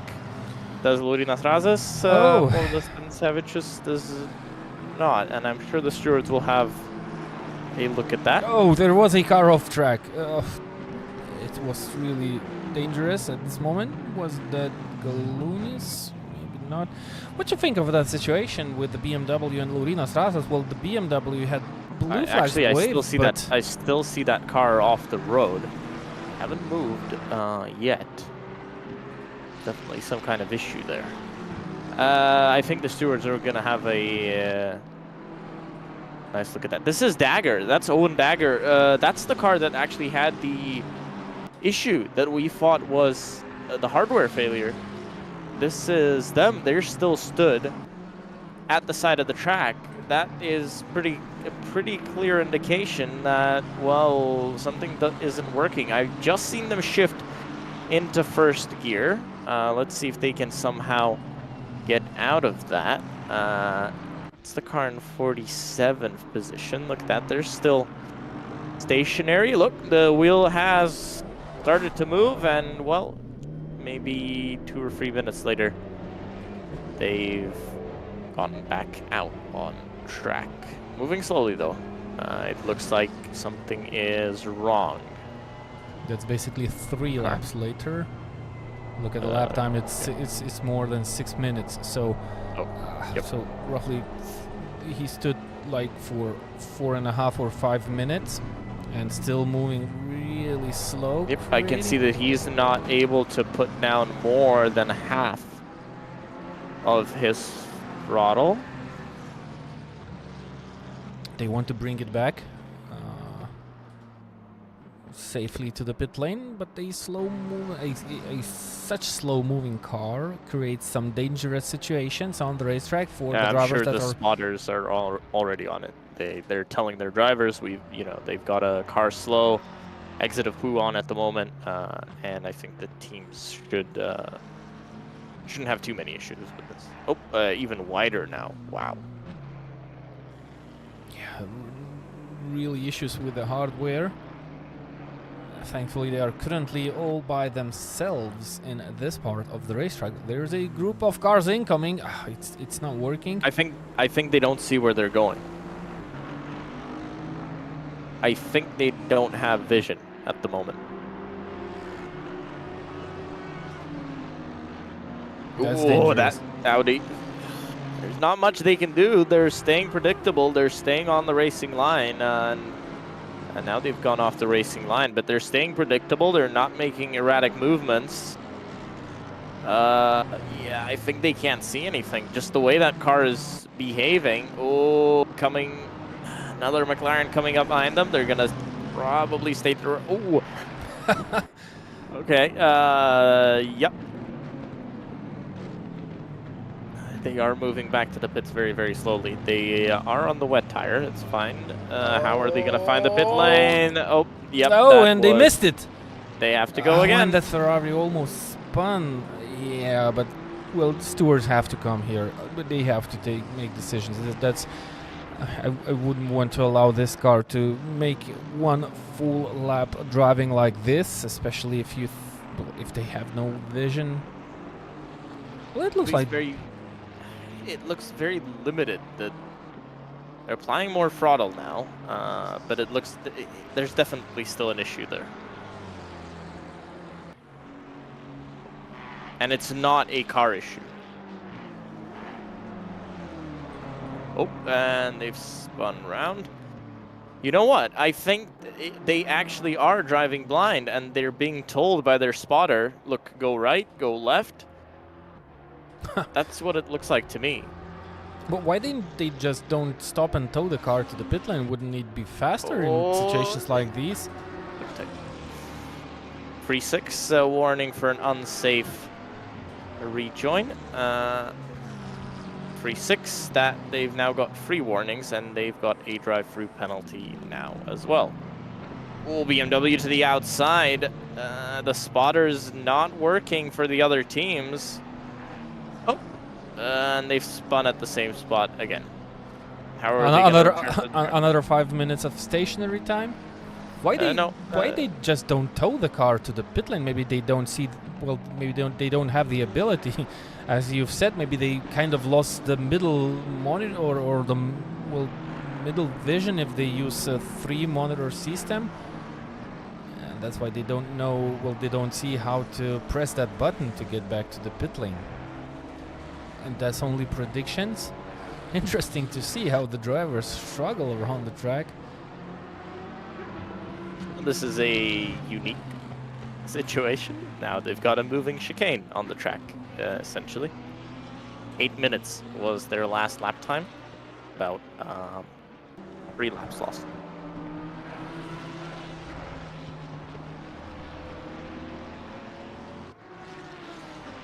Staying to the left-hand side. Yeah, looks pretty consistent with. That's another spin. Yeah, they should really warning losing car control. That's from the stewards. Yeah, I really think they should get that car towed back somehow, because they've got. I believe they've got the race leader coming up. No, don't. They do have Radivojevic coming up, who's in 5th. He's about 5 seconds back. Let's see what happens here. Can they make the turn? They do. Radivojevic coming up behind them. That's tight. Tight, but Radivojevic knew what to expect. Looked like. Looks like the driver's being told to stay on the left. Not sure. 169 has got a warning for causing an incident. That's the race leader. Neyrula just went by. Owen Dagger still coming back to the pits very slowly, staying to the left-hand side here. Stewards are saying for the 36 to come back to the pits now. That is now an order. Ooh, down the inside goes that McLaren. And I think they should finally make it back on to pit road. Definitely hardware issues. Oh, Gustas Malakauskas in trouble. Gustas Malakauskas in trouble, and there was a crash, and I think there's a couple of cars involved. Let's try and catch up with the replay. Oh, and he's yet another victim of a... yet again, a victim of yet another crash. Wasn't big of a deal, but still quite a lot of time lost. It's now up to down to 10 seconds between Laurynas Strazas and Gustas Malakauskas. You have to stay motivated. You get involved. Yeah, you get involved in the accidents. They were really strong at the beginning of the race until they get punted out. They lost quite a lot of time back then. They had to make an extra pit stop to fix the car. They've been the strong chasers after that, and they had good pace. Now when they were car looks chasing, pretty clean, so it looks like they're still continuing on. yeah, it was just a small tap. And now look what's happening around the racetrack. The sun is setting down, but we are able to see the sunshine. Oh! Who's that running slow? That's a McLaren. When you have that's Winter. The car down in 27th. A very similar looking red McLaren. I think the grid by now is pretty scared of them. I'm watching back a replay here, but I don't think we're gonna see what happened. They did have more damage than shown in the replay I'm watching currently. Car 16, I do not see a replay for car 16. At least not one happening recently. I have a replay. Let's take a quick look if that's the one.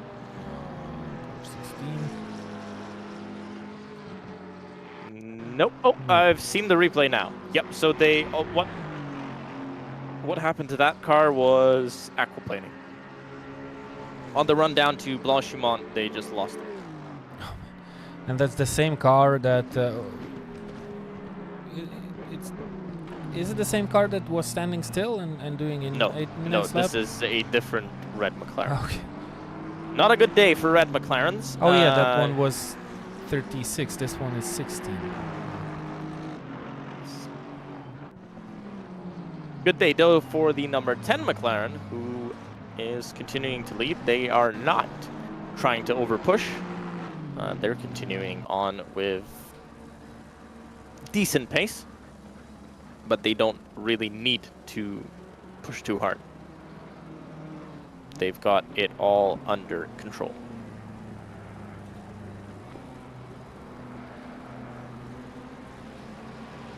What are the predictions for the future? Predictions of what? Of the weather, of course. Oh, of the weather. That was a very broad question. Yeah. It's till 8 o'clock. We haven't gone into the talking about nonsense stage of the broadcast that comes from around midnight. So make sure you're tuned in for that as well. Predictions for the weather. We're looking at least half an hour of beautiful clouds and sunshine, but no rain. Ah, that's a beautiful shot. Love it. Oh, I'm watching a different shot. Yep, but still looks great. I love the sun setting around this place. Does look wonderful. Up until now. See who's going to be the first to actually take that risk to go on to the back to the slick tire. Ooh, we do have. I don't know how close it will be, but 17 minutes to go for pretty much well, the top two. 19 minutes for the number 8 car of Gustas Malakauskas. But I don't think it's going to be that tight this time.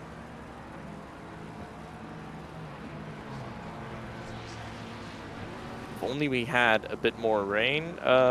This is Julius Adamowicz. I also saw yellows on him, but I wonder if anything actually went on with that car. Oh, which red McLaren was that? I think that's the 16. Or the 37, was it? That... No, it was the 16. Okay.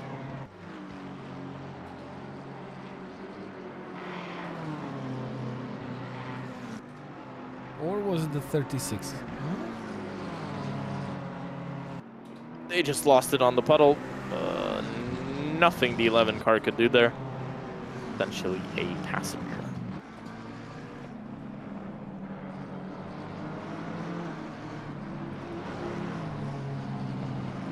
There's your 16. McLaren. It's back on track. Fixed. That is impressive to have it fixed so quickly. It looked like a bit more damage than just a simple fix, but good mechanics, I guess, working on their machine. Yeah, but it was actually the same that exited the pit lane and that lost the car, and Julius Adamowicz just hit them because Gustas Malakauskas is going around Julius Adamowicz right now. So definitely both of the cars were the car that were involved. Julius Adamowicz is down into the pits. Let's see actually what decisions he will make here. Well, he has to fix the car. Do you see the weather prediction? I'm pretty sure they will go on slick tires.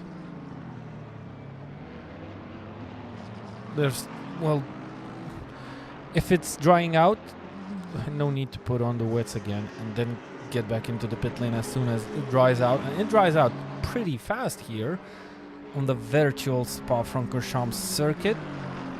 So it kind of helps you with all those decisions.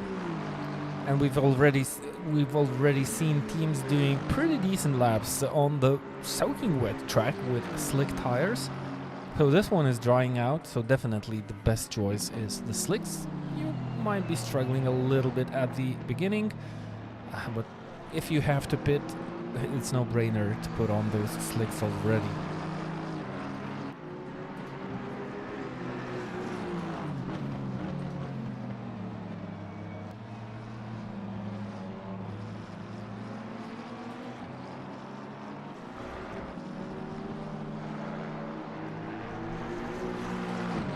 Malakauskas gaining on Lukas Drungilas. So this is P3 versus P4, the other way around. And Gustas Malakauskas about to lap. Even though both of the cars are lapping similar lap times actually. Running a slow GT4 car, and well, Lukas Drungilas kind of being waved the blue flag. And he was only 0.8 of a second slower the last time they crossed the line. So I mean, especially considering the traffic, I think he has every right to stay ahead and see if he can actually be quicker. Well, especially as the track condition comes to the hands of the McLarens. Well, he's able. He has all the rights to hold his position, but he does not have rights to block any possible moves. So if Gustas Malakauskas has the advantage and tries and decides to go for that move, as he does right now, yeah, Lukas Drungilas is not blocking and being really a gentleman driver. There's no need to battle. There's no need to block. He just saw Gustas Malakauskas trying to take that inside line, and he gave him room. Now, well, he kind of has the run on Gustas, but decides to not play those games on the racetrack. It's not for position, and it's, well, not clever to take those actions. Even though Lucas Drungilas lost a little bit of time in this situation, he's being chased down by Milan Radivojevic because, well, look at the pace of Milan Radivojevic. 2 minutes 26.7 was the previous lap time. That's the fastest lap time of the current stint of the driver, so that means the track is drying out.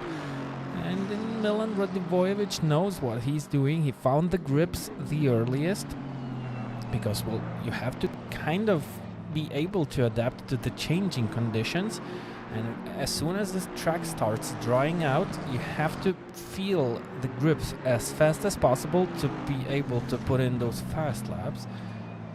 So good lap by Milan. He gained 3.5 seconds on the car in front. The gap is 20 seconds, so that's really not that big of a gap considering the pace difference. And yeah, we're slowly approaching those pit stops, actually faster than slow. 10 minutes remaining for most of the drivers to stay on the track before they will enter the pit lane. Well, for most of the drivers, Gediminas Krištolaitis currently 6th. Rain in half an hour. No surprise. It is a surprise, but... Well, we're getting, let's say, a weather change every hour. That's crazy, actually. That's... It's 15 degrees outside, 15 degrees of the track surface at this moment, at least by the data that we receive. Yes, that is correct. It's actually correct data. The only data that's correct about conditions, because the other data about conditions is that the weather is clear and sunny. It's well, there's at least a little bit of sun, but it has displayed the same since the start of the race, and well, the track is clearly not dry.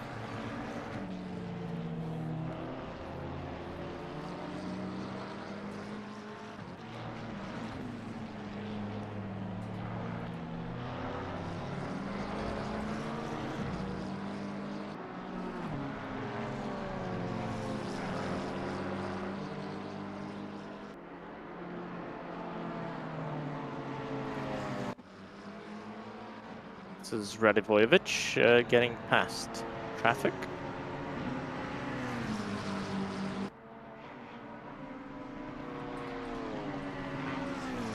You see Nerila a 2-minute 30 last time around. Not the greatest of lap times we've seen him produce. The car does look clean though. Doesn't look like there are any issues, so maybe just... It is clean, but it looks like Jussi Nerila is kind of feathering around the racetrack and tries to be as careful as possible, though he lost roughly 20 seconds after the previous pit stop, so Aperol Racing hitting the pit lane. Yep, so the gap between Jussi and Laurinas Razas is 102 seconds. So it's decreasing slowly, but it's still kind of a chase game happening right now. Wonder who will be the driver who will take over the wheel after the next pit stops in the Sean Clark Racing team. Very interesting that Adam Gashoni has stayed on the dry tire. He never changed to the wets.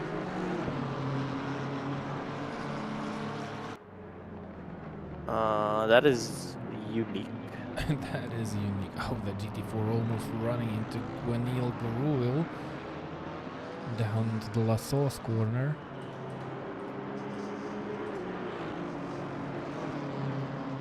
But actually they're running at the same pace as Rahmanian. So maybe they were on wets, or do you get information that they are on the dries? No, I get information that they are on the dries. And I get information that Rahmanian is on the wets.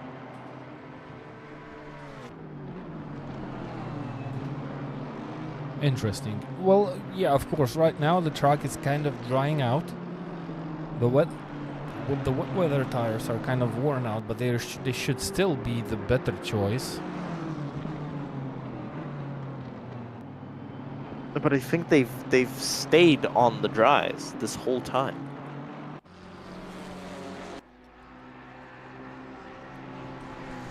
Gediminas Krikštolaitis is having a really hard life in this stint, and there was nothing that he did wrong, and he beautifully avoided that car that bumped off the wall, but it looks like a really difficult stint for the Beaver Grease Racing Team driver. He was running 5th, chasing down 4th, and then kind of misfortune happened. A lot of bad things happened that will hurt the performance of the Beaver Grease Racing Team race. But they are still there, of course. They are still on the racetrack, and they are still doing their job to try and finish this race, which is slowly approaching the mid-phase. After 26 minutes, we will meet and greet the 6-hour mark, which means that 6 hours will be completed and 6 hours will remain on the clocks. Still quite a lot, and especially in these conditions that keep changing over and over and over and constantly forcing the drivers and the teams to take those extra decisions. But wouldn't you say it's a good practice to have a race like this? You usually, well, do not know which is the best strategy, what decisions to take when the weather changes. Now, after a race like this, I think whatever race will wait for the drivers, you can throw anything at the teams and at the Every drivers. race is still unique. I don't think it's that easy to kind of say that they're prepared, but it's definitely a good learning experience. I can give you that. But you know, every race, every time the track dries out is unique. Radivojevic down onto pit road. Don't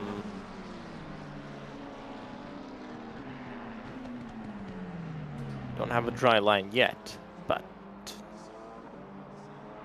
I would be willing to bet that they're gonna go onto the dries. 4 minutes to go for Jussi Neirala, 4 minutes to go for Laurinas Rasas. Gustav Smolakowskis a bit more time in hand, 6.5 minutes for them. This is Radi, right on the right-hand side of your shot. He was Radivojevic coming down onto pit road. Well, they had 6 minutes, but they are trying something different. They were 5th, and they are battling for P4. I think their time... No, they still had... Yeah, you're right. They had 6 minutes. Let's see what they're going to do here.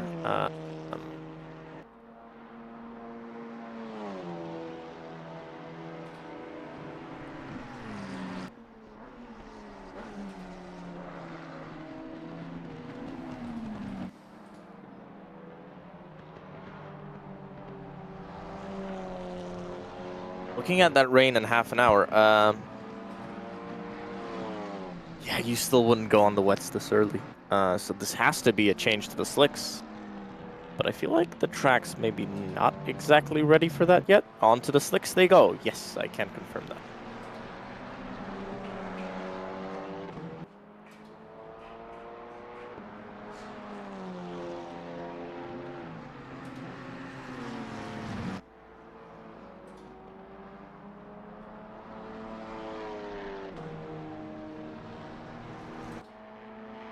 Oh, big slide from Radivojevic coming out of the pits. He's now on to the slicks. Let's see how he's going to do. He is the holder of the fastest lap of the race up to this point. He's looked pretty confident today most of the time. Let's see what he can do.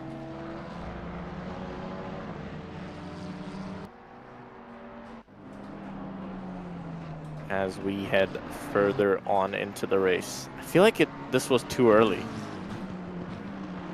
Not by much, but I still feel like it was a bit too early to go and jump onto the slicks. Especially, they didn't have to. They still had time. Exactly, they didn't have to.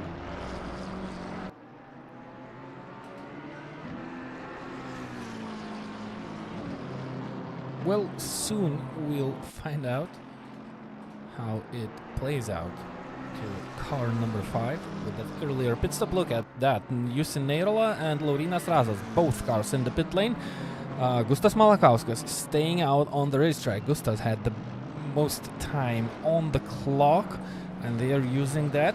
Who knows? Is it to their advantage or maybe disadvantage? The track state changes, though you can see puddles on the racetrack, and Milan Radivojevic struggling. You can see the car behind running on wets, being really a tiny bit faster. No grip for the slicks yet. Don't forget, we were on a daytime before. Now we're on I wouldn't call this tiny bit slow. This is a car running in 23rd overall. So definitely slower than what Radivojevic should be. Oh! Yep. Wow, I think No UC Neirola's teammates watching this should be wary and should be telling UC, look, this is what's happening out on track. Merck stopping on the exit of the bus stop chicane. That's Julius Girth, I believe, position number 18, still standing still, and this is a spot where you don't want to plant your car. Someone can go wide on the exit, especially if there's a battle, and then you greet a car that is standing on the green surface of the racetrack. We do have yellows out on track at that point. By the way, Taurus Tunila on wets? They've just had their pit stop, didn't they? Yep, they did. Of course. They're on wets. They're on wets. And can we be much Neirola. more surprised this afternoon with the decisions made by the teams? And UC Neirola replaced by Simonas Urbanas. Yes. And Julius On Girth. rise. Julius Girth still standing on the side of the road on the exit of the bus stop chicane. Gustas Malakauskas pitting. So Taurus Tunila on wets. Maybe they felt that the track is still too slippery. Maybe, it's not day anymore. The temperatures are the down of the surface of the asphalt. Not really. The temperatures have stayed pretty consistent. Maybe it's just the direct sunlight onto the track that might be changing, but still, you're gonna have to run at least 20 minutes on that wet set of tires. Taurus Tunila taking risks. I'm watching Simonas Urbanas on track. That car does look quite wiggly. So maybe Taurus will have a slight advantage at this stage, but for how long? Well, he needs to gain 90 seconds. Well, the gap is 90 seconds. No, he needs to gain 90 seconds to make that pit stop worth. Oh, big traffic jam at the top of the hill and running up the Camel Straight. Watching the replays, you can still see quite a bit of puddles. Car 8 has been clocked for speeding in the pit lane. Who's that around? Who's that around? That's an Aston Martin. No, that's... Got caught up. That's Yep. No, Malakauskas. that's not Gustas Malakauskas. No. Gustas is exiting the pit lane. Yeah, so for one short second I thought that's one of the leading cars, but it was not. Very important that number 8 got a drive-through penalty for speeding in the pits. Oh, and that's the... So Danish Budvila, by the way, Oh, behind yeah, the wheel of the car now. That's the same car that Gustas Malakauskas has driven. That's Yep, the IRT Baklajani team. Radivojevic right behind Lukas Drungilas. This is the battle for... No, actually, Lukas Drungilas is already right behind Milan Radivojevic. Look at these two McLarens. Look closely at these. What difference can you spot? It's not Drungilas, it's Mitkus behind the wheel. They've stayed on the wet tires. They also stayed on the wet tires. Yes, they did stay on the wet tires. Now, this is a unique strategic call. What has Krikstolaitis chosen? He's gone on to the dries. Can you call it a unique choice when you see two teams of the leading cars already making the same choice? Oh, but how did car number 17 lose that fourth spot? They had 20 seconds advantage before they went into the pit lane. Now they are already behind Milan Radivojevic. It looks like there's no pace in that number 17 McLaren, which did a phenomenal job gaining those spots after the start of the race. Now they lost one. They have 33 seconds advantage against Regimantas Milus. But they are running on wets, and the predictions are dry for the next 30 minutes. Well, at least no rain for the next 30 minutes.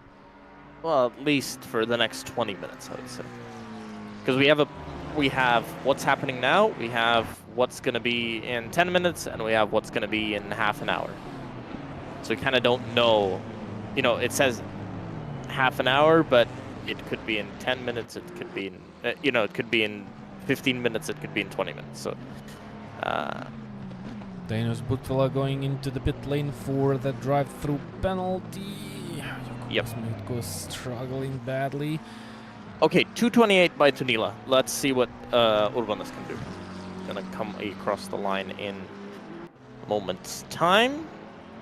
Current race leader sets a 2 minutes 30.3.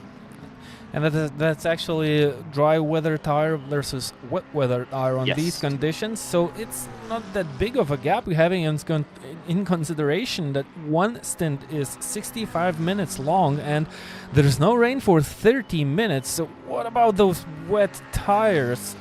Well, they might be a better choice now, but they won't be the best choice in, what, 10 minutes? Yeah, I can already see a dry line developing. So this is, I guess, Dream to Drive's gamble here. So what they want to do is they want to save on a pit stop. Because they can see the rain incoming in a bit.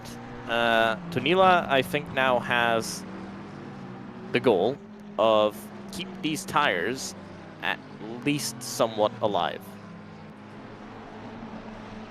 If he can do that, he might just be back in the battle for P1.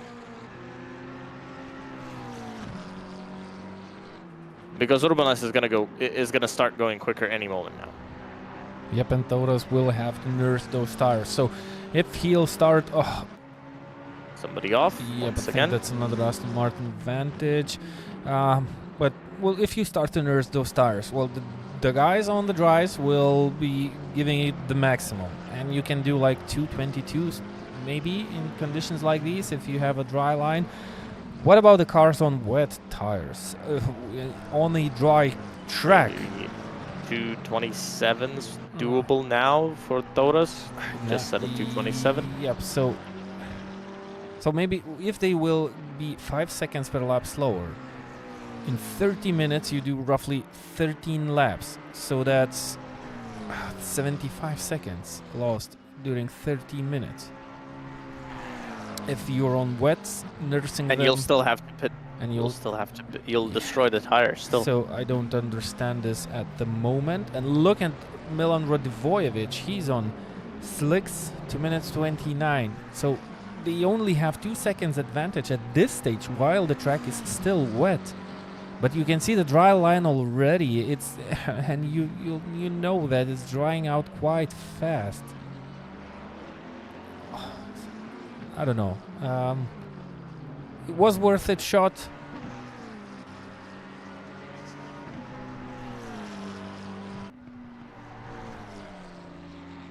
It's the second time this has happened to Tunila.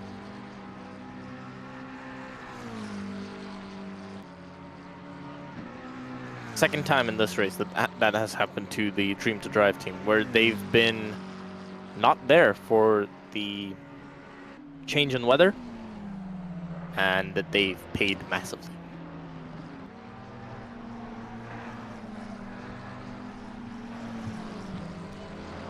Well, the reason for some teams choosing to stay out on the wets is because it got colder and the track is not drying out that quickly.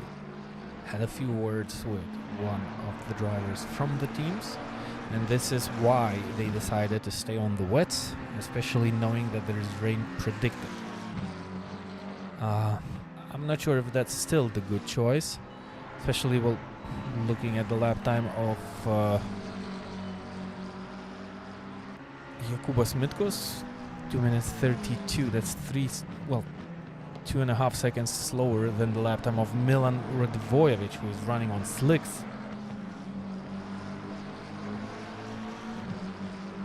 Right through for car 18. That's a car somewhere a bit further down the field.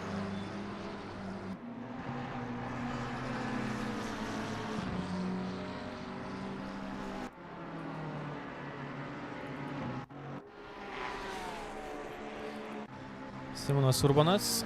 So the last lap time of Toras Tunila was 2 minutes 26. The lap time of Simonas Urbanas was 2 minutes and 30. I think Simonas Urbanas is on a much faster lap time right now, and it should be roughly 2 minutes 28.8. No, actually 27.8. 2 minutes 27. Oh, and actually even faster.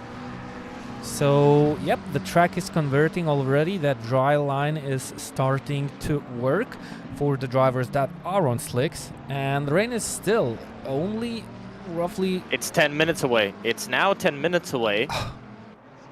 Maybe this isn't a lost cause. Okay, that number sounds 2. different. Yep, if the rain is 10 minutes away, then it's the best goal that the Dream to Drive team has ever made, actually. But we didn't have those predictions, so you have to be lucky, well, you have to be smart, you kind of or... see when the half hour appears, and then you probably put it down in a notebook somewhere and wait to see what happens. What I am worried about, though, is Dream to Drive's tire condition. I wouldn't be worried about it that much. Simonas Urbanas having a moment.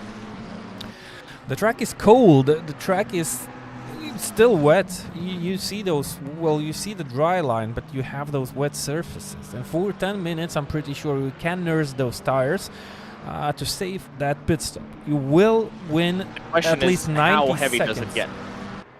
It doesn't matter, but it's going to rain, and drivers on dries, they will have to take that decision whether to stay on dries or go on wets. And either way, a grained wet will be very difficult to control. That's my main point, that a wet tire that's grained a lot will be very, very bad if it does get very heavy. If it does stay in this kind of wet situation, but not too wet, then it should be fine. But once it gets, if it gets very, very wet, this might be a very, very different race. Well, yeah, of course. But when you're 100 seconds behind, that's definitely a better choice. You have to take the gamble. Yeah, you have to take it, and it's nice to see teams taking that gamble. Who else in the... So, wets for Tunila, wets for Putvila, dries for Radivojevic, Mitkos on wets, Milus on dries, Rechtitien on wets, Mitskevicius on wets, Garoil on wets, Albrecht on dries. Look at that, so roughly 50-50 in the top 10. So you very mixed top 10. It is a mixed top 10, so... Urbana is still running slower than Tunila, by the way, so Tunila's pushing. Tunila is 94 seconds, the gap. Putvila for yet another pit stop. They completed the drive-through, I believe. They completed it already, if I'm not mistaken. Hey, look. Are they going for softs? Softs. I mean for dries. Medium, softs, or hards. That would be Plan C, I think. They might. You sure, Nutty? Tracks.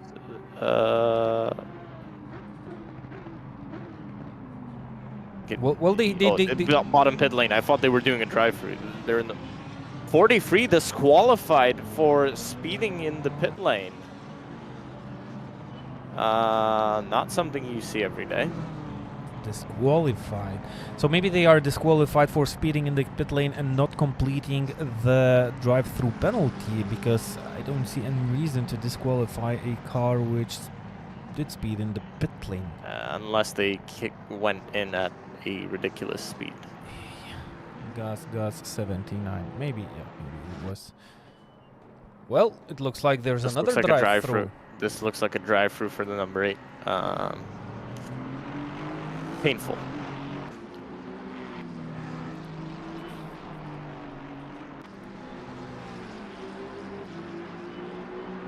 And 45 drive-through cleared. This isn't 45.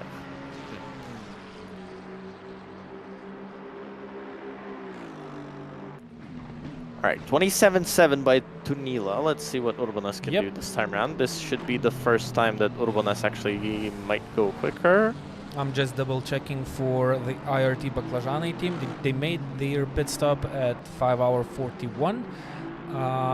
Then they made a drive through 3 minutes later, and this was yet another drive through 9 minutes later. So 3 pit stops in. The one was speeding minutes. in the pits. Speeding in the pits, we remember that one. Yep, so they made it 8 minutes ago. Now this was a fresh drive through penalty, so maybe it's a different penalty. But it does cost quite a lot of time. They are still third, but this time they are already 145 seconds behind the Dream to Drive car and only 47 seconds ahead the Team Serbia by Rucanor Racing Team.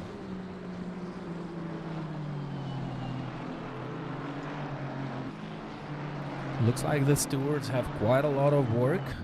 And they have to make quite a lot of decisions. What's about Milan Vojevic? Running slow.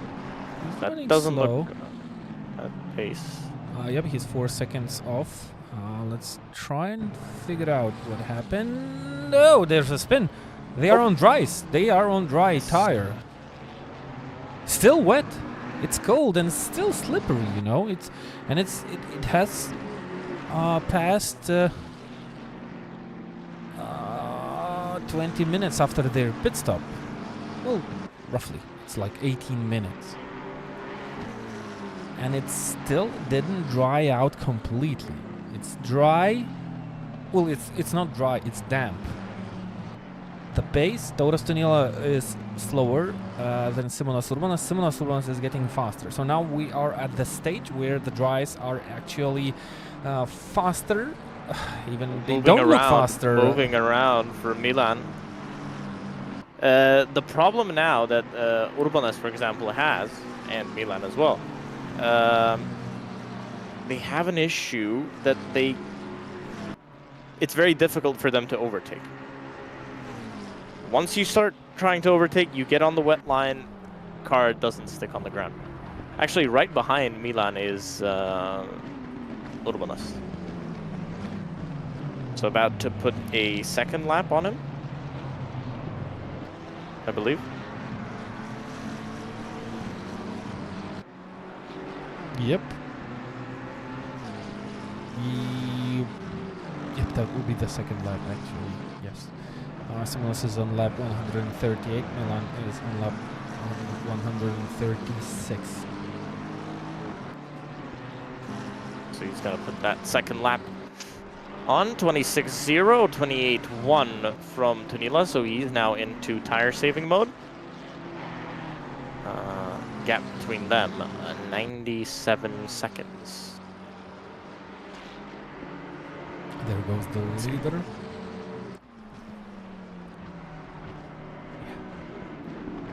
Great drive by Milan with Vojevic. No battle there. safely letting the leaders through. He knows that they are not battling at this stage of this race, so no need to make the life difficult for both of the cars. But actually Milan Radvojevic looks to be still kind of off the pace. He made that mistake, but maybe he's kind of just coasting around. I think he has a bit of damage, but he's also not confident. After you make a mistake like that, it's hard to get the confidence back.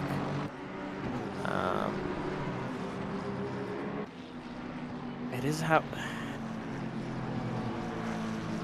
Yeah, it's even showing as white, so off the pace, but...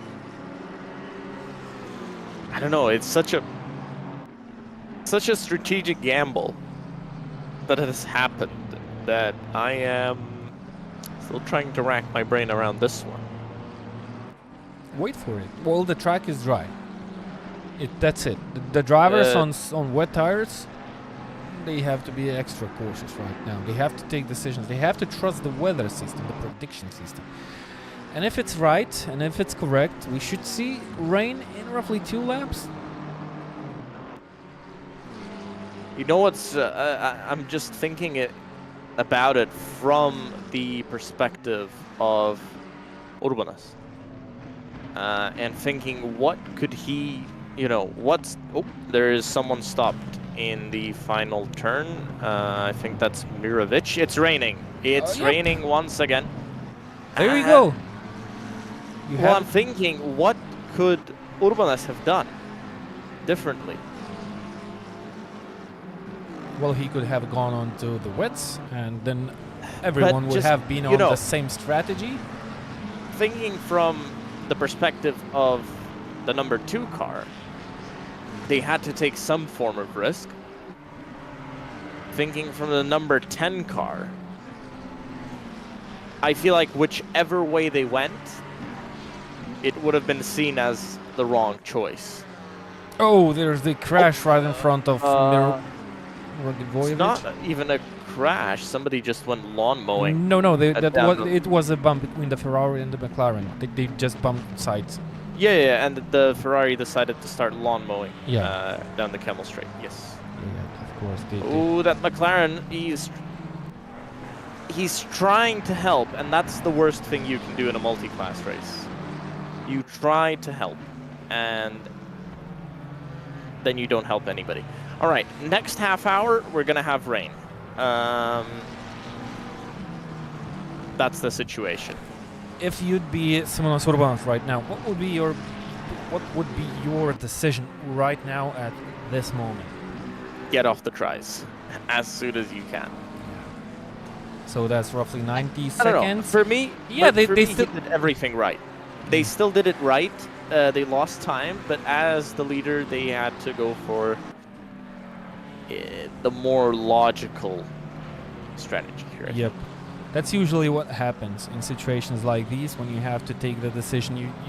If you're in the lead, well, yeah, of course you go with the logic and you hoped for the best.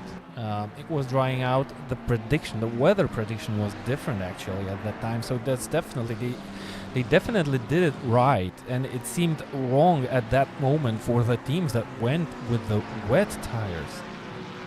But the predictions of the weather changed, and it changed now, and it was dry for only like 1.5 laps. It was drying, but it wasn't dry. So there was no chance you could know that it's like that. The teams that went with the wets, they knew that it's cold. Into the pits, Urbanas into the pits. Radvojevic just missed the chicane and now also into the pits. Yep. So all the drivers on slicks are into the pit. They lose out in this situation. Well, Simonas Urbanas should still hold the lead.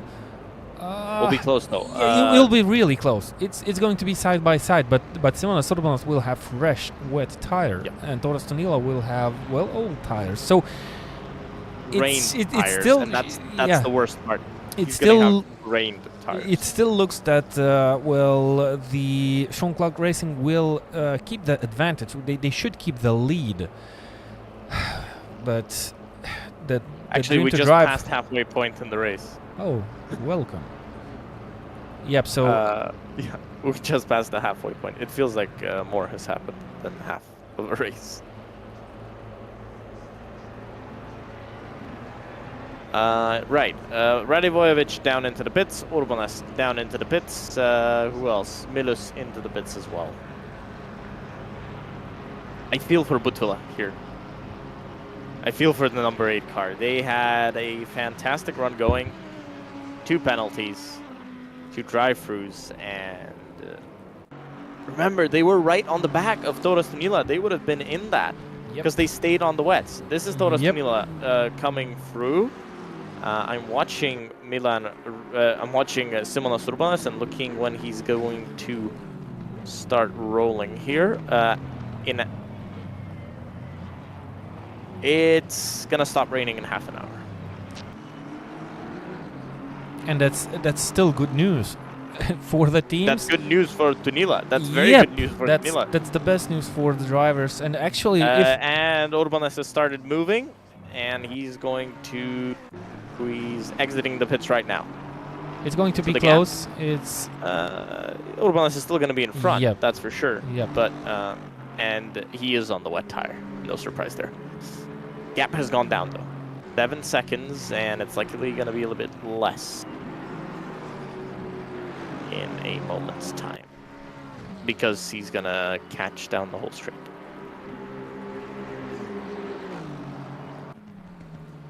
Dainus Butvila a lap down to Toros Tunila now.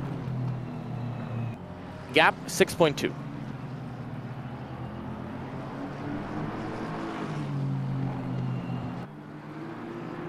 So back into the race for the number 2 car. 7.4 seconds. Beautiful dynamic race.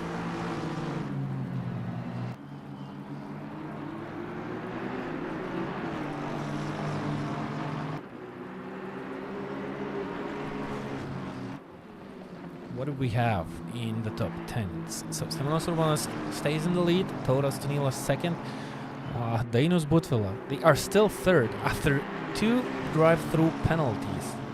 They still hold the 3rd position. They are 1 lap down from the Dream to Drive team, but they are 63 seconds, well, roughly 60 seconds ahead of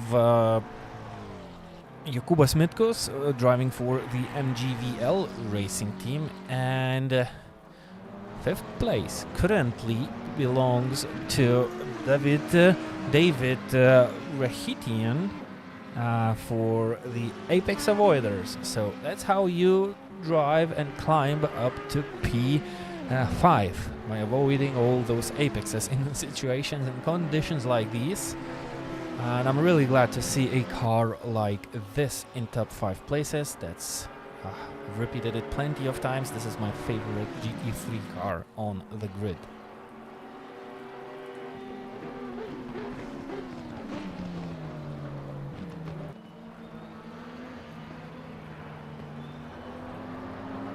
Yeah, it's really tight in the traffic. You have to really work with the traffic.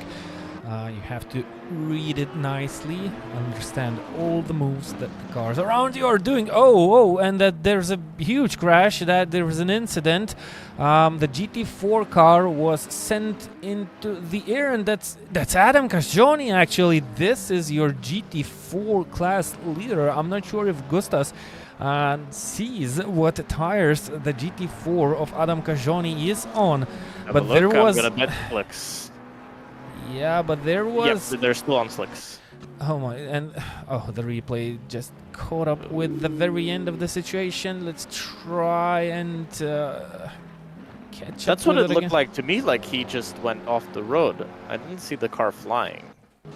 Yeah, he flew. It flew. I think there was a contact with the GT3 car. Yeah, so it sent like it sent the GT4 off the racetrack, and then it clipped that bank or something of the grass. But I think there was a slight touch. It's a shame that the replay didn't caught up with that, what happened before, but it was really tight on the track, and the cars just didn't fit on it. At least that's what I think I have seen. Anyways, it ended up safely. The cars are not damaged. It looks like the cars are okay, and that's the best news. Looking at the pace of the leaders, Tauras Tunila and Simonas Urbanas. So 2 minutes 31.2 for Tauras Tunila. That's 3.5 seconds faster than the third placed Danish Butvila, who is running on same wet weather tires, the same age of wet weather tires. So this is a decent lap from Tauras Tunila. We have to wait and see a valid lap time from Simonas Urbanas, which should appear on our screens in roughly 15 seconds. And both of the cars are really close to each other. Simonas Urbanas working with traffic. This is the Mercedes-AMG GT3 car, which was standing still for a brief moment of time, and that's not going to be a really good lap. He lost quite a lot of time, and it's still 2 minutes 31.6. So, yep, those new tires will definitely work a good favor for Simonas Urbanas. He should be able to extend that gap against the second-placed car, but there's no chance he will extend the gap to 120 seconds, which the cars had before.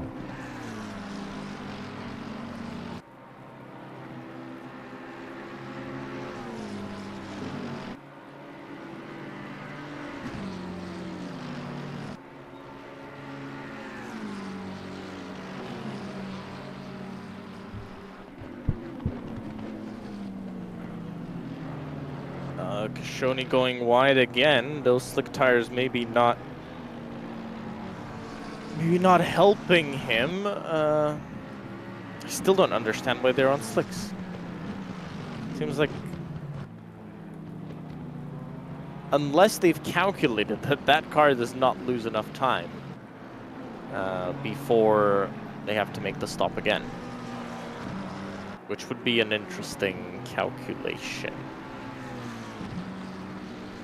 But they're still in the lead. They've been there for a while.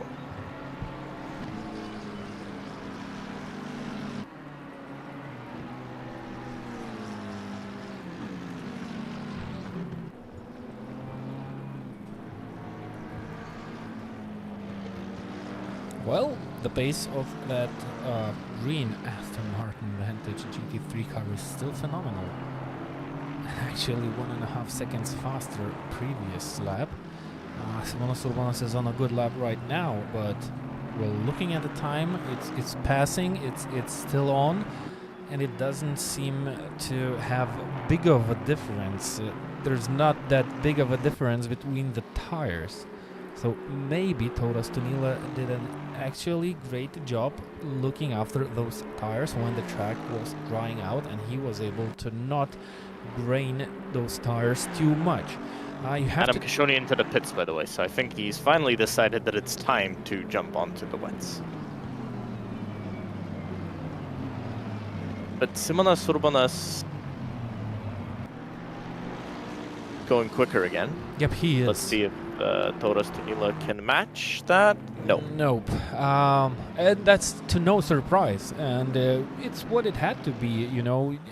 They knew that with those new tires they will be faster, but the main thing is that Dream to Drive managed to cut off, to shave off roughly 90 seconds of the gap that Sean Clark Racing had with that interesting strategy from the first sight. It didn't look to be really good, but then actually it played out really well, and yeah, it looks like they are the masters of the strategy. So you have to make calls, risky calls, at certain moments of this race. And rain is supposed to start decreasing in 10 minutes time. Shoni stops at his box. Let's see what their decision here is.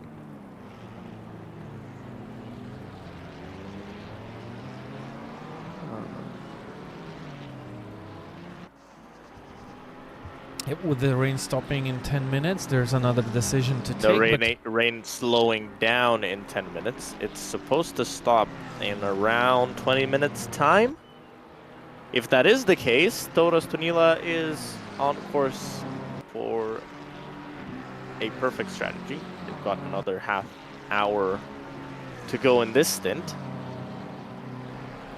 But we've seen that the track is not drying out as quickly. Yep, so as the sun sets.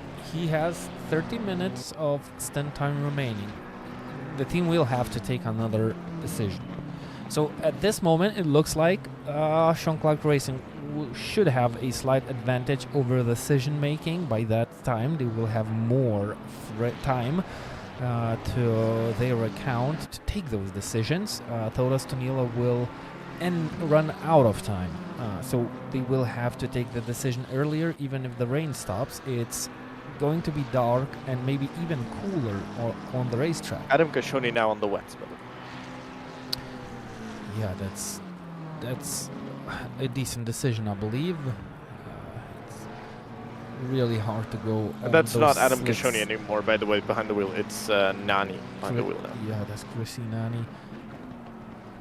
They're on the same lap with Amir Rahmanian, so they definitely lost out some time due to the strategy. There was a car on the off the track. Not sure which. Looking at the track condition now, getting very, very wet. And that should play out to the hands of Simonas Urbanas with a fresher tire. He's 1 second up the pace from Tauras Tunila right now. So they are building up the gap slowly, not by much, but still. They're building up that gap, which might play a big role later, and they have to do it. They have to use all the advantages that they currently have. Tauras Tunila. Did he run off the racetrack?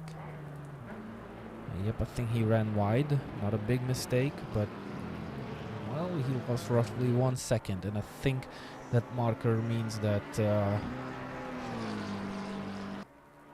he exceeded track limits.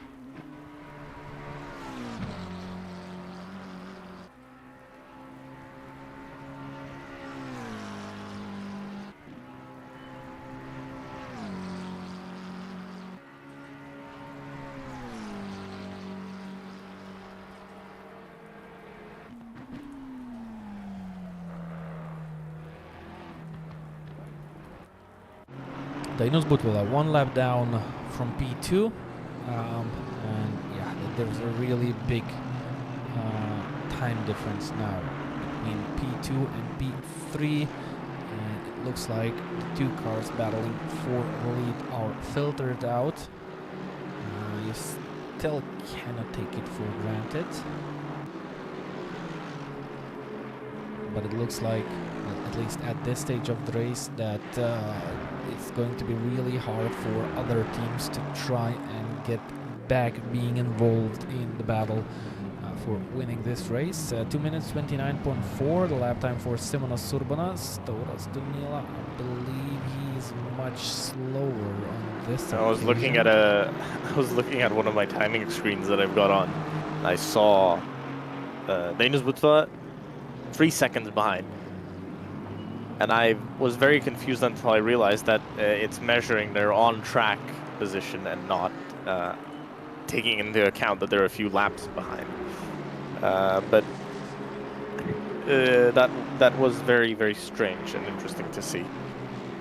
But now I've gone on a tour of the penalty sheet that the stewards have very nicely shared with me. And I'm going to report back and see what I can find. Eagerly waiting for your findings, because I think we've missed some information this afternoon about the penalties being handed out for the drivers, while Georgios Markantonakis is having some fun off the racetrack on the grass, playing some games, spinning the wheels and turning around. This is car number 20, and I'm going to look for a possible replay for what happened. For that BMW ran a little bit wide, and actually they didn't avoid contact with a Ferrari. And then, yeah, look at those games and having fun on the track side. Now running slightly slow. Maybe they have damage. There was a contact with the right side of the car hitting that Ferrari, but it looks like they are staying on the racetrack.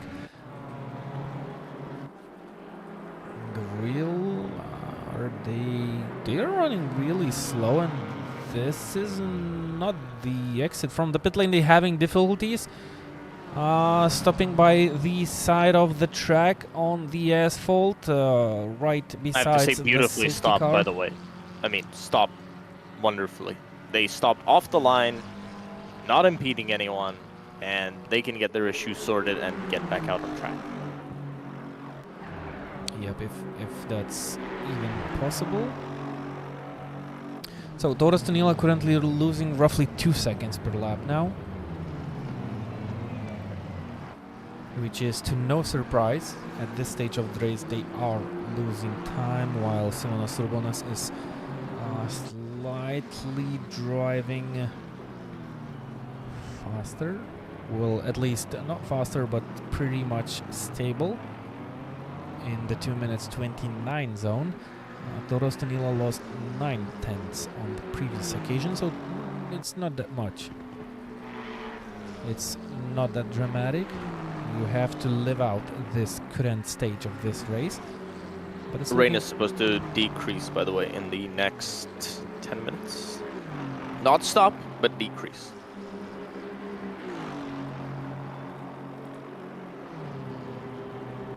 Yep, another tough decision to take for the teams, especially those on the time limit with the predictions. But we've seen beautiful decisions. Oh, we have a battle for P4. What happened to Jokubas Mitkus? They had a gap of 20 seconds, but I believe David Rahitian is just slowly gaining on the number 17 car. He's just being faster. Jokubas Mitkus is not able to produce equally fast laps as the cars ahead or behind. So maybe they will have to kind of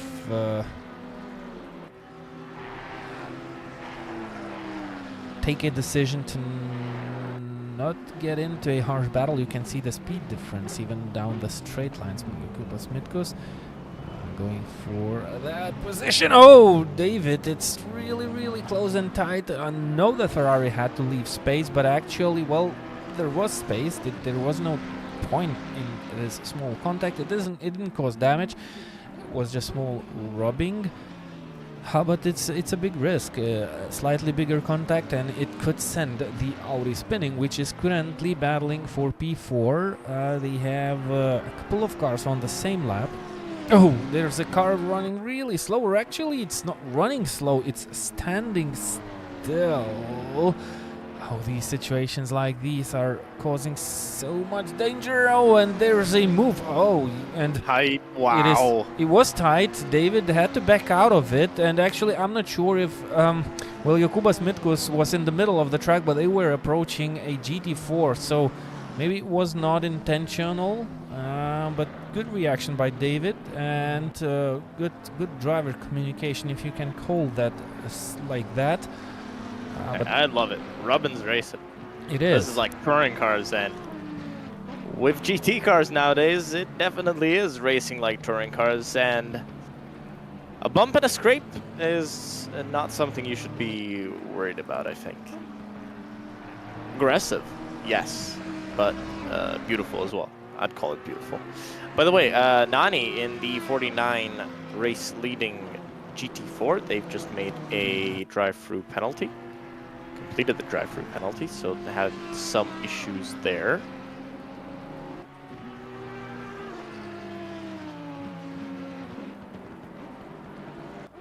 Number 14 warning, stopping on the track for no reason. That's a unique one. Never seen that. We had already more than 320 steward decisions, or at least actions. Can you imagine that? We are 6 hours and 20 minutes into the race. Yep. Stewards having quite a hard time during this race. Quite a difficult life right now, looking through the replays and all the reports that they receive and all the things that they can spot on their monitors. But that's a difficult task. Actually, that's really hard for the stewards. Leaders picking up the Back to pace. dry in 10 minutes time, so rain predicted to stop. Someone was off the road coming out of Speaker's Corner a while back. Right. Yep, so the predictions are kind of right on par with what they were in the past. Toros Tunila has 20 minutes of drive time remaining. David Rahitian has 17 minutes of them. So Jokūbas Mitkus 23, Matas Mickevičius 22. So we have a couple of cars in the top 10 places that will have to take those next risky decisions. The other cars... by the way, will likely have to stop before his stint timer ends, because if you remember, he was doing those drive-through penalties. Doesn't the stint time reset when you do a drive-through? Stint time does, but the fuel in your tank does not. You have to park in the pit box and add some fuel. Yeah. So I'm saying that they're going to stop earlier than the stint time ends. Exactly. Because they're going to run out of fuel. Likely. Likely, because it's raining and maybe the car is using less fuel. They did those two drive-throughs in, what was it, like 15 minutes? So maybe it's still doable. Maybe they can still go almost to the end of the current stint time remaining, but well, the teams that will have to take those pit stops, especially car number 12, they will have to stop early and they will have to take that decision. If they go on slicks, they will get out on the racetrack while it's still wet, and we've already seen now during this daytime of the virtual track, the track is not drying that fast as it was well, in the afternoon. So it back then it was drying out pretty fast. Now it's staying wet for quite a long time. Linus Butvila having a moment. Yes, indeed he has.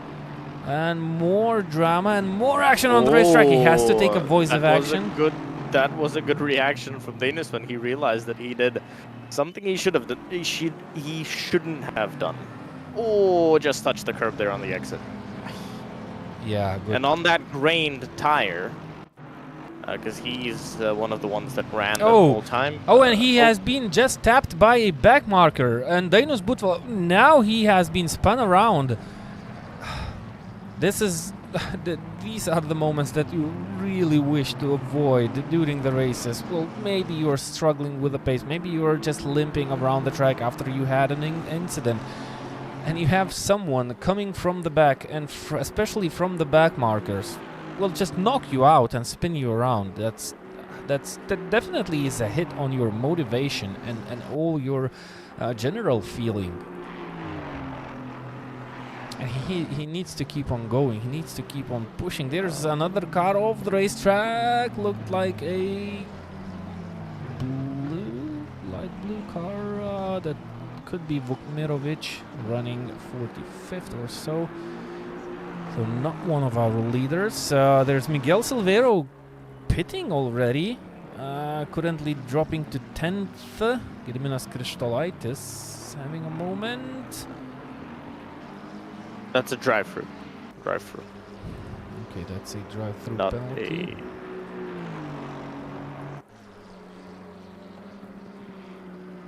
Okay, sun is going down quite quickly now. See what the weather gods will have in store for us for the next half hour or so. Eagerly waiting for the information that you can bring up us to. It says around 10 minutes time, so anywhere from 0 minutes to 10 minutes, somewhere in that time frame, we'll have the rain stop. It has almost stopped around the track, and then the drying process will start. It doesn't look like the sun will come out again. Well, there's not much sun left, or sunlight left. But it does look to be staying pretty cloudy and likely pretty humid around the track. Retain down onto pit road. That isn't a drive-through. Have they run out of drive time? Nope. 12 minutes. No, 12 minutes still. That's an early call, especially when you have those changing conditions. You would like to stay out for as long as possible. So I'd say we've seen quite a lot of interesting decisions. I think they feel that the track will not dry up. They'd have to go on the wets again. And then you're kind of wasting your time on that new set of wets. So what then you'd rather do is get the pit stop done a bit earlier and at least use the new wet tire that you're going to be on.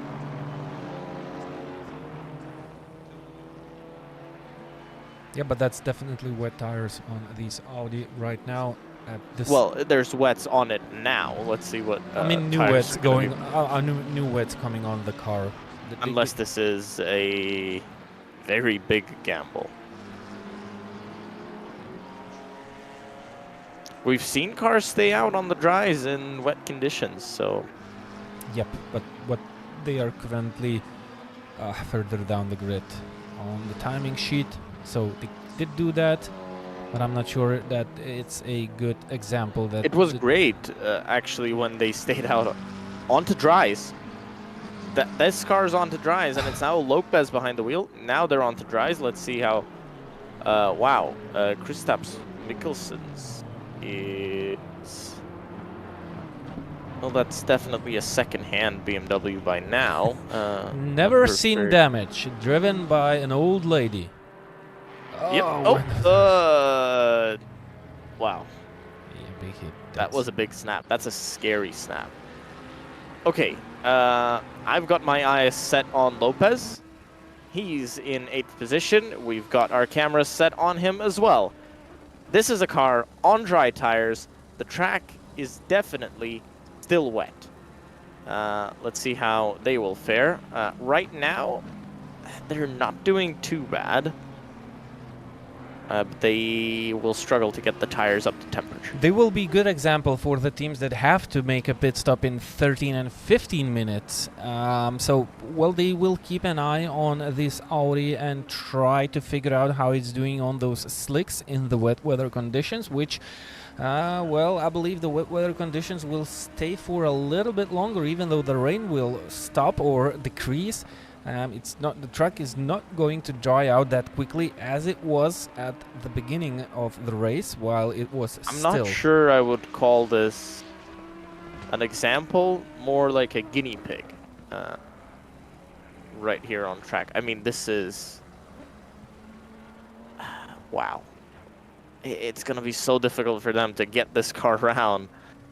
They're going to be doing, I think, at least 20 minutes with dry tires on a wet circuit. And actually, while the track is becoming surrounded by darkness, it's going to be even harder for the drivers to hit those correct brake points. Yep, exactly. I feel like, yeah. I feel like that's just too early. And still, they still had a choice. I mean, they could have ran longer. Yep, they still had time. At least, well, a couple of minutes. Well, at least like 4 laps. They could have done it. It would have made sense to go on the wet. It's a car 21 drive-through. That's the car in 16th, driven by Luka Gigic.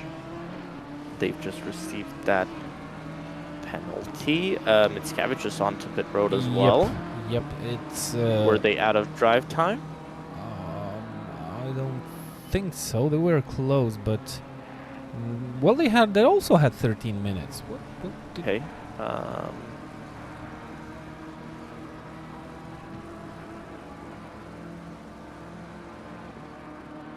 Right, that is... Nope, they've gone on to the wets. Okay. It looks like Different. a more logical decision at this stage. But then why not wait? Yeah, but then... Okay, it stopped raining right now. And it doesn't look like it will rain for the next half hour at least. Okay. This is Kyrian Lopez on your screens. I don't see sector times for them, even though they have completed. But let's see how they are quickly slow. they'll get around the line. They should. I think they are pretty slow. They're slow, but let's see how slow. And that should be. That might be close to 2 minutes 40. That might be. Well, looking at the time screen. And at the delta, well, I would predict a 2 minute 40 roundish.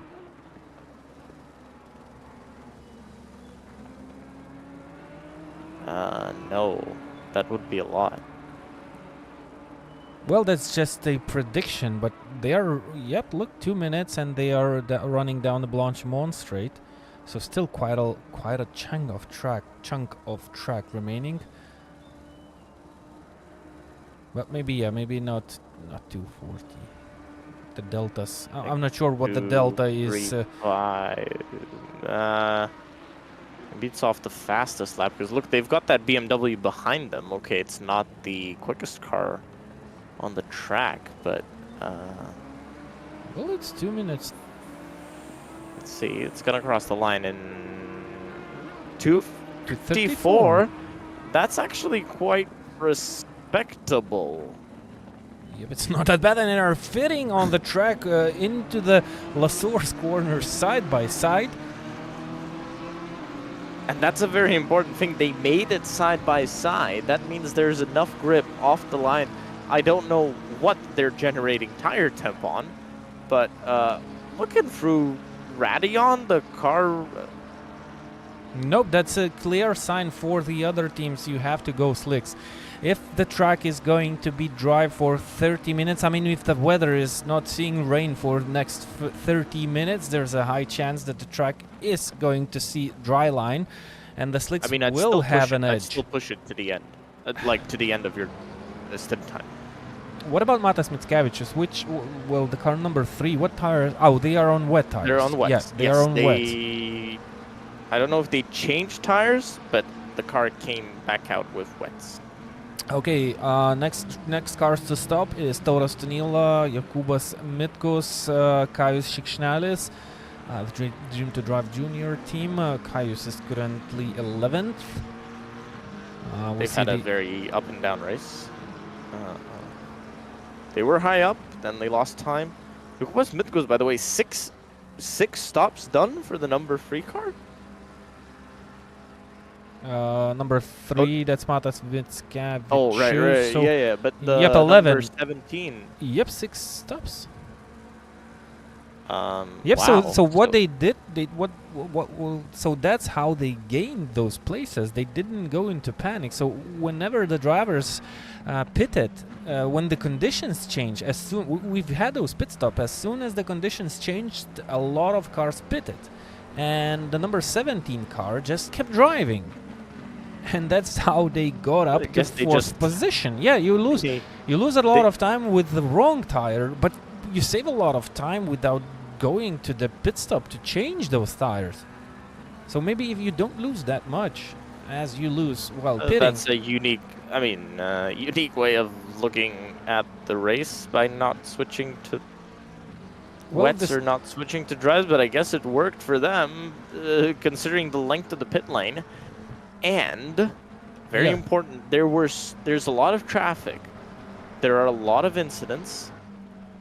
Okay, Lopez, he's improving. 33.8. 27.3 was the best lap of the race leader. Yep, it's an easy calculation. Look, they made 6 pit stops. The leaders made 11 pit stops, so that's 5 pit stops difference. And 1 pit stop with changing of the tires is roughly 100 seconds. So they saved 500 seconds. Well, that's theoretically, you know, it's not exactly that, but so that's more than enough to keep you going on wrong tire for a little bit of time, because we had those condition changes quite a lot. Like every half an hour it was raining. So they saved about it was drying they saved out. about 3 seconds a lap, roughly. Yeah, so it's not bad. So it worked out. Maybe it wouldn't work out now in these conditions when it's dark and it's not changing that drastically. Whether it's well, if it's raining and it's stopped raining, the track is not drying out that quick. So maybe that wouldn't work out, but it did. I think it's the other way around that they gained the time. When the track got worse, maybe they stayed on slicks for longer. No, they stayed on wets. The team, they stayed on wets. It dried out. No, last time, yes. But like in most situations, they would have probably stayed. Anyway, it's about 3 seconds a lap that they've gained. I don't know. I feel like if they would have continued doing the stops at the same time as others, maybe they would have gained more. No, they look at the pace. Look, Jokubas Mitkos, like his fastest lap time on this stint is 2 minutes 32. His previous lap time is 2 minutes 34. So they simply gained with those lesser pit stops. That's it.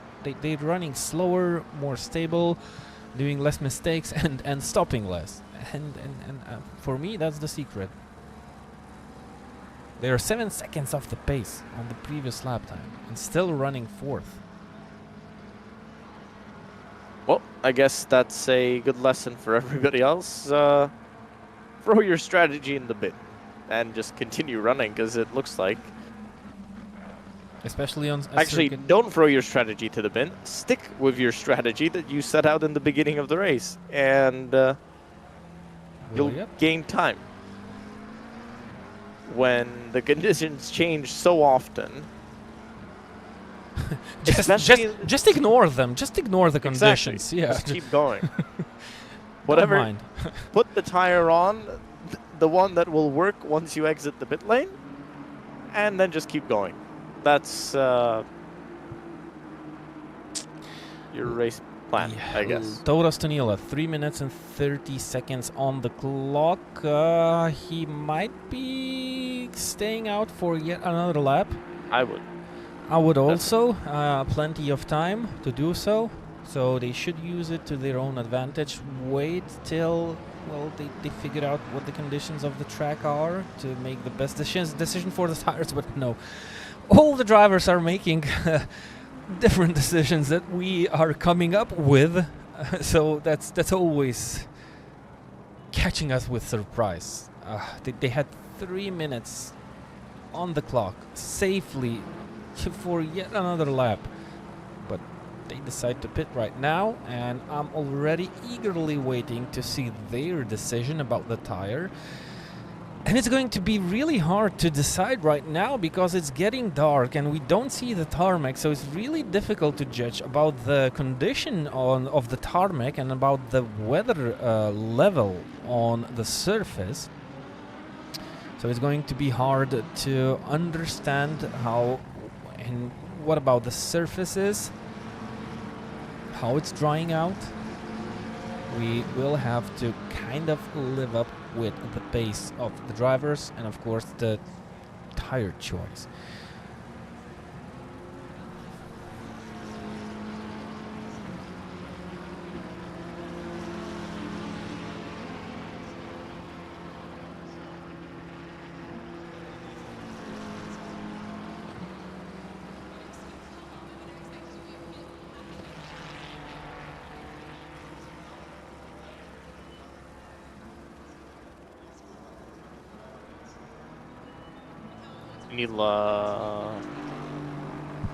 Good tires. They go on.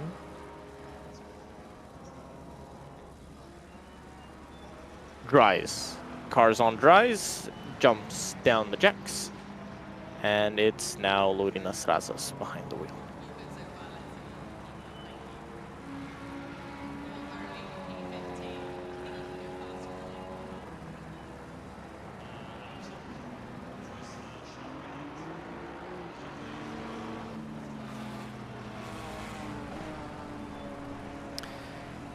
Let's get back to the car number 12, Kevin Lopez. 2 minutes 36. It's slippery. It's definitely slippery. The fastest lap time 2 minutes 30. So there's no. It seems that there is no dry line on the racetrack yet, and well, when you have to deal with traffic on slicks, with slicks on wet surface, it even gets worse. So you have to, well, kind of hope to meet as less cars as possible. Simonas Urbanas pitting.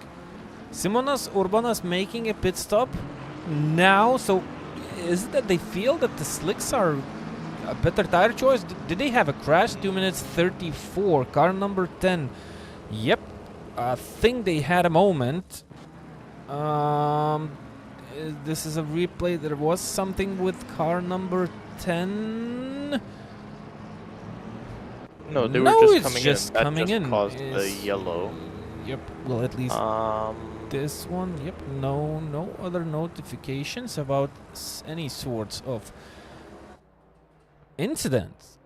That's strange. They had plenty of time on the clock. 24 minutes was still on the clock for Simonas Urbanas. I think they just wanted to follow. They just Maybe. wanted to be on Well, the same strategy. They didn't want to be offset.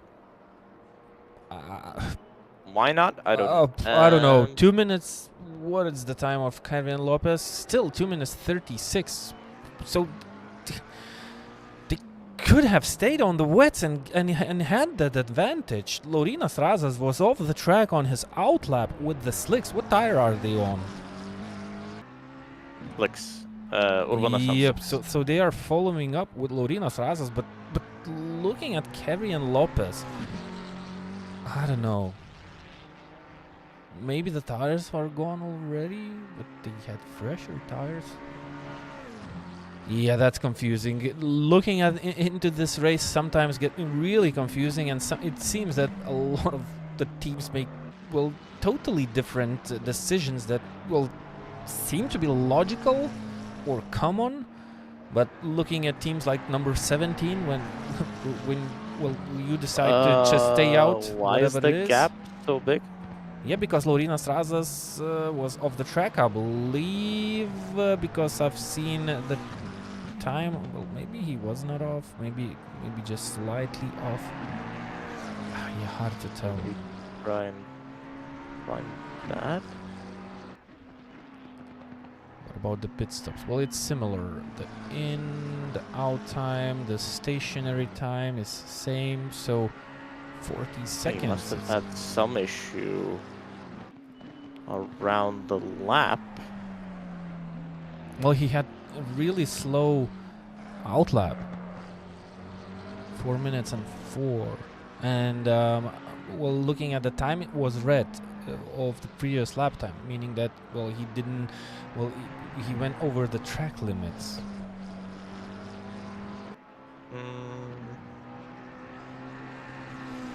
Wouldn't that... Alright, we'll figure this out at some point. Mitkus onto pit road as well. Butvela so he's also. Yep, Dainus Butvela didn't have the fuel in the tank. They had to come in. And I'm not sure that they didn't have the fuel in the tank. I think they're just following up what everybody else is doing. But is the track dry enough? Yeah, well, that's the biggest question. It doesn't look dry enough. Well, Kerian Lopez, 2 minutes 31 on slicks. That's his fastest lap time of the stint so far. Gediminas Kristolaitis, Stahinia Uvalovic, they are on wets and they are doing 2 minutes 27s and 2 minutes 28s. So it looks like this wet tire is still faster. What about the gap? Yep, that's definitely a big gap. 42 seconds. It was 10 seconds or so before the pit It was stop about took place. 20. I mean, wasn't it went up. 20. Okay, 15. Let's Yeah. say was above 10. It was above 10.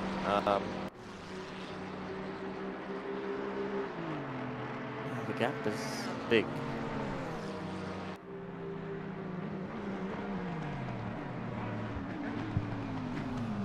Right, 2:33. Okay, 10 seconds gained in the out lap. 3:55.9 for Urbanas was a 4:06. 4:06 for Razas, I think.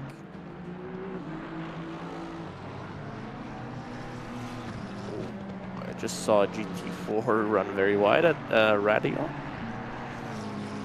That was Nani, actually, the class leader in the GT4s.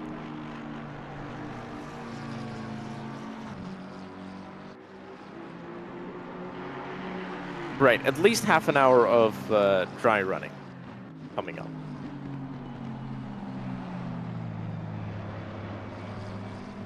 However,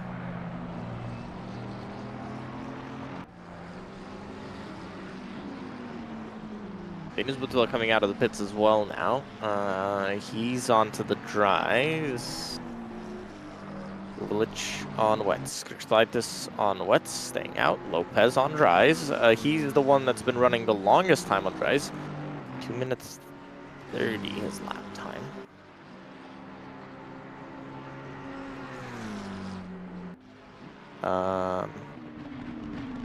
Samulanis, he's been onto pit road. That's the number 17 McLaren. Yeah, but they are down to P8 now after the previous pit stop. Yep. Onto slicks they went as well. Silverio on wets. Fort on wets. Right, we did see one car staying on wets after the pit stop. Can we remember who that was? Right, the number 3 McLaren of Mitskavicius. He's still on wets. 2:27.7 last time round.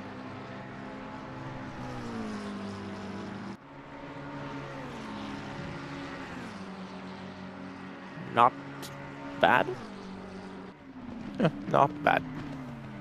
2:28. Still running quicker than the leaders are. Gustas Malakauskas 2:41. That's he's also on the slicks.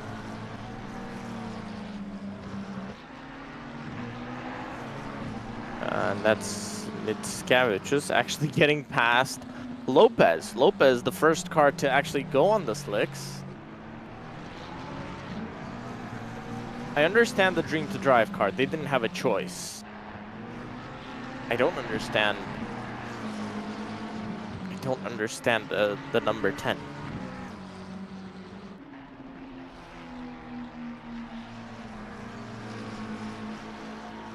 Really don't.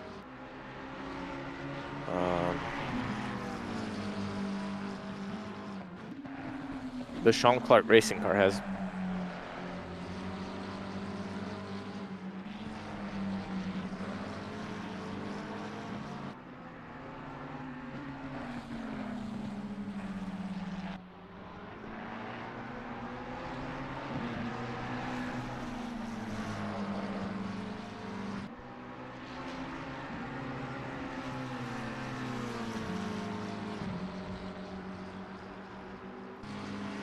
So 2 minutes 28.9 for Simonas Urbanas, 2 minutes 32.8 for Laurinas Razas. There's a huge difference in time per one lap. Both of the cars stopped on a similar time. Well, Simonas Urbanas stopped one lap later than the Dream to Drive car. It looks like they both cars are on slicks, at least by the information that Gustas sees or knows out of somewhere. Stahinia Uvatic on wets, definitely on wets, 2 minutes 29, 2 minutes 27 for Simonas Urbanas. Maybe they did stay on.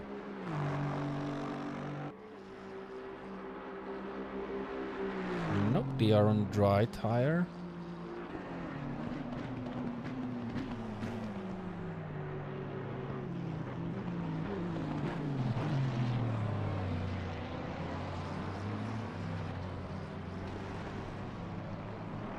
So, does Simonas Urbanas has so much more confidence in the tires that he's on right now? It's something we didn't think of, and why they might be so quick. To consider, they might also be playing around with the tire pressures. If the track dries up quite quickly, they might run into problems here. Yep. Of overheating. Yep. That is also possible, but still, it still amazes me. Where on earth did Dream to Drive lost that 30 seconds on that one lap difference in the pit stops? I think they're not generating tire temperatures. That's the main issue that they have. They're not generating tire temps. Well, yeah, they are losing like it's 3 seconds loss per lap right now, and that's the smallest loss that I see on the timing screens when they went back on the track after the pit stops. You can see the dry line already in some parts of the racetrack when the drivers are not afraid to use the width of the track and will actually go on the painted area of the track with slicks. That's how much grip it has on the outside of the surface. Simonas Urbanas is currently running behind the Dream to Drive junior team. That's Gaius Ciccinal is behind the wheel number 6, 2 minutes 26.9. So the car in front are having a nice time. They are on similar pace that the leaders are on. So suddenly, out of nowhere, the pace of the drivers is so much different. Like the midfield runners or the runners outside. They're also on wets. No, they're on dries. They are also on dries. The number 6, right? Yes. The Dream to Drive junior. Yes. They are on dry tires. And they managed to keep up with the same pace that the leaders have. What about Laurinas Razas? What about Gustas Malakauskas? Both of the cars are running really slow, even slower than Stahinia Uvalic, and Uvalic is on wets as far as my memory goes. We are hearing though that they're not generating tire time. Yes, so that's about tire pressure, definitely. See what it will be interesting what happens towards the end of the stint. I'm seeing that the sun has supposedly come out. There's not much sun, but no, you can kind of see it. The sky has cleared up. There's still wet spots on the track, but at least for the foreseeable half an hour, we should be fine. No rain. Yeah. But I'm pretty sure we are still expecting some rain. But who knows? Maybe it's going to stop. Maybe the wind will blow out the clouds away from the track, and maybe we will see no rain.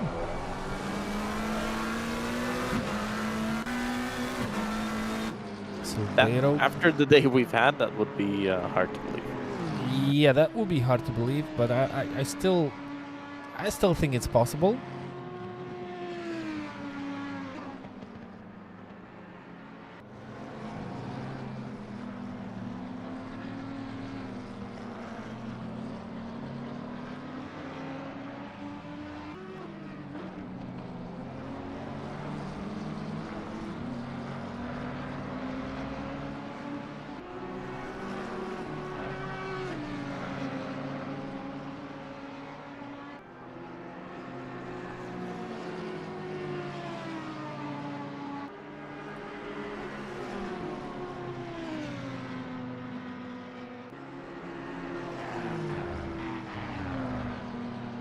Having a look at lap times here, I think Laurinas Razas is starting to go a bit quicker. That delta for him is now more onto the negative side. Looks like they're finally able to get some tire temps. Same situation for Gustas Malakauskas, Laurynas Razas 1 second up on his previous lap time.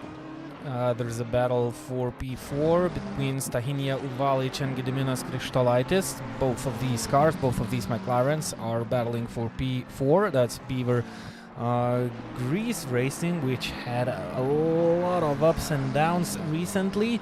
And the team Serbia by Rukhanor. And oh yeah, that's it. They swapped the positions. Thinks Stahinia Uvalic has some sort of problems. Did he enter the pit lane yet? No, both of the cars are still to make a pit stop. But I think they started to struggle on those wets. Maybe they are gone already. Though the pace is still good. 2 minutes 28 versus 2 minutes 29. Yep, the pace got up for Laurynas Razas. So, well, the track is drying out. And the surface is becoming slightly warmer from the tires, and well, maybe the driver is finally being able to warm up the tires slightly more.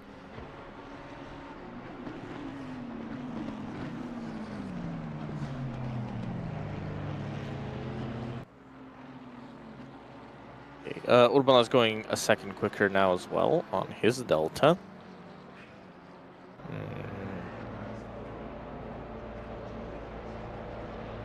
Gediminas Krištolaitis into the pits. That was a car on wets, and Uvalic as well down onto pit road.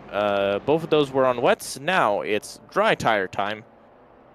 As we can see, the dry tires finally becoming quicker. Simonas Urbanas 2 minutes 24.9. That is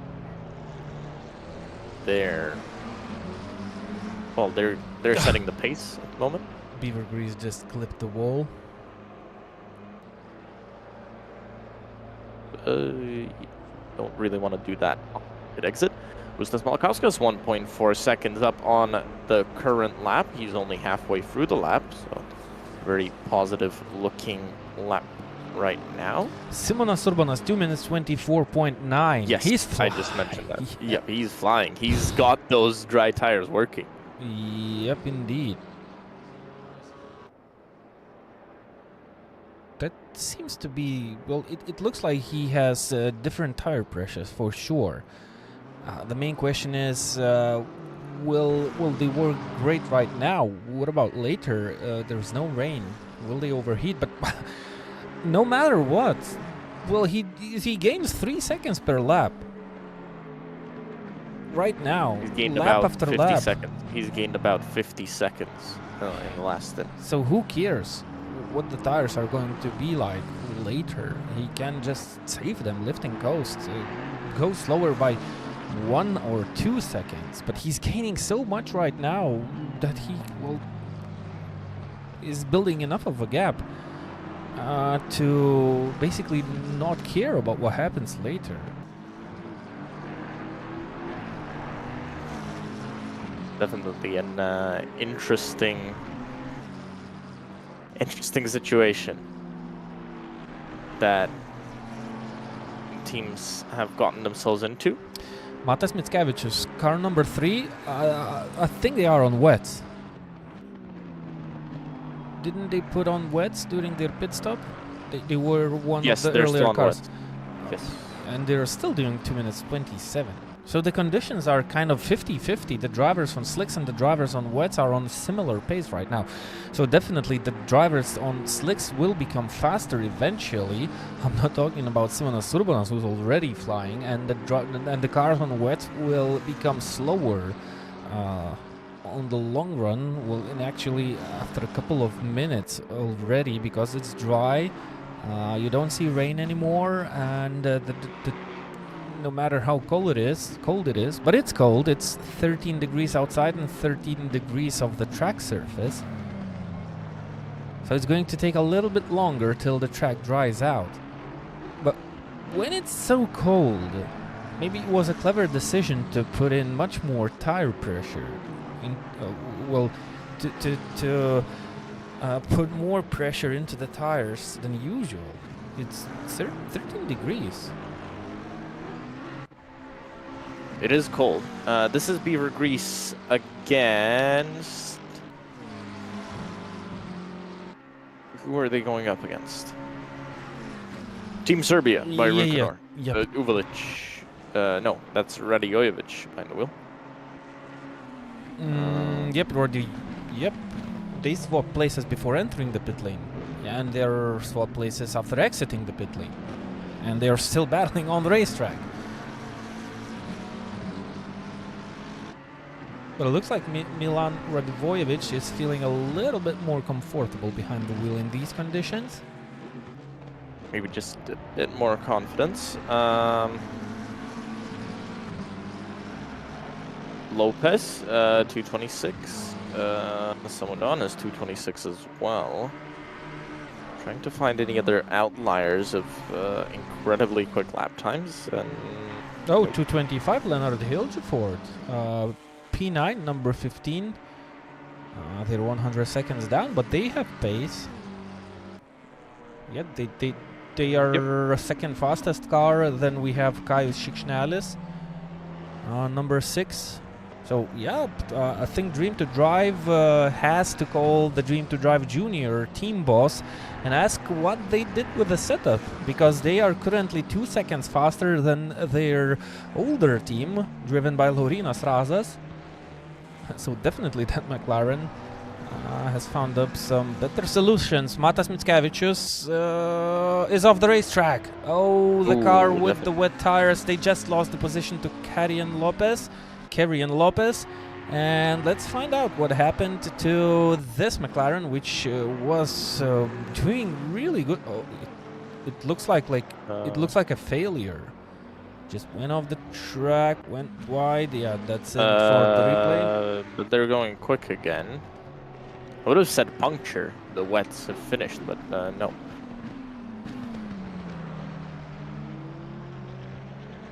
You know what I think is... Yeah, I think they had maybe a wet tire puncture failure? Maybe. Yep. But they were going quick after. Well, all right. Maybe down the straight. But something happened, definitely. Talking about tires, my hypothesis here would be this. Because the McLaren is a bit more pointy, a bit more sharp and darty, and a bit more difficult to drive, and it's using a bit more tire because it's more pointy. That's why it's easier to get temperature compared to the Aston Martin. Yeah, but oh, clipping the wall. Something's wrong with McLaren. A little bit more pointy. Yeah, okay, I get that point. But that little bit of more pointy, producing in 3+ seconds per one lap, that's a huge difference. I think they also got the right call in terms of tire pressure. Tire pressure. I think that's the most. Yeah, I think that's the most important reason for that. And you want to guess when the rain is coming? 30 minutes. Yes, in half an hour. I really was hoping to see no more rain this afternoon, but well, why not? Bring it on. If it's how we started, it's how we want to finish this race. Maybe get that. Finish? You're planning to still finish in the wet? Yeah, why not? You think it's gonna stay wet? No, I think it's gonna dry out again, then keep raining again, then dry out again, and then I think the rain will come towards the very end of the race to make things much more interesting, as if we didn't have a really interesting race already. You know, this is unique because now we're not gonna have the track dry up quickly. Yes, that's different. You know, it's still kind of wet. Yep, the experience that teams have gathered during the day, it's not going to work out. And they have to be adaptive, they have to be dynamic, they have to understand what's happening. But it looks like a lot of teams know what they are doing, and they understand what's it going to be like after the conditions change. Because we've seen, at first we thought that we have seen interesting decisions by the teams, but later out it showed that the teams know what they are doing. Maybe a lot of them have experience in races like these already, so they do those decisions regarding the experience. they will know what to do when the conditions gonna change afterwards. Matas Mickiewicz back on the track, so maybe they had a puncture. Maybe it was a puncture. They're now on dries, by the way. Yep, they are now on dries. A little bit late to the game, but you couldn't say they lost time while they were on wets. Actually, they were really quick and actually on par with the pace they had. Oh, Kaius Schicknal is having difficult life. Is he, or is it the exit of the pit lane? Did they just make another pit? Oh, they had a drive-through. They just made a drive-through penalty. There's your race. You have to think about your decisions, Milan Radiovic. Currently 7th. At the top of Radion. While he's trying to get around, he can't spin the car around. Yeah, he has to put it in. Car coming out of the pits. They don't see him. The cars on track don't as well. Okay. Continuing on. Yeah. Dropping down to 7th, by the way. Oh, and they had to, yeah, they had to lift, and this is unsettled. This has unsettled the car. They just gained a slower GT3 car. They had to lift, maybe hit the brake a little bit, and that unsettled the car, and that was a heavy hit, a heavy impact with the wall. The car is definitely damaged. For a car that was doing so strong, it's still doing strong. They are down in P7, but yep, the car is hardly drivable. I think that's Gustas Malakauskas who got past Milan Radivojevic.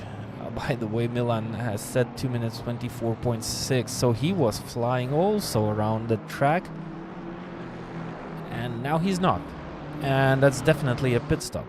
And they still have to go with the dries, but time before the rain comes is getting shorter and shorter, so that's bad. That's actually really not a good moment to have a crash, because you have to stop now, and then when the rain comes you will have to come in again. It's undrivable.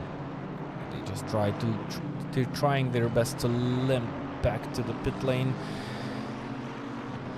Yeah, that's their only choice here. There's no other way to get back to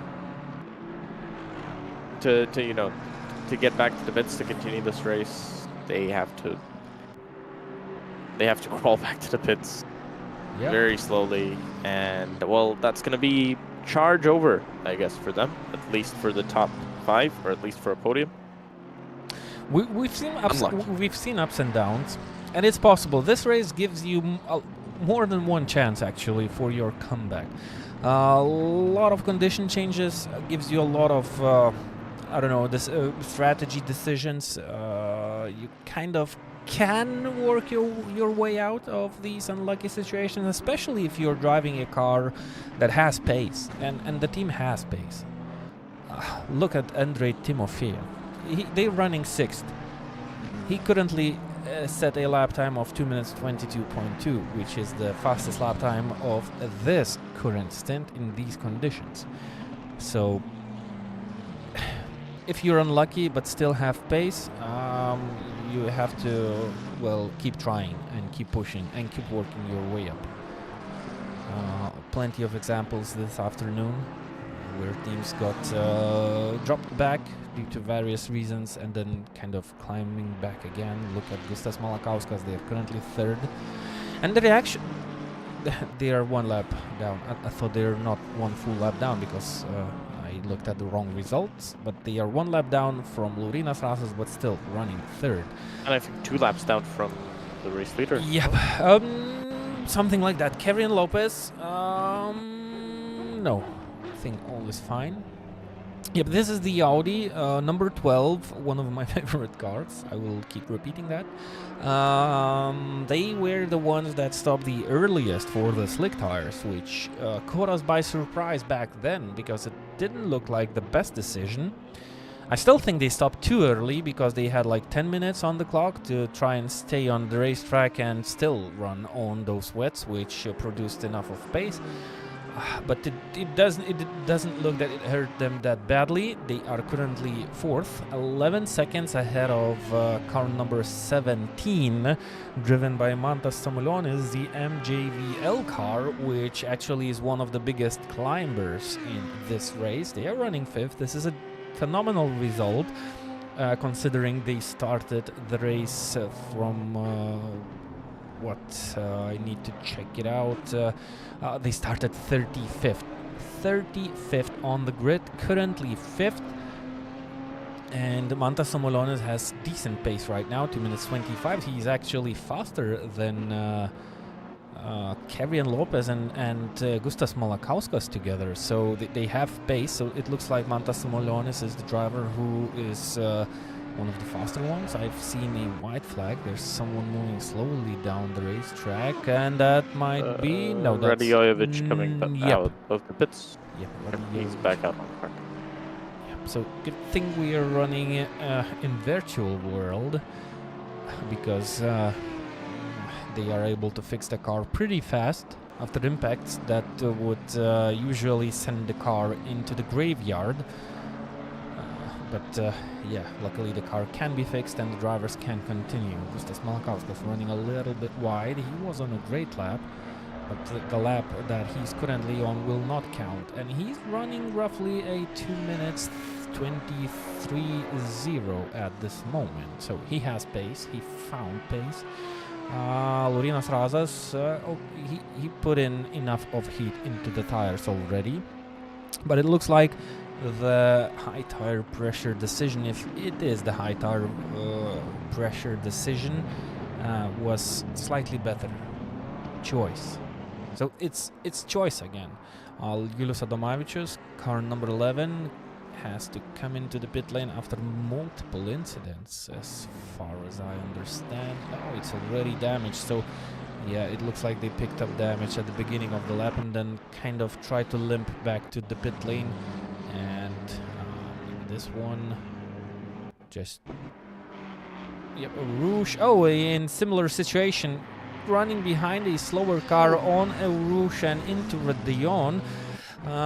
You suddenly lose front end grip, which then converts into the oversteer mode and a really snappy oversteer. That's not the first time we see crashes happen like these in this race on that spot. So sometimes it catches drivers by surprise. You know, the snap of the rear wheel of the rear end, the sudden snap of the rear end is basically uncatchable, and it happens when something goes wrong. Similar to the situation when you gain on a car that it's slightly slower than you have hoped for. Well, it's a 2 minutes 24.3 for Gustas Malakauskas. My mathematical knowledge is not that perfect, it seems. I was counting on a 2 minutes 23.0, but maybe Gustas Malakauskas made some small mistakes down the road. But he's still gaining. Simonas Urbanas on a really nice lap. That should be a 2 minutes 21 if the timing sheets are correct. Yep, 2 minutes 21.2. Wow. So yep, it's not. The tires are still not overheating. They made the right choice. Even if they do overheat now, that doesn't matter. They've gained. They are still gaining. Around 50 seconds. Yep, they're still gaining, right? They're still gaining. Still gaining quite a lot. This might be a call where the call from Dream to Drive to stay on the wets was potentially a call that brought them back into the race. That looks like a car going the wrong... Well, at least one was going the wrong way. Let's see what happened here. Wasn't that the Audi? Wasn't that the Audi of Kerian Lopez? No, that looked like a Ferrari. Okay, thank God. Yeah, so back to your topic. Yep. What were we saying? Right, that they made the correct choice. They made the correct choice. Dream to Drive came back with that brilliant wet tire pick, and well, Simonas Urbanas has put on the stint of a lifetime. Yep, and I think he made the correct choice with the tire pressures. That's what we are assuming, why there's that much of a pace difference. Now it's slowly equaling out. Laurynas Razas just put in a 2 minutes 22. So I'm just sticking with the thought that they have totally different tire pressures, and the tires are starting to kind of turn on right now on that number 2 Aston Martin Vantage GT3 car by Dream to Drive. And if I'm not mistaken, the timing delta shows another wonder being made by Simonas Urbonas. He's currently on a lap time that might be a 2 minutes 20.1. So that's another 1.1 seconds track faster. improving very quickly. Very, very quickly. Ooh, Berezin's on the inside of Radivojevic. I'm watching a totally different thing. That's why I've just reacted. Into the calm, there was almost a very big crash. 2 minutes 20.0. Wow. 2 seconds. And another 2/10 now he's gaining. Yeah, he's gaining another 2/10. Yep. The fastest lap time by Laurynas Razas is 2 minutes 22.0, and he's currently 1 second down his own fastest lap time of this current stint. Wow. So you can win a lot and you can lose a lot by wrong decisions made during the pit stops. But also you can gain a lot out on the racetrack. Of course, with some good decisions made in the pit stops. But still, driving out on the racetrack. That's all done by the driver. Even though he has a slightly better car, he still has to drive it, and he still has to do it perfectly. And Simonas Urbonas is driving faster lap after lap after lap. He's always being faster with every completed lap. So, yep, this was a good call. It's almost back to where it was. So the gain that the Dream to Drive made out of the good tire choice has almost vanished.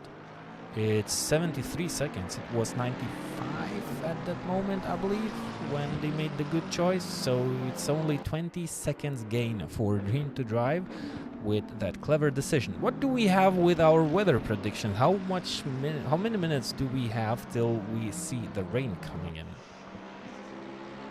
Half an hour? Still half an hour, okay. Well, it doesn't update, so we don't actually know. It could be 12 minutes. It does say half an hour.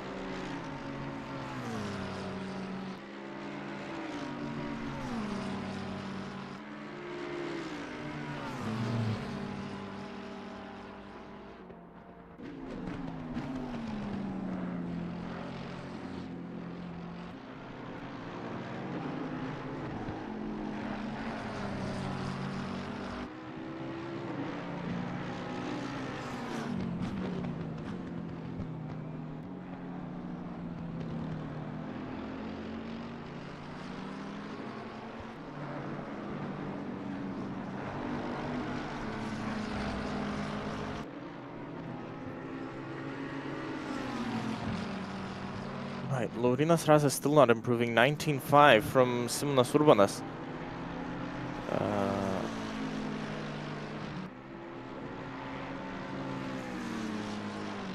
Yeah, it is a 19.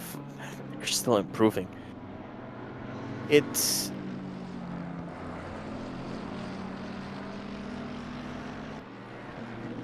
Wow. Watch and learn. Oh, you know what we have missed? Well, these are already dark conditions, and we have a car on the racetrack which is doing wonders, so why not enjoy some fancy rides sitting beside Simonas Urbonas and, well, basically watch and learn how to be fast, even with the traffic. Look, he lost a little bit of time while overtaking the car, but he was still improving up until this moment by 3/10 per lap. Now he equals his previous fastest lap time, which, as Gustas mentioned, is 2 minutes 19.5. And he's still on par with that pace. Laurynas Razas gaining only 1/10 on his fastest lap time, which is 3 seconds slower already. Gustas Malakauskas doing decent pace now. Mantas Samulionis just lost position to Andrei Timofeev. Sorry to disturb the fancy ride with Simonas Urbanas. We will be back with that, but I think we just had a nice position change. Can we get the replay? I'm not sure if we on the right spot. Definitely we will see the overtake here in this replay on the beautiful dark Spa circuit, but it doesn't look too difficult. Andrei Timofeev, well, Andrei Timofeev, 2 minutes 18.3. He just set the fastest lap time of the current stint before overtaking Mantas Samulionis, whose previous lap time was 2 minutes 24, so he gained 6 seconds per one lap, maybe. Is that not the fastest lap of the race? Yeah, that might be the fastest lap. Race. Not even of the stint. That's yes. the fastest lap of the race. Yes, you're right. So the condition, well, the cold, dry conditions are the best conditions to set the fastest lap times of the race. Yep. It does say track grip optimum, so in terms of rubber on the circuit, wow. Let's wait for that rain. So that means there's a lot of rubber building up on the racetrack. It might be interesting when it starts raining, and everyone knows it will start raining. Mantas Samulionis is down to P6. Somehow his pace got worse on the previous lap time. But what about the pace of Andrei Timofeev? You could say that out of nowhere the Beaver Grease team is rising back up. Oh, what just happened? Andrei Timofeev, did he have a spin? He just lost the position that he has gained. Number 9 yellow flag. Let's take a quick look at the replay. Yep, he totally missed the braking point. Oh, and good stop. Oh, it was a crash. There were 2 cars off the racetrack, so we just caught up with the very end of what happened to Andrei Timofeev. But I think there was a crash. You have info, by the way, from the Dream to Drive car on why they've been running so slow. They've been running this race very much in eco mode, as they've only used 1 set of dry tires and 1 set of wet tires. They've been running around with the same 2 sets of tires for the last 7.5 hours of this race. Oh my god, you live and learn, you know? And, they said that the tire might blow up soon. By the way, Andrei Timofeev fighting back for that P5 spot. He's clearly quicker than Mantas Samulionis, but well, the Dream to Drive decided to save a bit of money today and run the race a bit cheaper. They might not be the only ones doing so. That's why we see such huge differences in time, in pace at this moment. We have a lot of teams running on dries in 2 minutes 23, 2 minutes 24. They are definitely faster drivers. So maybe there's a lot of drivers who don't know that they need to change the tire to not put on the same set of slicks time and time again. Yeah, so 22 minutes for... The team is very adamant that this was not on purpose, and they actually just did not know that they needed to switch the set, because they kept switching between dries and wets. Every pit stop was either you take a dry set or a wet set, but it always kept switching, and they didn't realize that the actual set of tires did not change. I'm pretty sure that might be the case for most of the drivers. I'm pretty sure about it. Look at the pace difference. Definitely it's not for Simonas Urbanas. Definitely not for Simonas Urbanas, and definitely not for Andrei Timofeev. And we are naming names that are really famous in the Assetto Corsa Competizione platform. So they definitely know the ins and outs of this platform. And there are a lot of guys who are just racing for fun. They are good drivers, but maybe not that used to the Assetto Corsa Competizione system. And there you go. There's something new you learn during the race when it's a little bit too late already. 84 seconds gap between Laurynas Rasas and Simonas Urbanas, just because someone didn't know the whole situation and the whole ins and outs of a software that you are currently using. Jason Bellido, number 38, I think they had a really nice moment just a couple of seconds ago. Yep, losing the back end, almost having a contact. Avoiding any contact, actually. Oh, and that's a dangerous return to the racetrack. I'm not sure they would describe that the same way as you did by calling it a nice moment. I don't think they would agree on that. Yeah, maybe but, not. Sure.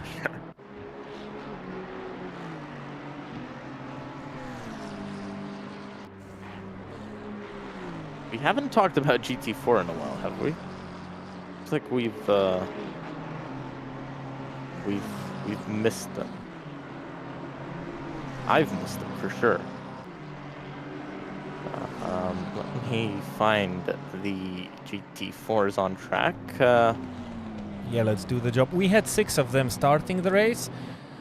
We have 6 of them. All of them are still racing. The April Racing car is still on the racetrack. It looks like Mikutskas is still behind the wheel, so no ladies seen around. If you see any ladies, please call them out. Something happened with our telemetry system, and I don't have good feelings about it. Well, it still works. Yeah, I know what happened. Sorry, let's do this. And I don't know why that happened. Yeah, back to normal. Right. Thank God. So this is Skribic.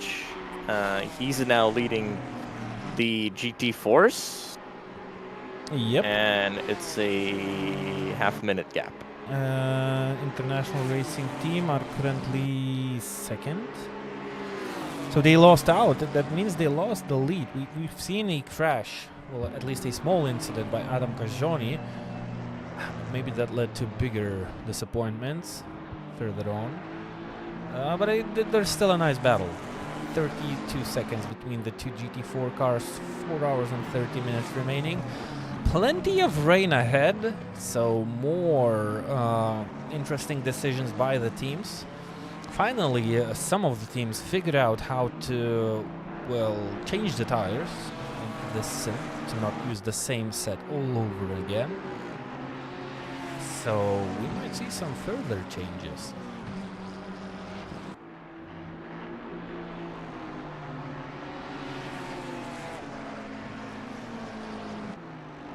Skribic working with the traffic. It's definitely easier when it's dry. Even though it's dark, you can still see the track. But when it rains, it might be worse. I think we will get back into the cockpit of the current race leader for what could be a lap around the Spa-Francorchamps circuit. Sadly, we started the lap a little bit later than with the starting line. We just went around the Combe section and approaching Bruxelles. This is a downhill right-hander, 180 degrees hairpin. One of the trickier corners on the racetrack. Kevin Lopez just had a moment, I believe. Oh, maybe they just went out on the racetrack. Alexander Tsalikovic has just went off the racetrack. Yeah, but sitting beside Simonas Urbanas, it doesn't seem too bad, even though it's dark around the track. Someone's going off the racetrack. Simonas Urbanas has to be cautious. There's a Ferrari 296 GT3 running slow, coming back on the racetrack. Yeah, but Simonas Urbanas is kind of having some good visuals. He can clearly spot what's happening ahead of him, be cautious, sees the track, sees the cars going off the track. And while we wait for the rain to hit the track, yet another time this afternoon or this evening, we still enjoy the masterful driving by this Lithuanian driver, driving for Sean Clark Racing. By the way, Jan Nimtz drove the qualifying session in the first stint of the race. He's nowhere to be seen since then, and we're 7 hours and 30 minutes into the race. So we might still see Jan Nimtz hopping behind the wheel of this McLaren, practically eliminating any hopes for other teams to try and gain. Well, we're 10 minutes away from rain. 10 minutes away from rain, and yeah, there's still enough drive time.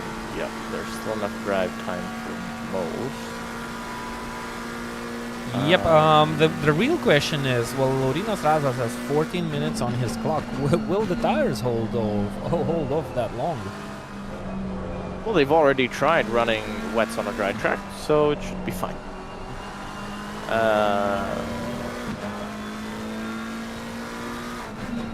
Yeah, so... Yeah, dream to drive a team on a budget, you know? You can call them like that. So, almost winning the race, then what can you do? You have only two sets of trials, yeah. You know, sometimes they were actually quicker, so... Yep. Well, let's see what happens once they're finally allowed. That's close. That was tight. Let's see what happens once they are finally allowed to put new tires on their car. Andrei Timofeyev, they are currently fourth. They are quite a long way behind, but during these conditions they show nice pace. Hello, Apple Racing Team. They're still circulating. I think they are coming back, back and out again, in and out, time from time. Well, rain is here. Rain is here. Wipers are on. Slick tires right on time.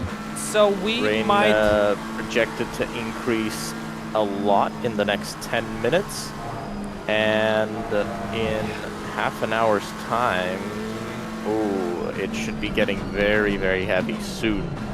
We will definitely some early stops. Not waiting for the stint. We'll run us immediately into the pits. Yep, why not? You have 90 seconds lead. You know that the rain is going to be heavy.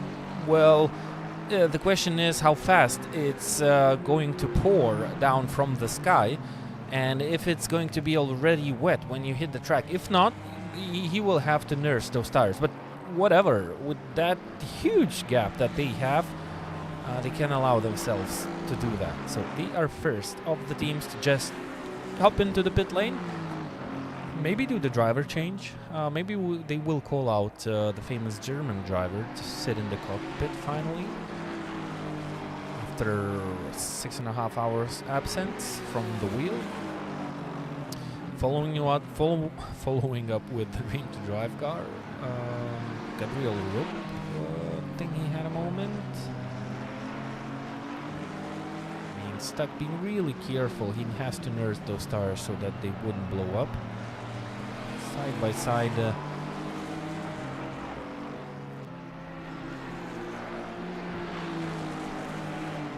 Through Stavelot, into Corbepol Frere, onto Blanchimont Straight. And well, from the outside cameras, it's really hard to tell now how hard it's raining.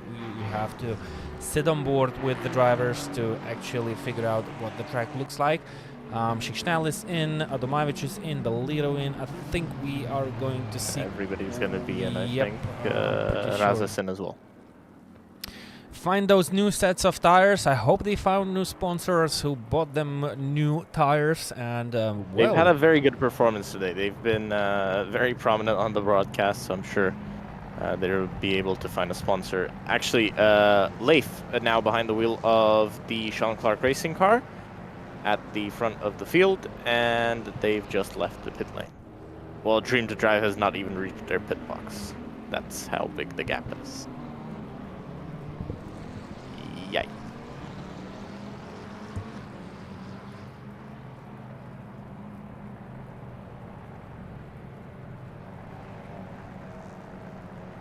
Yep, 90 seconds. So it's basically, it was a gap of one full pit stop. That's why we see the difference.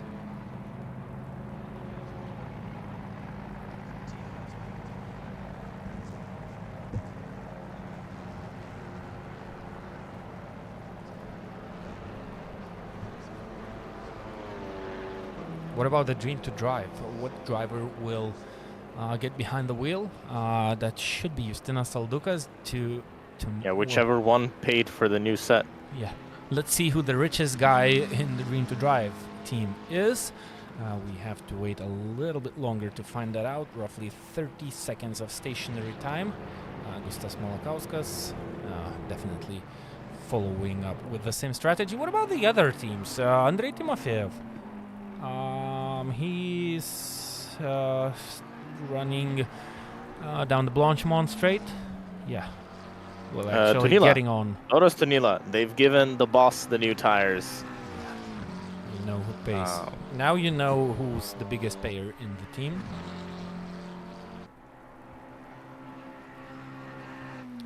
What about Andrei Timofeev? Is it already that much wet on the track?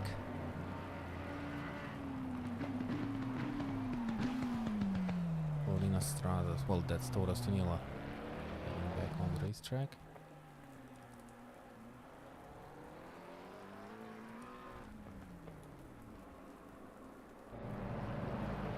Yep, it's wet from this camera angle.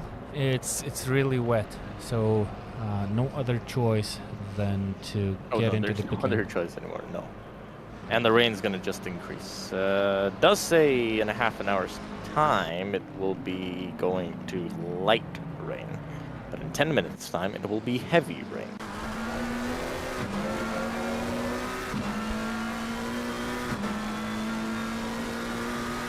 During the night time, some of the liveries simply pop up beautifully, shining colors. They look different. Surrounded by the darkness, lit up by digital lightning.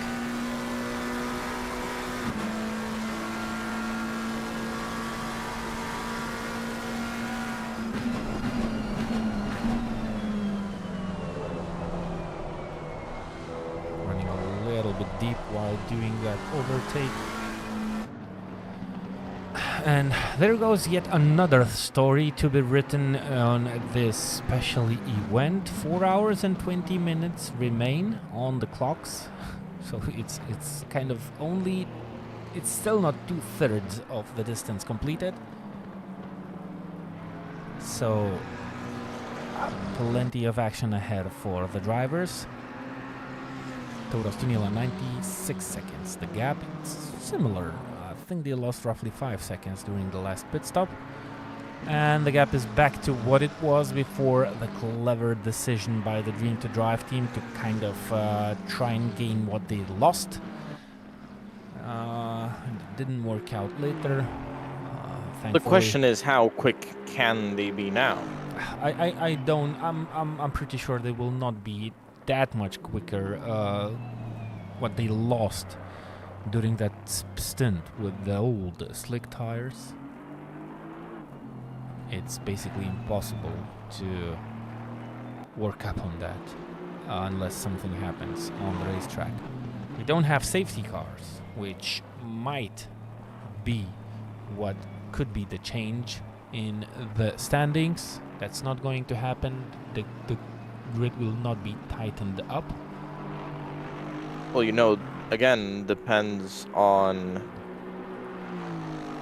what happens with the conditions out on track. You know, how the track will develop. When will it dry back up? If it will dry back up, will it get more wet? So this isn't over yet. Yeah. Yep, definitely not. It's about the changing conditions and about the decisions of the teams. But I really would like to see that happen, but it's really hard to believe that one team would be able to pull out two Joker cards out of their sleeve during one race. Well, they did a move once. Now You're watching this race and you're saying something's hard to believe? I think after today, anything is believable. Yeah, looking at this race for sure, but looking at the two teams battling for the win, no matter how dynamic the race is, they'd have to get lucky here. Yeah, they'd have to get lucky for sure. Yeah. It's like winning the lottery 2 times in a row, you know, for one person. So it's possible, yeah, of course. You always can hope for that, but well, theoretically, it's still with all those changing conditions, it's hard. But anything can happen. We are still on the racetrack. Accidents happen. We've seen Gustas Malakauskas. We've seen, I believe, Milan Radivojevic being knocked out of the track by slower drivers by accident. So it's it's still on the plate. Those things are also present here. So the race is far from over. The guys have to still proceed on what they are doing. They have to be the best of their own right now. And yeah, of course, a lot can happen.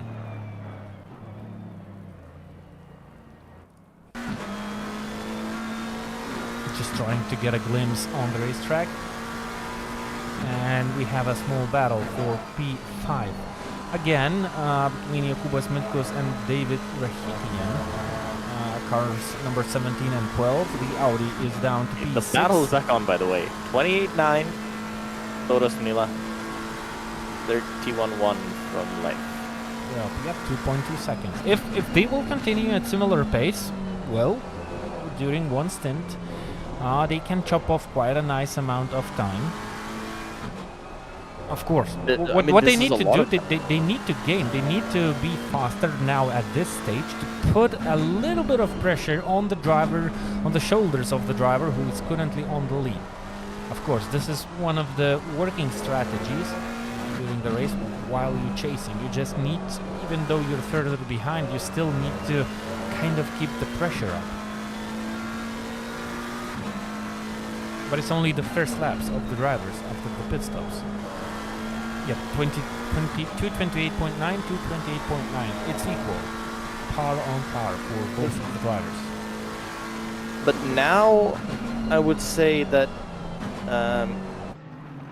that they've been required to push again. Jean-Claude Racing have been put under pressure again. They cannot relax anymore like they thought they would. Let's see what Dream to Drive responds with as well. Well, Toros is on slightly quicker lap.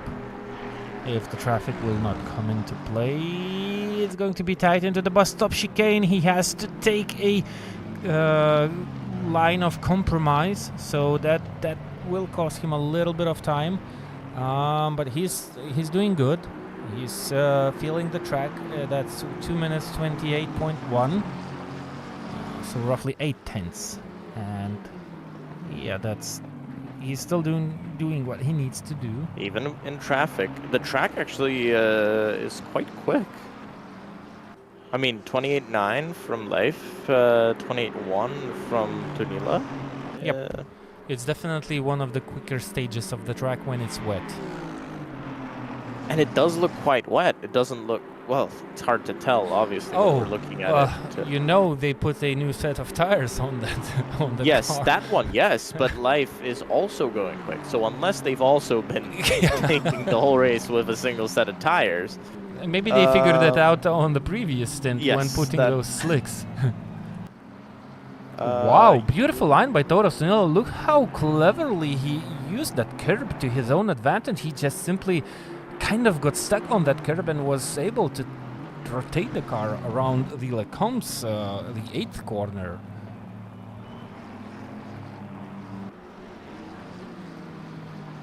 And he's currently on a similar pace of his previous lap time, 2 minutes 28.1, roughly about that. Alex Leif running roughly 2 minutes 28.9.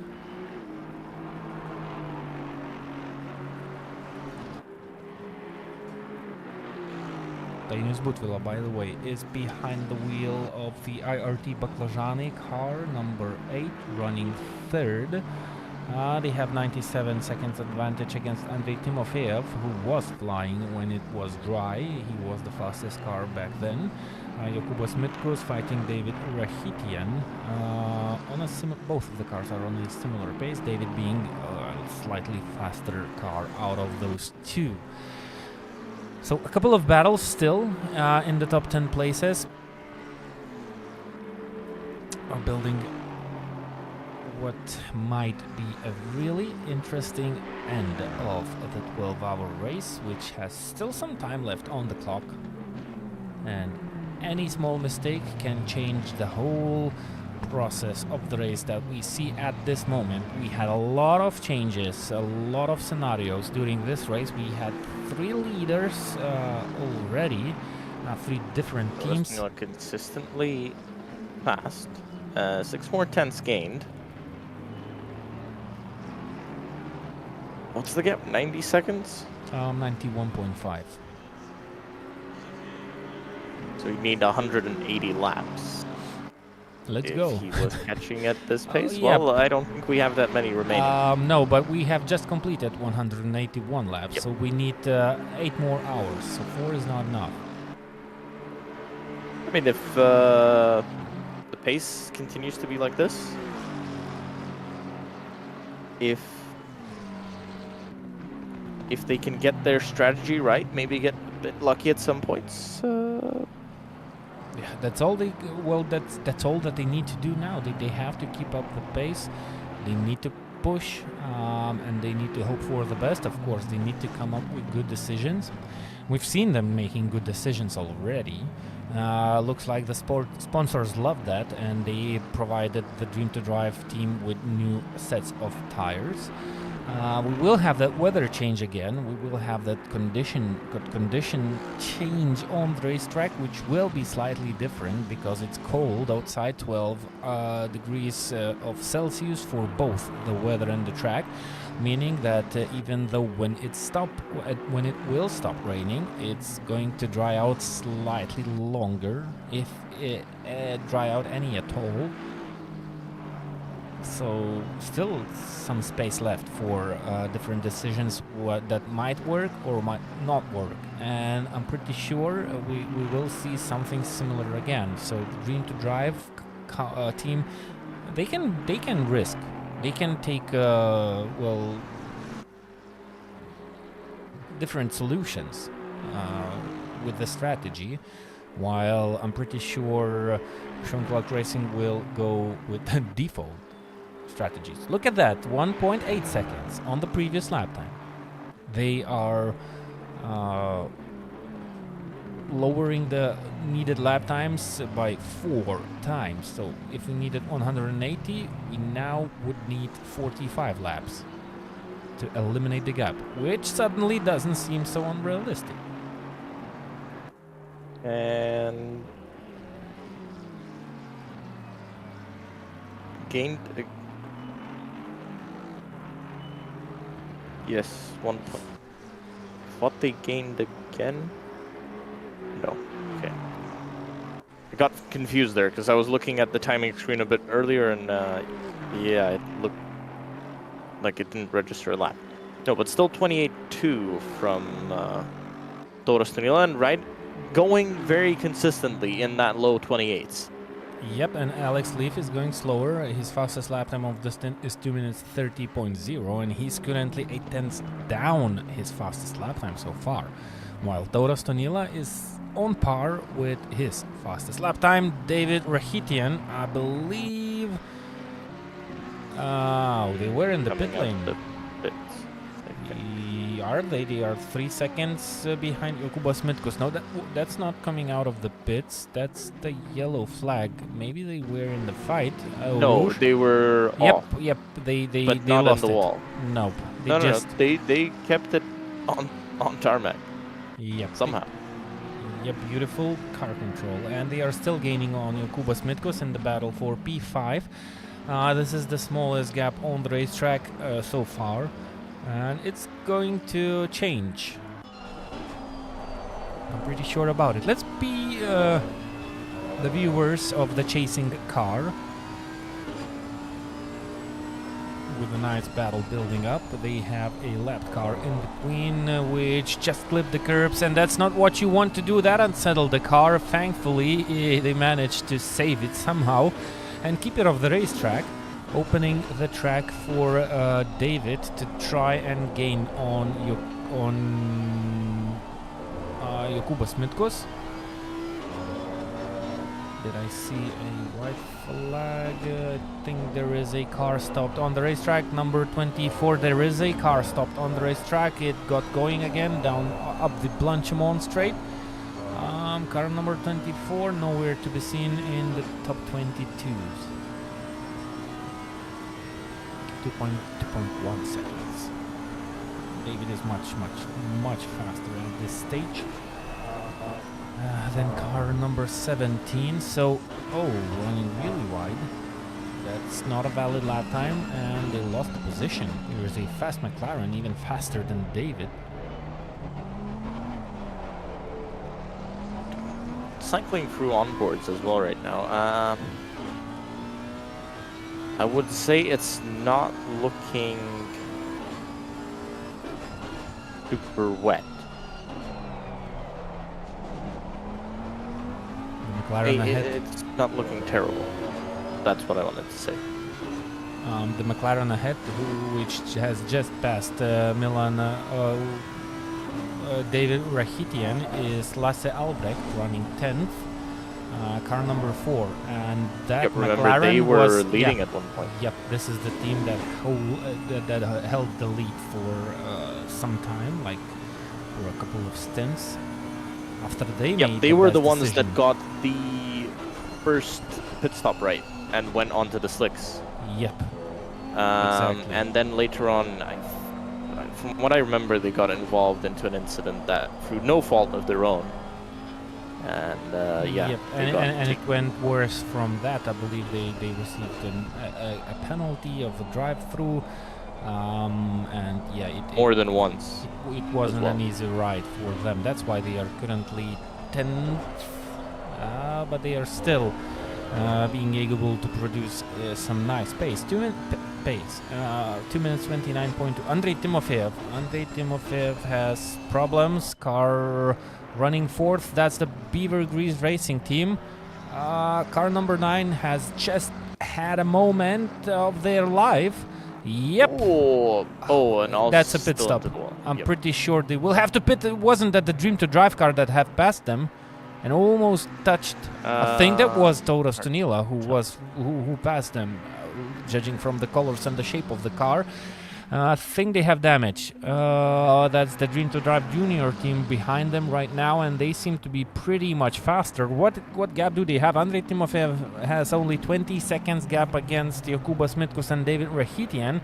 They decide to stay on the racetrack, but they are definitely running slower than usual. I think they're gonna fix it once the track dries out, and that's coming in half an hour.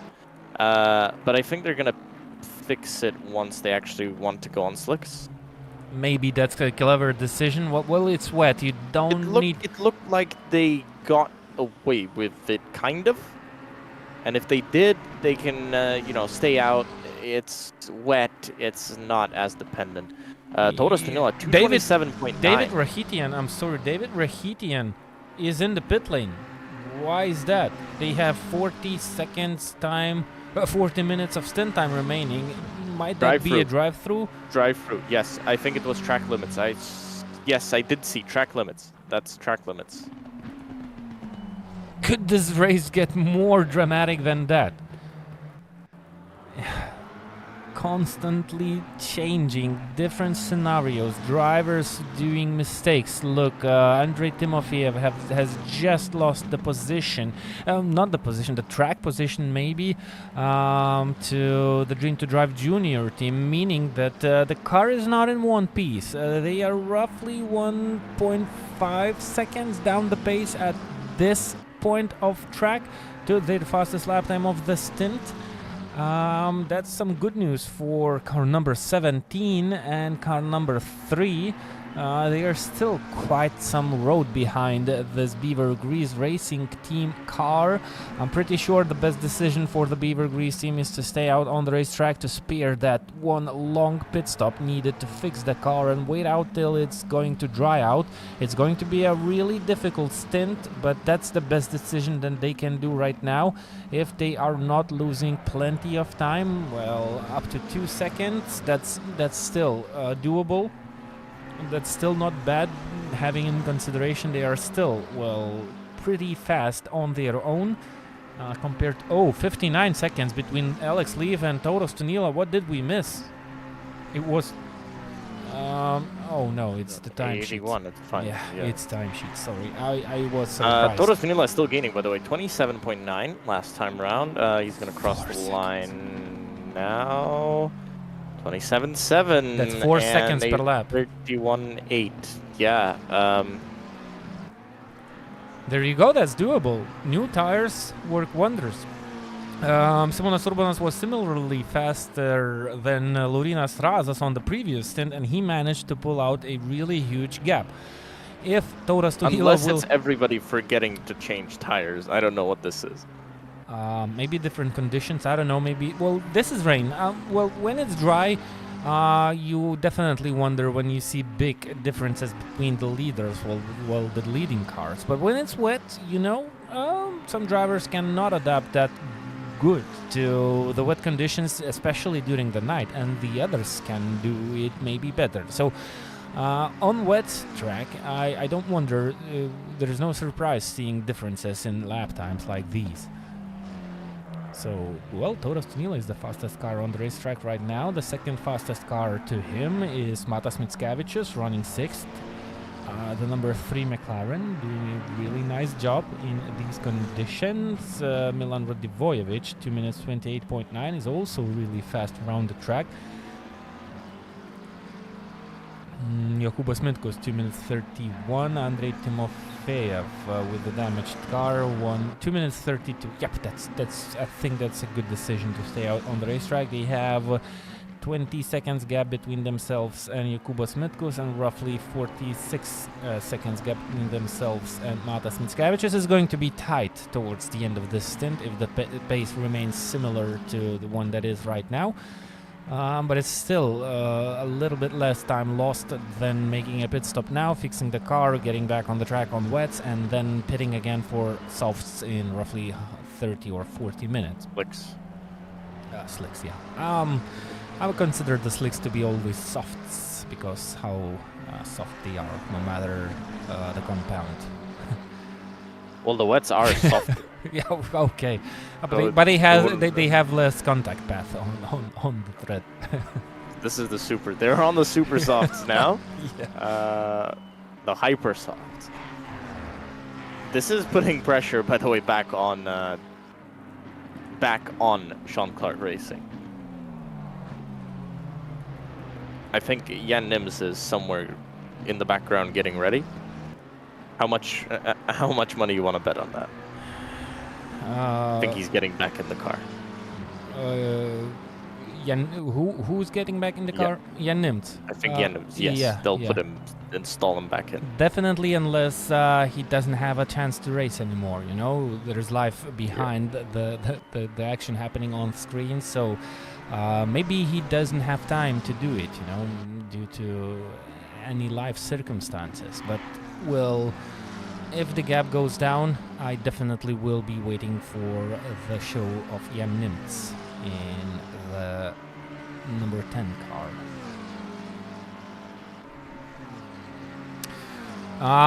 Wow, we just passed the 8-hour mark of this race already, and the most perfect time to make a pit stop for both of us, Gustas and myself, has come already.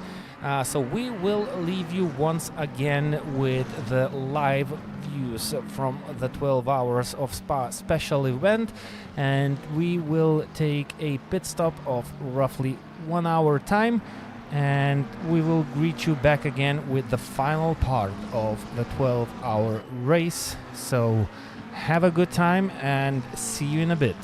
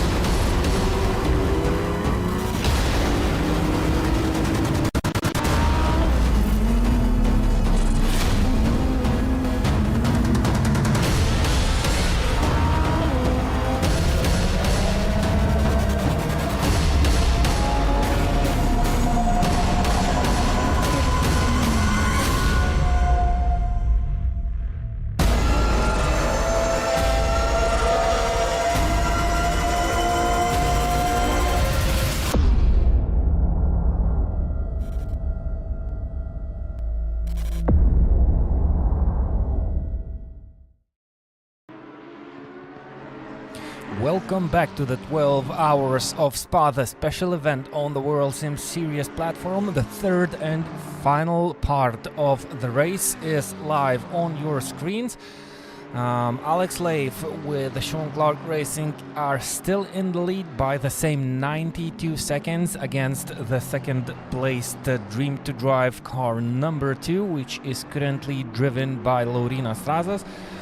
Gustas Malakauskas running in third. He's already 2 laps behind the leaders and close to 2 laps being down to Laurynas Razas. Gediminas Krikštolaitis, the Beaver Grease Racing Team McLaren 720S. They are currently 4th, only 13 seconds ahead of Matas Mickevičius, who is running 5th, with Mantas Samulionis 43 seconds behind the number 3 car, running 7th. Sven Gerdes 100 seconds behind Mantas Samulionis, running 7th, while the car number 5 are 8th in the GT3 and overall class. Kevin Lopez with the Audi R8 GT3 car are down in 9th after a really successful mid-stint. And Kaius Šiksnelis, the Dream to Drive junior team, are currently 10th. Adam Kajoni back in the lead in the GT4 class with the number 49 car. Number 50, Amir Rahmanian, are currently second in the GT4 class, almost, or basically 1 lap down from the GT4 class leaders. Adam Benko is currently third in the GT4 class. 5 GT4s are still running. We have that one car that is sometimes flashing back onto the racetrack. It is dry on the virtual Spa-Francorchamps circuit. I'm not sure what the further prediction for the weather is, but it looks good. It looks good. At least for the next half hour, it should be dry. Hopefully, we'll see how long that actually lasts, but at least for the time being, we are looking at a dry race.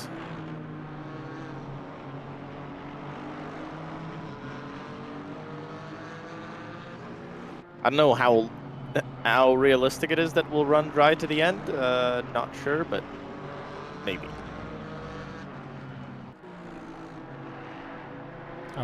Well, we don't have a lot of information, but judging from the race, how it went up until this, you can really expect some more rain, even though it has been a while since it didn't rain. But that doesn't mean that it will not rain anymore. Well, that would be a surprise. Well, it did rain about an hour ago. It did rain, of course. And it actually would be a surprise if it wouldn't rain anymore. Drastic change of conditions, of course. It's already pretty late on the track in Spa-Francorchamps. What is it? Where's the date? Oh, it's 20 past 12 a.m.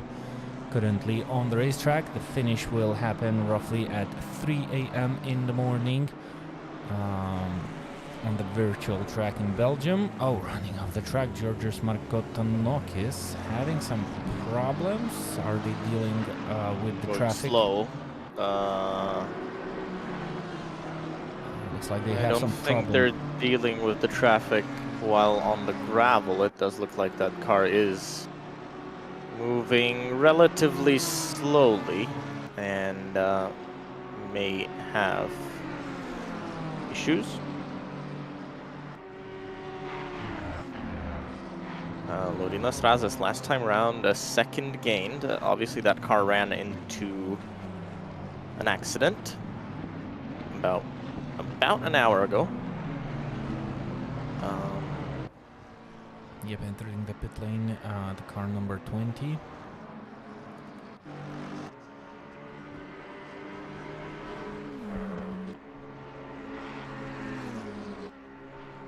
Will be very interesting to see if there is a chance of something changing for the lead. Last few laps have looked positive for the Dream to Drive team. 1.4 and 7/10. Definitely looking positive on their end.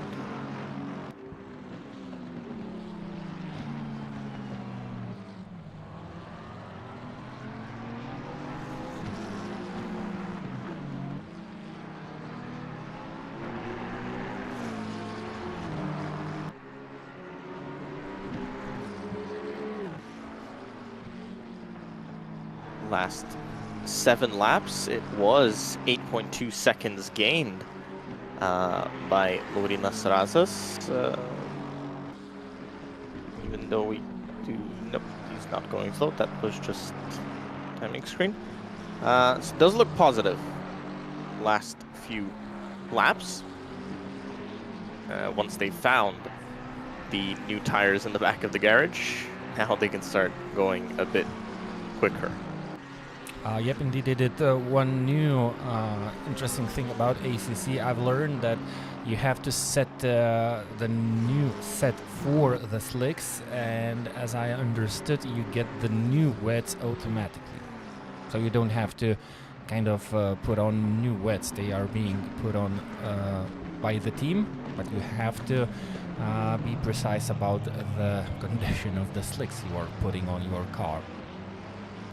So that's why we saw the Dream to Drive car actually never struggle when they were on the wets.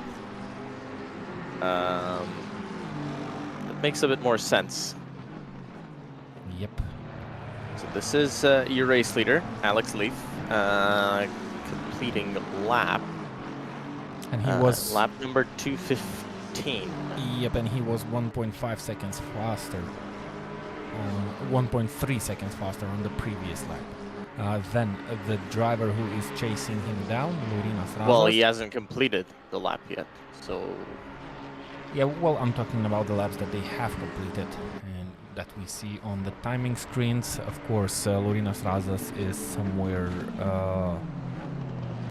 around the Blanchimont straight. He's coming into that straight. Yes. Yeah. 89 right seconds, that gap. Does look like Laurynas Razas able to run in the mid 2-minute 20s. Alex Leaf able to get down to 21s when the conditions are right. It does say the track is optimum, and well, we were talking about the rain. Half an hour. Yep. Welcome. And welcome back. Yep, have some action and maybe see some changes on the grid. You need something to happen, and okay, half an hour until the rain. Let's start playing with the strategy already. It will be right before the next round of pit stops. Unless the rain is late, it will come right before the next round of pit stops. It's about half an hour to go for both. Who is in the better and who is on the worst position? So Laurynas Razas and Gediminas Krištolaitis, including Matas Mickevičius. Well, they are all close, but some of them have a couple of minutes more. Gustas Malakauskas is in the hot seat. So the top 3, but he's obviously out of that battle. So if you look at the front 2, it is a lap difference between Alex Leaf and Laurynas Razas. Yeah, but they still can kind of try to hope for something to come into their side with the luck. So I guess their hope is that we get another one of those very difficult situations where you have the rain coming in and then it disappearing. Yep, or maybe well, yeah, everyone sees the predictions. You know what could help those guys with a little bit more of stint time remaining. The best is that the drivers who will stop earlier will remain on slicks, and then after a couple of minutes rain starts. But yeah, that's not possible because everyone sees that forecast, and well, everyone knows that you can highly trust at least the 10 minutes forecast on the ACC platform, which well, helps. you got to keep in mind if you stop while the track is bone dry, you do run the risk of destroying the wet tires. Yeah, if you and stop being too horribly early. off pace. Yes. Yeah. So, well, it looks like some interesting things are ahead of us still. Just maybe not in the chase down for the lead department because Laurinas Razas will be the car. 19.1 for Laurinas Razas. That is 2 seconds quicker than the man he's chasing, and 1.7 last time round as well. He's putting everything on the line here. We still don't see Jan Nims behind the wheel, so the question remains unanswered whether we will see the man himself driving that McLaren 720S in this race. It's possible that he has no chance to get back behind the wheel, and he doesn't need to, well, at least now, to keep the car in the lead. The teammates are doing a good job, and they are being fast enough to defend that position. But if Jan Nims will get behind the wheel of McLaren, it's going to be even more difficult for the drivers chasing them down to get the job completed. It's looking good now. Sure. I'm not so sure because this is a big margin that Laurinas Razas is gaining. I mean, huge margins that Laurinas Razas is. 3 seconds last. I don't think that's correct. I think we're still waiting for Laurinas Razas to complete. No, they both have completed 2:16. Yep, so 2/16th lap, the difference should be 3 seconds and 3/10. No, it's actually taking the last lap completed. So we have to wait for Laurinas Razas to cross the line once again. Then we'll have the actual gap because it's offsetting. That's why I kept getting confused by this screen. Because the gap kept offsetting one way and then the other.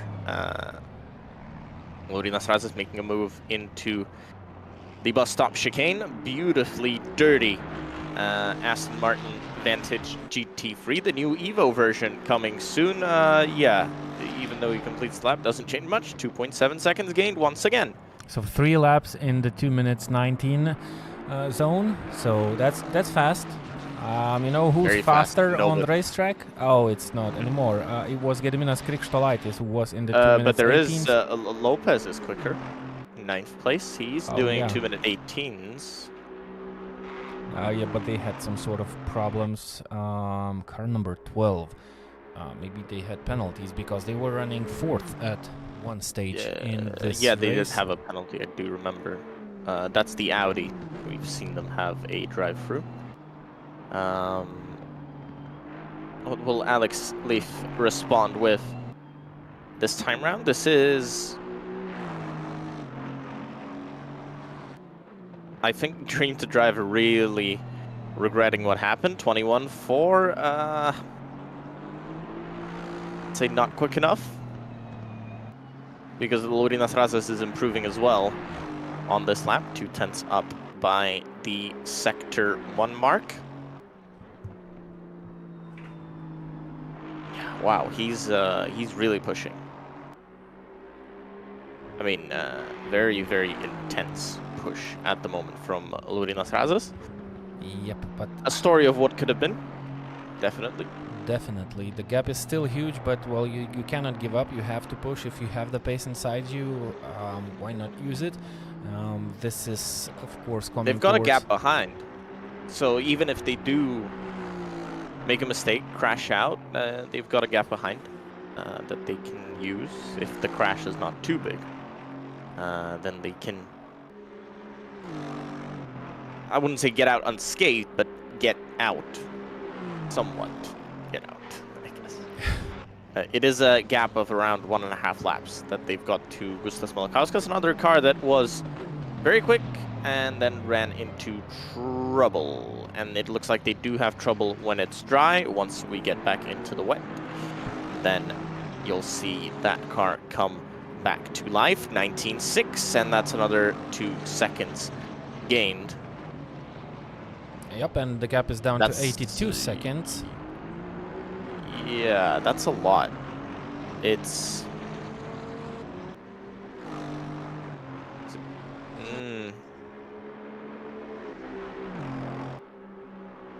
Either Alex Leaf is so confident of the gap that he's got that he's deciding that there's no point in pushing, or...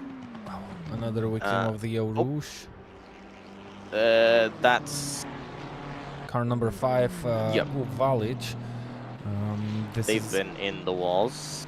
Yeah, they did good, but they are not avoiding mistakes. Team Serbia by Rukaner, they're down in P8. Okay, Alex Leaf should have somewhat a response this time round. 20.8, so picking up the pace. Probably has his engineer in his ear telling him to push the right pedal down a little bit further. Let's see what Laurinas Razas can respond with as well by the end of this lap. He's looking good. He's looking to be in the 2:19s at this moment. Yep, but once again in the 2-minute 19s. That is, again, positive. A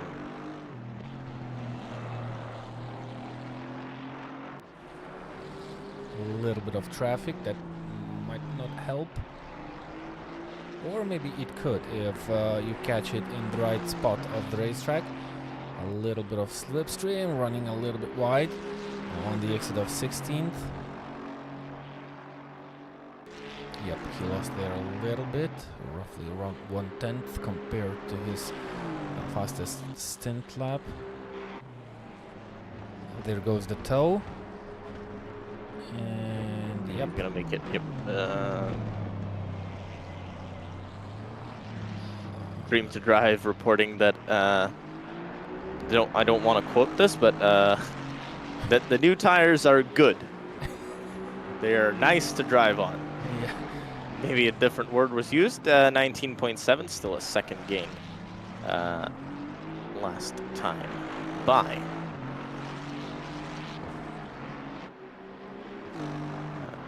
Yeah, that's what the kids do when they are being gifted with a new set of tires.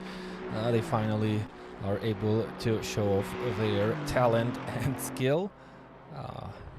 Good to see the performance. You can only imagine what the race would look like if they would have found the sponsors on the right moment of time during this race, but it is what it is.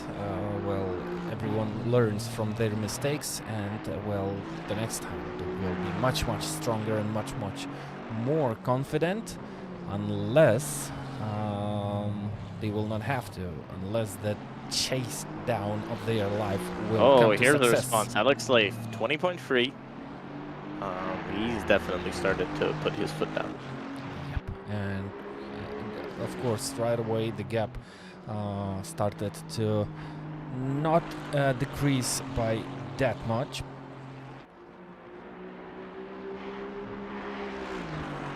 I'm sure Laurinas Razas will be very happy to keep on pushing. Car 24, drive-through penalty.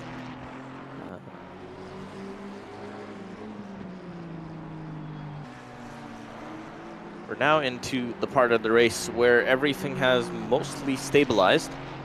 So if anybody has any questions, we're happy to answer them on the YouTube chat. And if you're racing yourself, you can hop on over to the World Sim Series Discord and have a chat with us live as well.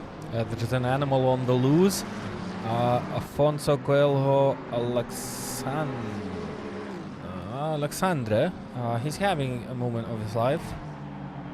On every corner, sliding on every corner. It looks like those rear tires are gone. But he keeps losing it. I thought for a moment of a second that the views that I'm seeing are on a loop mode. Yeah, look how unstable that McLaren is. Does he had a flat tire? What's happening with the car? Does look like an issue. 1 hour into, so 5 minutes into the stint. So this driver has just came out of the pit lane, like a couple of laps ago. Then the puncture is possible if he ran the tire pressures too low, bit too much over the curbs, and the tire just delaminates itself. Yeah, it looks like it's an issue with the tires because the rear end of the car is so unstable. Even in a straight line, just a slight move with the wheel and the car steps out. So definitely they have to come back into the pit lane again. That does look consistent with a puncture. Looking at other cars, Alex Leaf has gone past them. Lorinas Razas will not reach them. Alex Leaf, by the way, 20.8 last time around, so they've picked up the pace and are happy with the 1 minute, the 2 minute 20s. So car number 6 and car number 22 entering the pit lane. It's dry right now. Car number 6 did have 10 minutes of pace time on their clock, so if that's not a drive-through, this is a regular pit stop. And the question is, what tires will they choose? If there's more rain predicted in, what, 10 minutes already? No, it still says half an hour. Oh, I wouldn't go for wet. Yeah, if it still says half an hour, then it's still too early. Lorinas Razas. I think maybe it was a close call because the gap stays the same. Well, he's 2 seconds down on his pace. This is car number 2. Yep, he was just stuck behind the GT4. That's it. There's no more story. No, there's no. I just looked back on it. There's no more story. Interestingly, the system caught up with it as like it was an accident. Yeah, he got really stuck there. He got stuck behind in the worst possible place, but second lost. Can't be the quickest always. Yep. Alex Leaf, he's doing slightly better. Well, with the 1 second loss, Lorinas Razas lost out to Alex Leaf on the previous lap time. The 82.5 seconds gap, it looks so safe for the leaders at this moment. You can mostly think that there are no possibilities for anything to change. Gediminas Krištolaitis entering the pit lane. This is car number 9. They had 14 minutes of stint time remaining, so some early stoppers. Well, the teams don't wait out. Maybe they want to use the new set of tires for a slightly longer time if the rain comes in 30 minutes. So they will have to come to pit lane by the end of the stint, and then if it starts raining, they should have to come in again. So maybe they're doing this pit stop slightly earlier to just use the new slicks for a little bit longer. Not sure if that would be any help. It's a short stop, 12.8 seconds. What can you do during those 12.8 seconds in the pit lane? I'm sure that wasn't a stop and go penalty because the car was on jack. So was it? Car number 3.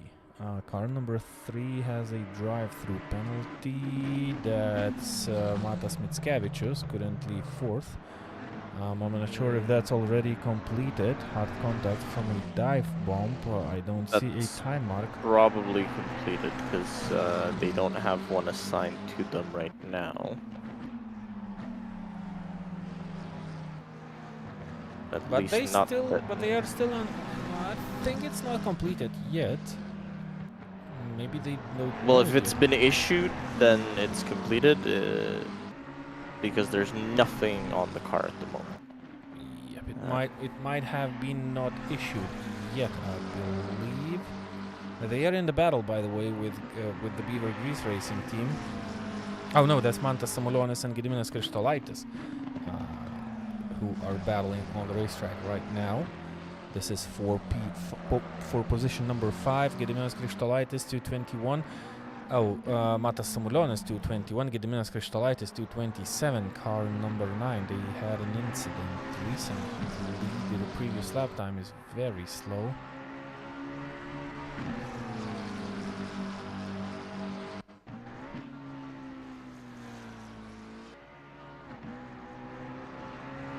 They just moved out of the pit lane. Okay, that's why they are that close to Mantas Samulonis. Yep. Oh, almost coming to a hold. While There's definitely heavy rain incoming, because what we see now, half an hour heavy rain. So let's say in 20 minutes we'll have the actual rain. 15, yeah, we'll be close.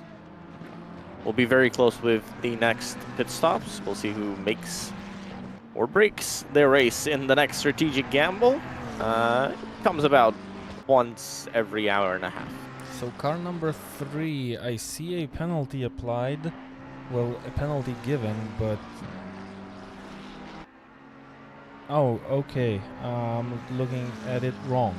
Car number 24 has been given the drive-through penalty for a Actually, contact. car number 6, a 30-second stop and go that they've just completed. They've just served that and back out onto the track. Yep, and the penalty of drive-through was for car number 24 with the contact with the car number 3. So car number 3 doesn't have any penalty.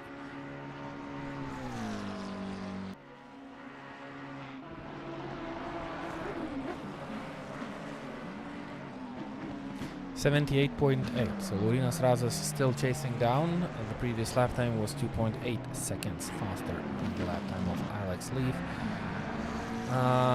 But yeah, the pit stops are slowly approaching. And it looks like all the leading teams will have to make the pit stop before the rain starts. 10 minutes to rain. 10 minutes to rain now, it says. So, Okay. it will be right around the start point of the rain. So, yeah, it will be not a super difficult choice, most likely.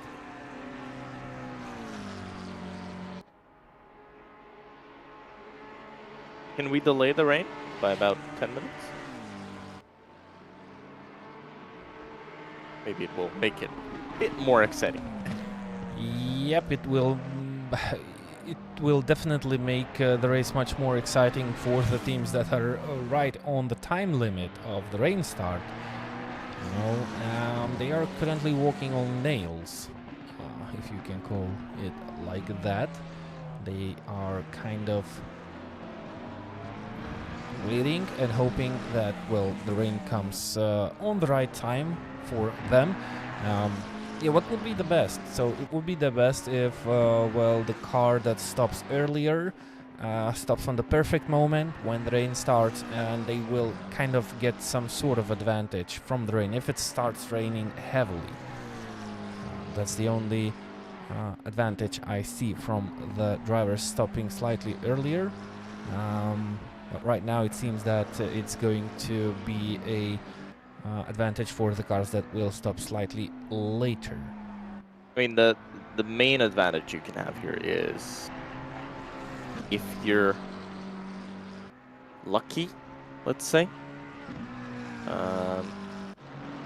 or to put it another way, you're unlucky if you stay out and get collected. If you remember, that happened to Albrecht actually at some point during the race. Yeah.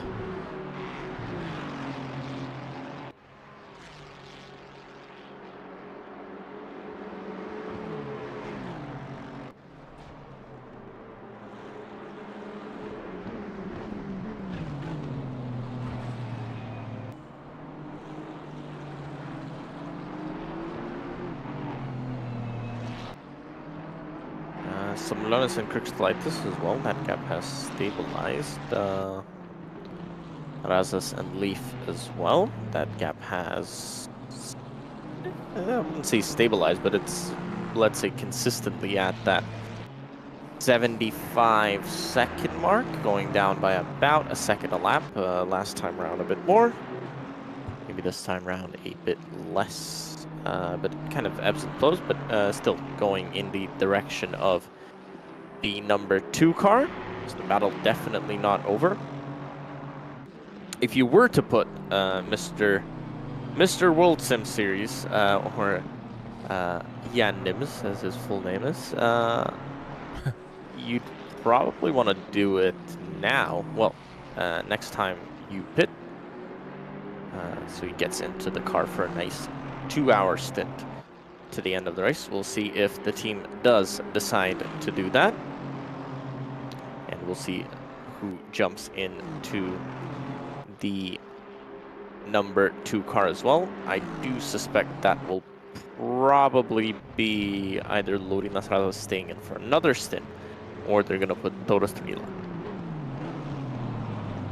in for another hour of this race to see how much can they gain with rain incoming. We've seen Toros being super quick in the rain. Let's see if he can try to repeat that. Yep, the Dream to Drive team has Justinas Saldukas aboard, but he had some sort of problems with the hardware, so it's highly possible that Justinas Saldukas will not come back behind the wheel of that Aston Martin in this race. So the next driver to drive after Lorinas Razas might be Toros Trinila, though he recently completed his stint, so I would assume that Lorinas Razas will stay in the car for the next stint, and Toros Trinila will seen them finish do off. double stints. That's just the main thing. They haven't been doing doubles most of the time.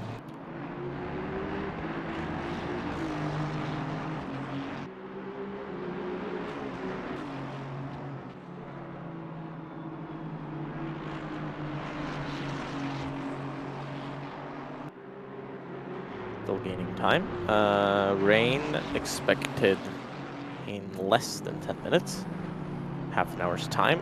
It should still be heavy rain around the Spa-Francorchamps circuit. During the night, it gets a bit more difficult. You don't see the puddles anymore. It's then driving almost blind. We'll see how our drivers manage to do that. Alex Leaf, I'm just watching him at the moment on my screen, making moves, trying to get past other cars and taking risks now. Everyone will try to stay out for as long as possible in this situation, hoping for the best.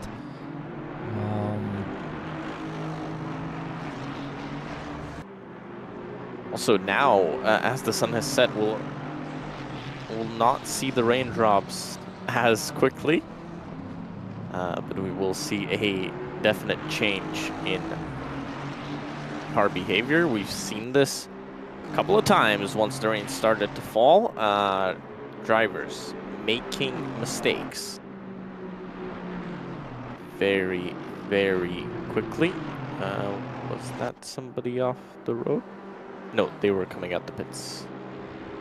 It's hard to judge what's happening on the racetrack when it's surrounded by darkness, but still possible to figure it out after a couple of moments. 5 minutes and 15 seconds on the clock for Laurynas Razas, 8 minutes and 18 seconds on the clock for Alex Leaf. Matas Mickevičius also on the tight line. Mantas Simulionis with 6 minutes. I think them knowing the forecast, they're gonna go for wets either way. I mean, the track's cold as well. That's a help. Not a huge help, but a help. I think they're gonna have to take that risk here. Even if it doesn't start raining before they have to pit, which... Yep. I think it will. Maybe it's less of a risk to put on those wets because you're, well, tight on time rather than put on slicks and then get back into the pit lane. So, well, you put on wets. If it's still dry, go slower. You will still lose less time than putting on those slicks, of course, if the rain's around the corner. If it's not, and you have to complete 3 laps on wet, well, then it's a big question what tire choice is better.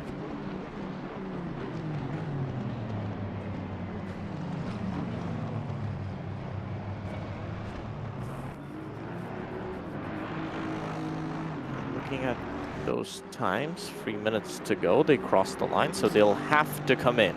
Yep. At the end of this lap. Yep, definitely. It's a much better situation for the leaders at this point in time. Wouldn't call it a much better situation. Well, slightly better. It's a 1 lap better situation. But I think, yeah, taking that risk and going for those wets, we can see in half an hour, heavy rain plus. So very heavy rain predicted. Monsoon style once again.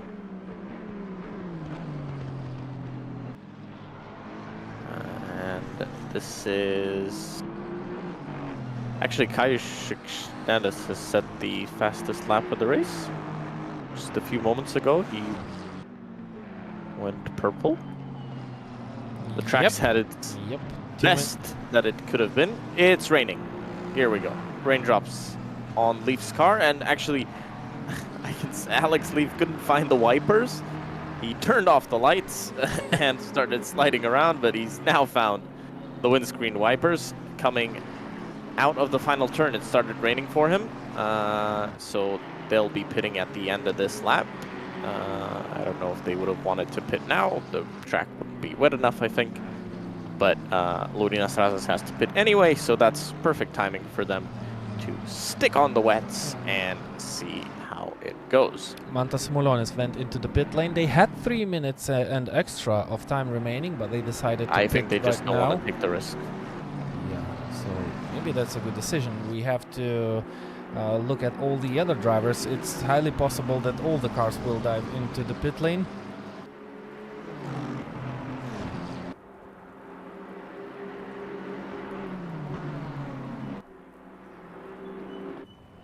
Dream to Drive Junior down to the pits as well. And Laurynas Razas will be coming down. So, doesn't have a choice. Alex Leaf still on the racetrack, still a bit of a chunk of track remaining, but I'm pretty sure Alex Leaf will enter the pit lane right now. 2 hours and 17 minutes. What about the remaining time and the pit stops? Now we can kind of try and predict what the final stints will look like. 65 minutes of stint time, meaning 2 hours and 10 minutes max. So all the drivers seem to be short on the stint time. So they'll have to reset it. They'll have to reset the timer. They'll have to reset it. I think with a drive-through. Yep. If it keeps on raining, and it looks like it will, that's probably the best solution. So you're avoiding losing that time of the car being stationary in the pit lane. you'll just do a drive-through to reset because you'll likely have enough fuel. What about Alex Leaf? They have the ability to kind of try and stay out on the racetrack to not have to reset the car, but they are entering the pit lane. They are playing safe. It's raining, so they don't want to take that risk. Well, they had the gap to do that. They had the possibility to do that. They had the gap. They did, and that would have probably eliminated their need. It would have been close. To be honest, it would have been close. I don't know if it would have been enough. Yeah. Well, of course. Because you're not actually running to an hour and 5 minutes. Yeah, Remember it's better for you when you're the leader to not take risky moves, and that's a clever decision. You know, your main rivals have just completed the pit stop, and they are in the same situation. So keep with the gap and keep with the normal strategy without any risks. And Laurynas Razas exits the pits, and no surprise, he's on the wet tire.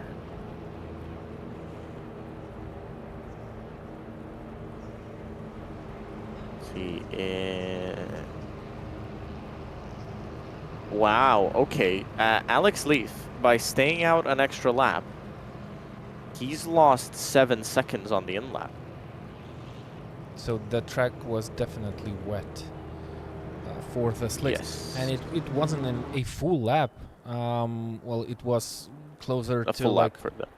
No, that was a full lap for them that they did in rain. Yeah, but in the time frame, in the time frame, Laurynas Razas entered the pit lane, and Alex Leaf was at the moment at 1/3 of the track completed already. So it wasn't a full. When lap. the rain started? No, measuring the time when Laurynas Razas entered the pit lane between the time that Alex Leaf entered the pit lane, so it wasn't a full lap. Storas Tunila, by the way, back behind the wheel of the number 2.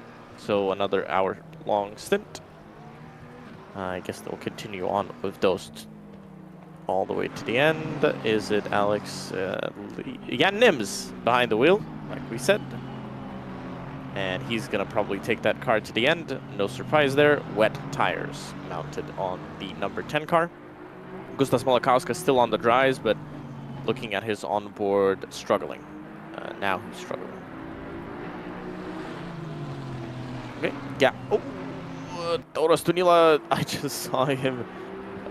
Yep, you were on the same screen. Yep. He was lawn mowing a little bit there. Yep, gap has come down. No, that's not the gap. It's around 1:10. It should stabilize any moment now. Is this it? Malakauskas in? It's roughly 50 at seconds. least. Oh no. Okay, Nope, look. Yep, it's going crazy now. Gediminas Krikštolaitis down into the pits as well. He's gonna switch tires. Who else are we looking at? Still on the dries. Adam Kashoni really enjoyed the dries, but his teammate Nani is on the wets. We don't... Actually, Benko is running dries. That's Bird in GT4.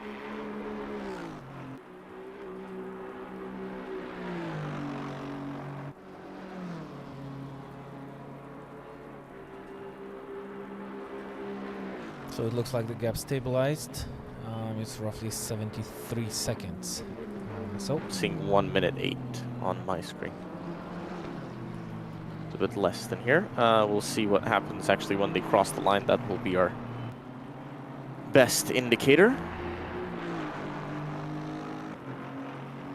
Well, let's take a look at what the basis of 2 leading drivers, Jan Nims being the driver behind the wheel of the McLaren, and I'm pretty sure he will be the driver to finish off this show this night. So he has 2 full stints and maybe 1 drive-through to reset the car. Reset the stint Oh, timer. Matas Mickiewicz is in big trouble. They were 4th, and now they... Very damaged. That's... That car is very damaged. At least the onboard I'm looking at. Yep, and he has just re-entered the track, and actually it was a car that has started. Yeah, the car in front of him started spinning, and there was nothing he could do. to avoid that. So, yep, that's really bad news for car number 3. They were up to 4th after the pit stops. So Kristolaitis is exiting the pit lane. They have roughly 1 hour and 1 minute and 15 seconds gap.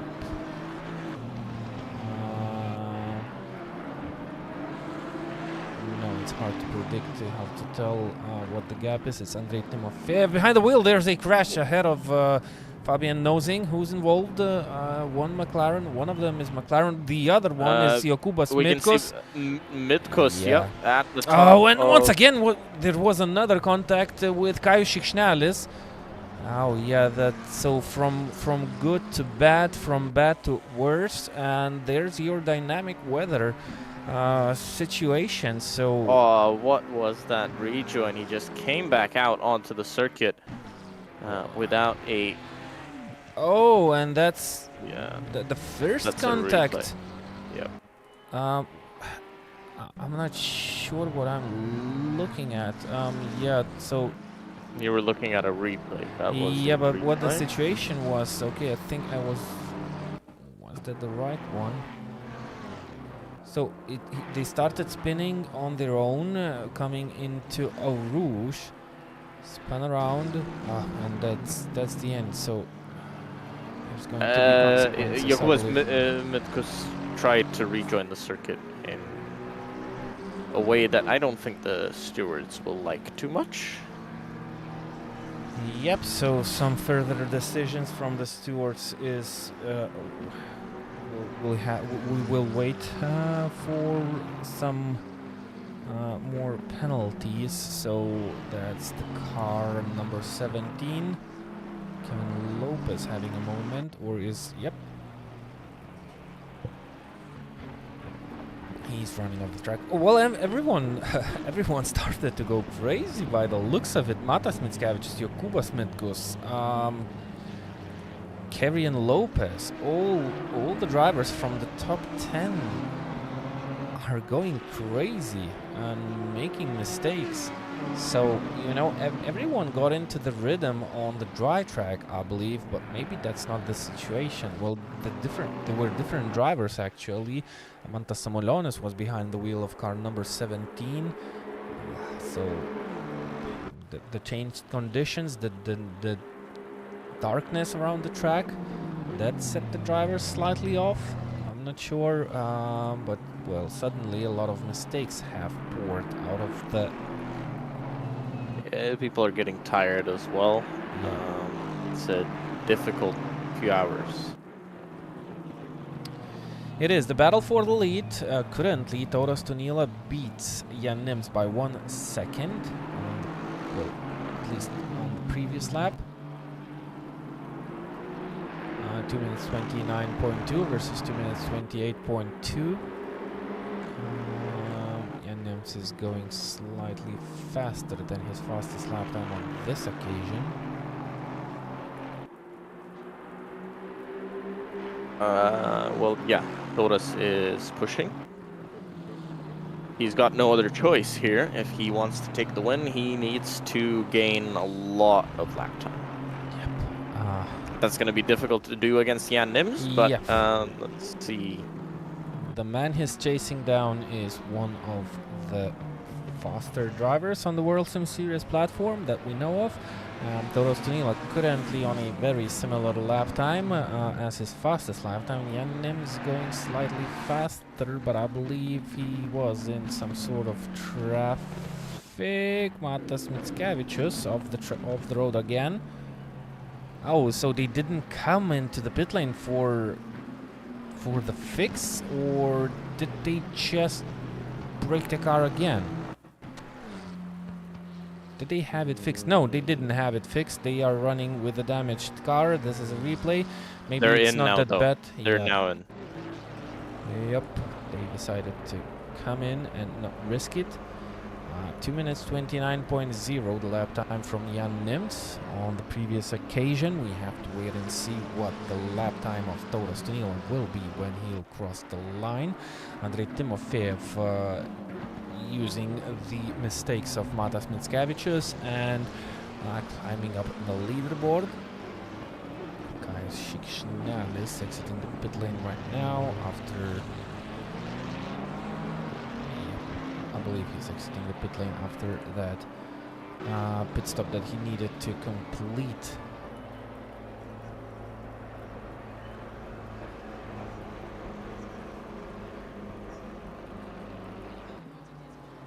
Maybe well, we're looking at least another half an hour of rain.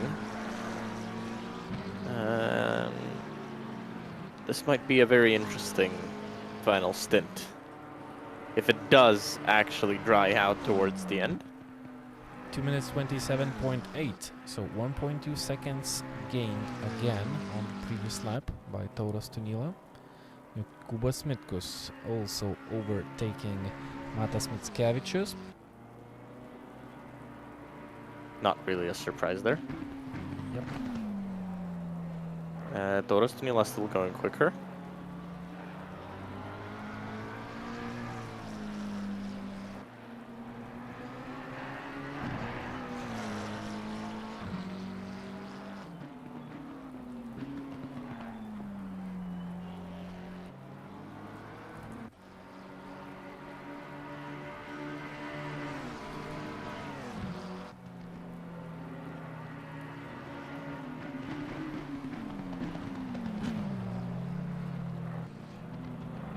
Due to the rain, the strategy, the timing of the strategy is really similar for most of the teams. Strahinja Uvalic having a little battle on the racetrack with lapped cars.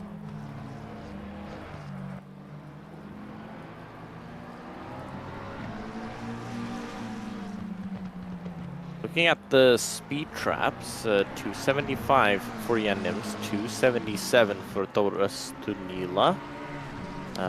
So 2 kilometers per hour difference at the top end. Linus Butvila 272. That does show their setup being more angled towards the wet weather. We'll see what Tauras Tunila can do with that extra speed down the straight. This is something with Jan Nims. Yeah, I just spotted that some yellow flags flashed by the name of Jan Nims, but it was a close overtake down the Eau Rouge. We are currently looking at Kevin Lopez, who seems to have some problems with the traffic. He's okay and his car seems to be okay, but he was slightly slower around the track on the previous occasion, 2 minutes 33.7, so he's struggling maybe with the traffic. There's a battle behind him. Hard to tell who those drivers are that are involved in the battle. Okay, Jan Nims was faster on the 233rd lap by 7/10. So Tauras Tunila had some sort of problems, maybe with the traffic. Does look also to me like the track is getting just a bit worse.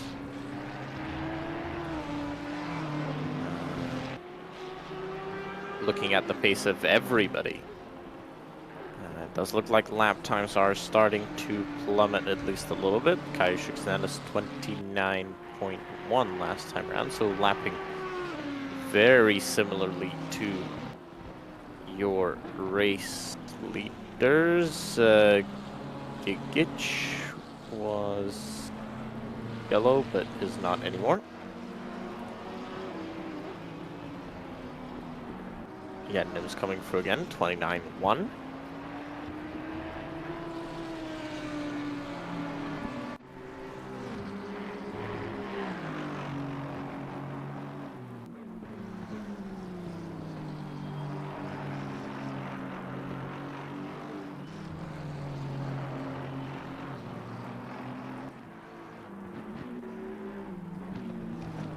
Looks like the final section of the racetrack is a little bit more damper than the first spot of the section of the track. Uvelic is exploring around the track once again, and it looks like they've got no lights on. So they had to have a big contact with the barriers. That's car number 5. Let's try and take a look at what happened to these drivers. Well, yeah, lost the back end. I think they lost it on a puddle. Oh, but there's no contact. No. Yeah. But they lost it on the puddle. Toros Tunila and lost decided to. Toros Tunila lost out a crazy amount of time on the final section of the racetrack. 2 minutes 29.3. He was equaling his fastest lap time of this stint, or up until the. I think he was stuck behind. Yeah, maybe he was stuck, but well, yeah, he was stuck behind Midkus, I think. Looking at the lap times and the deltas that the drivers are doing, they are doing good up until somewhere they reach corners number 15 and 16, and then the time starts dropping. Maybe that's not the case. Maybe it was because the drivers have actually caught with slower cars. Looking at Jan Nems, he's on the Blanchimont straight, and he's currently driving and equaling his fastest lap time of this stint. Watching Jan Nems, I'm watching him through the onboard, just looking at how the car is reacting. At the moment, it doesn't seem like the final sector is too bad. There's not too much standing water. Yep, so I think my prediction was bad. Yep, I can see and confirm that it's all okay on the final sector of the track. Also 2 minutes 28.6, so no time loss for Jan Nems, and he actually managed to almost equal his fastest lap time of this stint, and he started the next lap even slightly better. Toros Tunila struggles a little bit on pace. Maybe he's stuck in traffic. No, it doesn't seem like that. He passed that McLaren by the end of the previous lap time, but he's currently slightly slower than the fastest by himself. That means the gap started to grow a little bit, and it did so for the 3 previous laps. Yep, so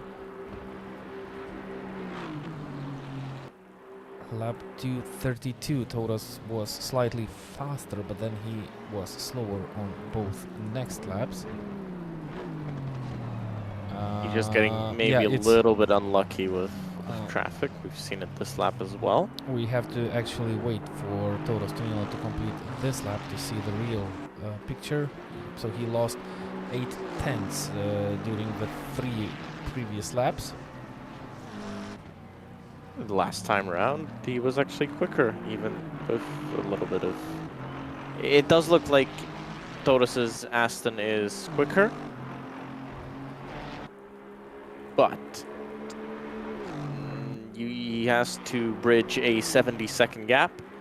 I think that will only happen through another strategic masterclass.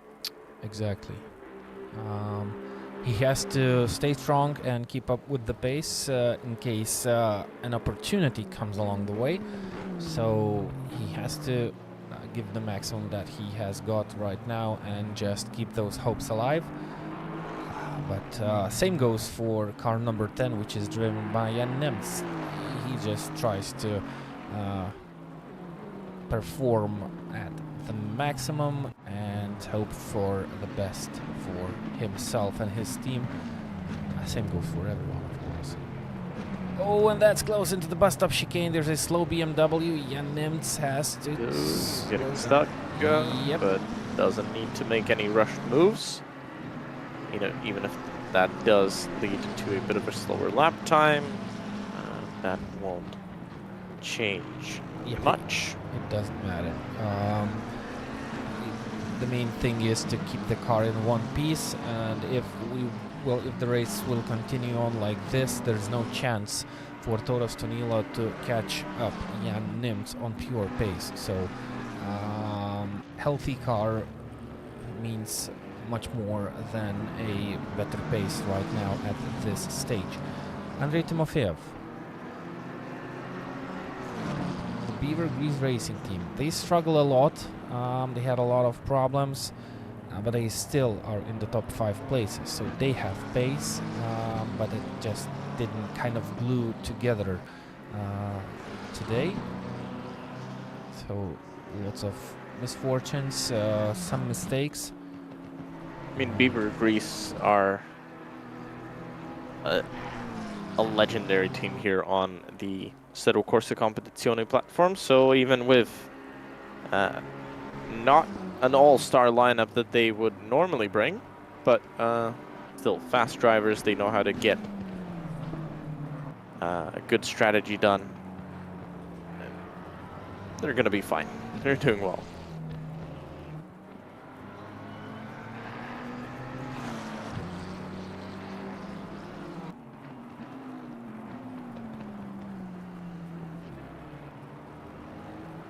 Yep, still a nice battle. One can just hope how the battle would look like if the gap was, let's say, 10 seconds between these cars. It would be much more intense. Right now we have to enjoy all the actions that drivers are pulling out to make it the best for the teams that they are currently running for.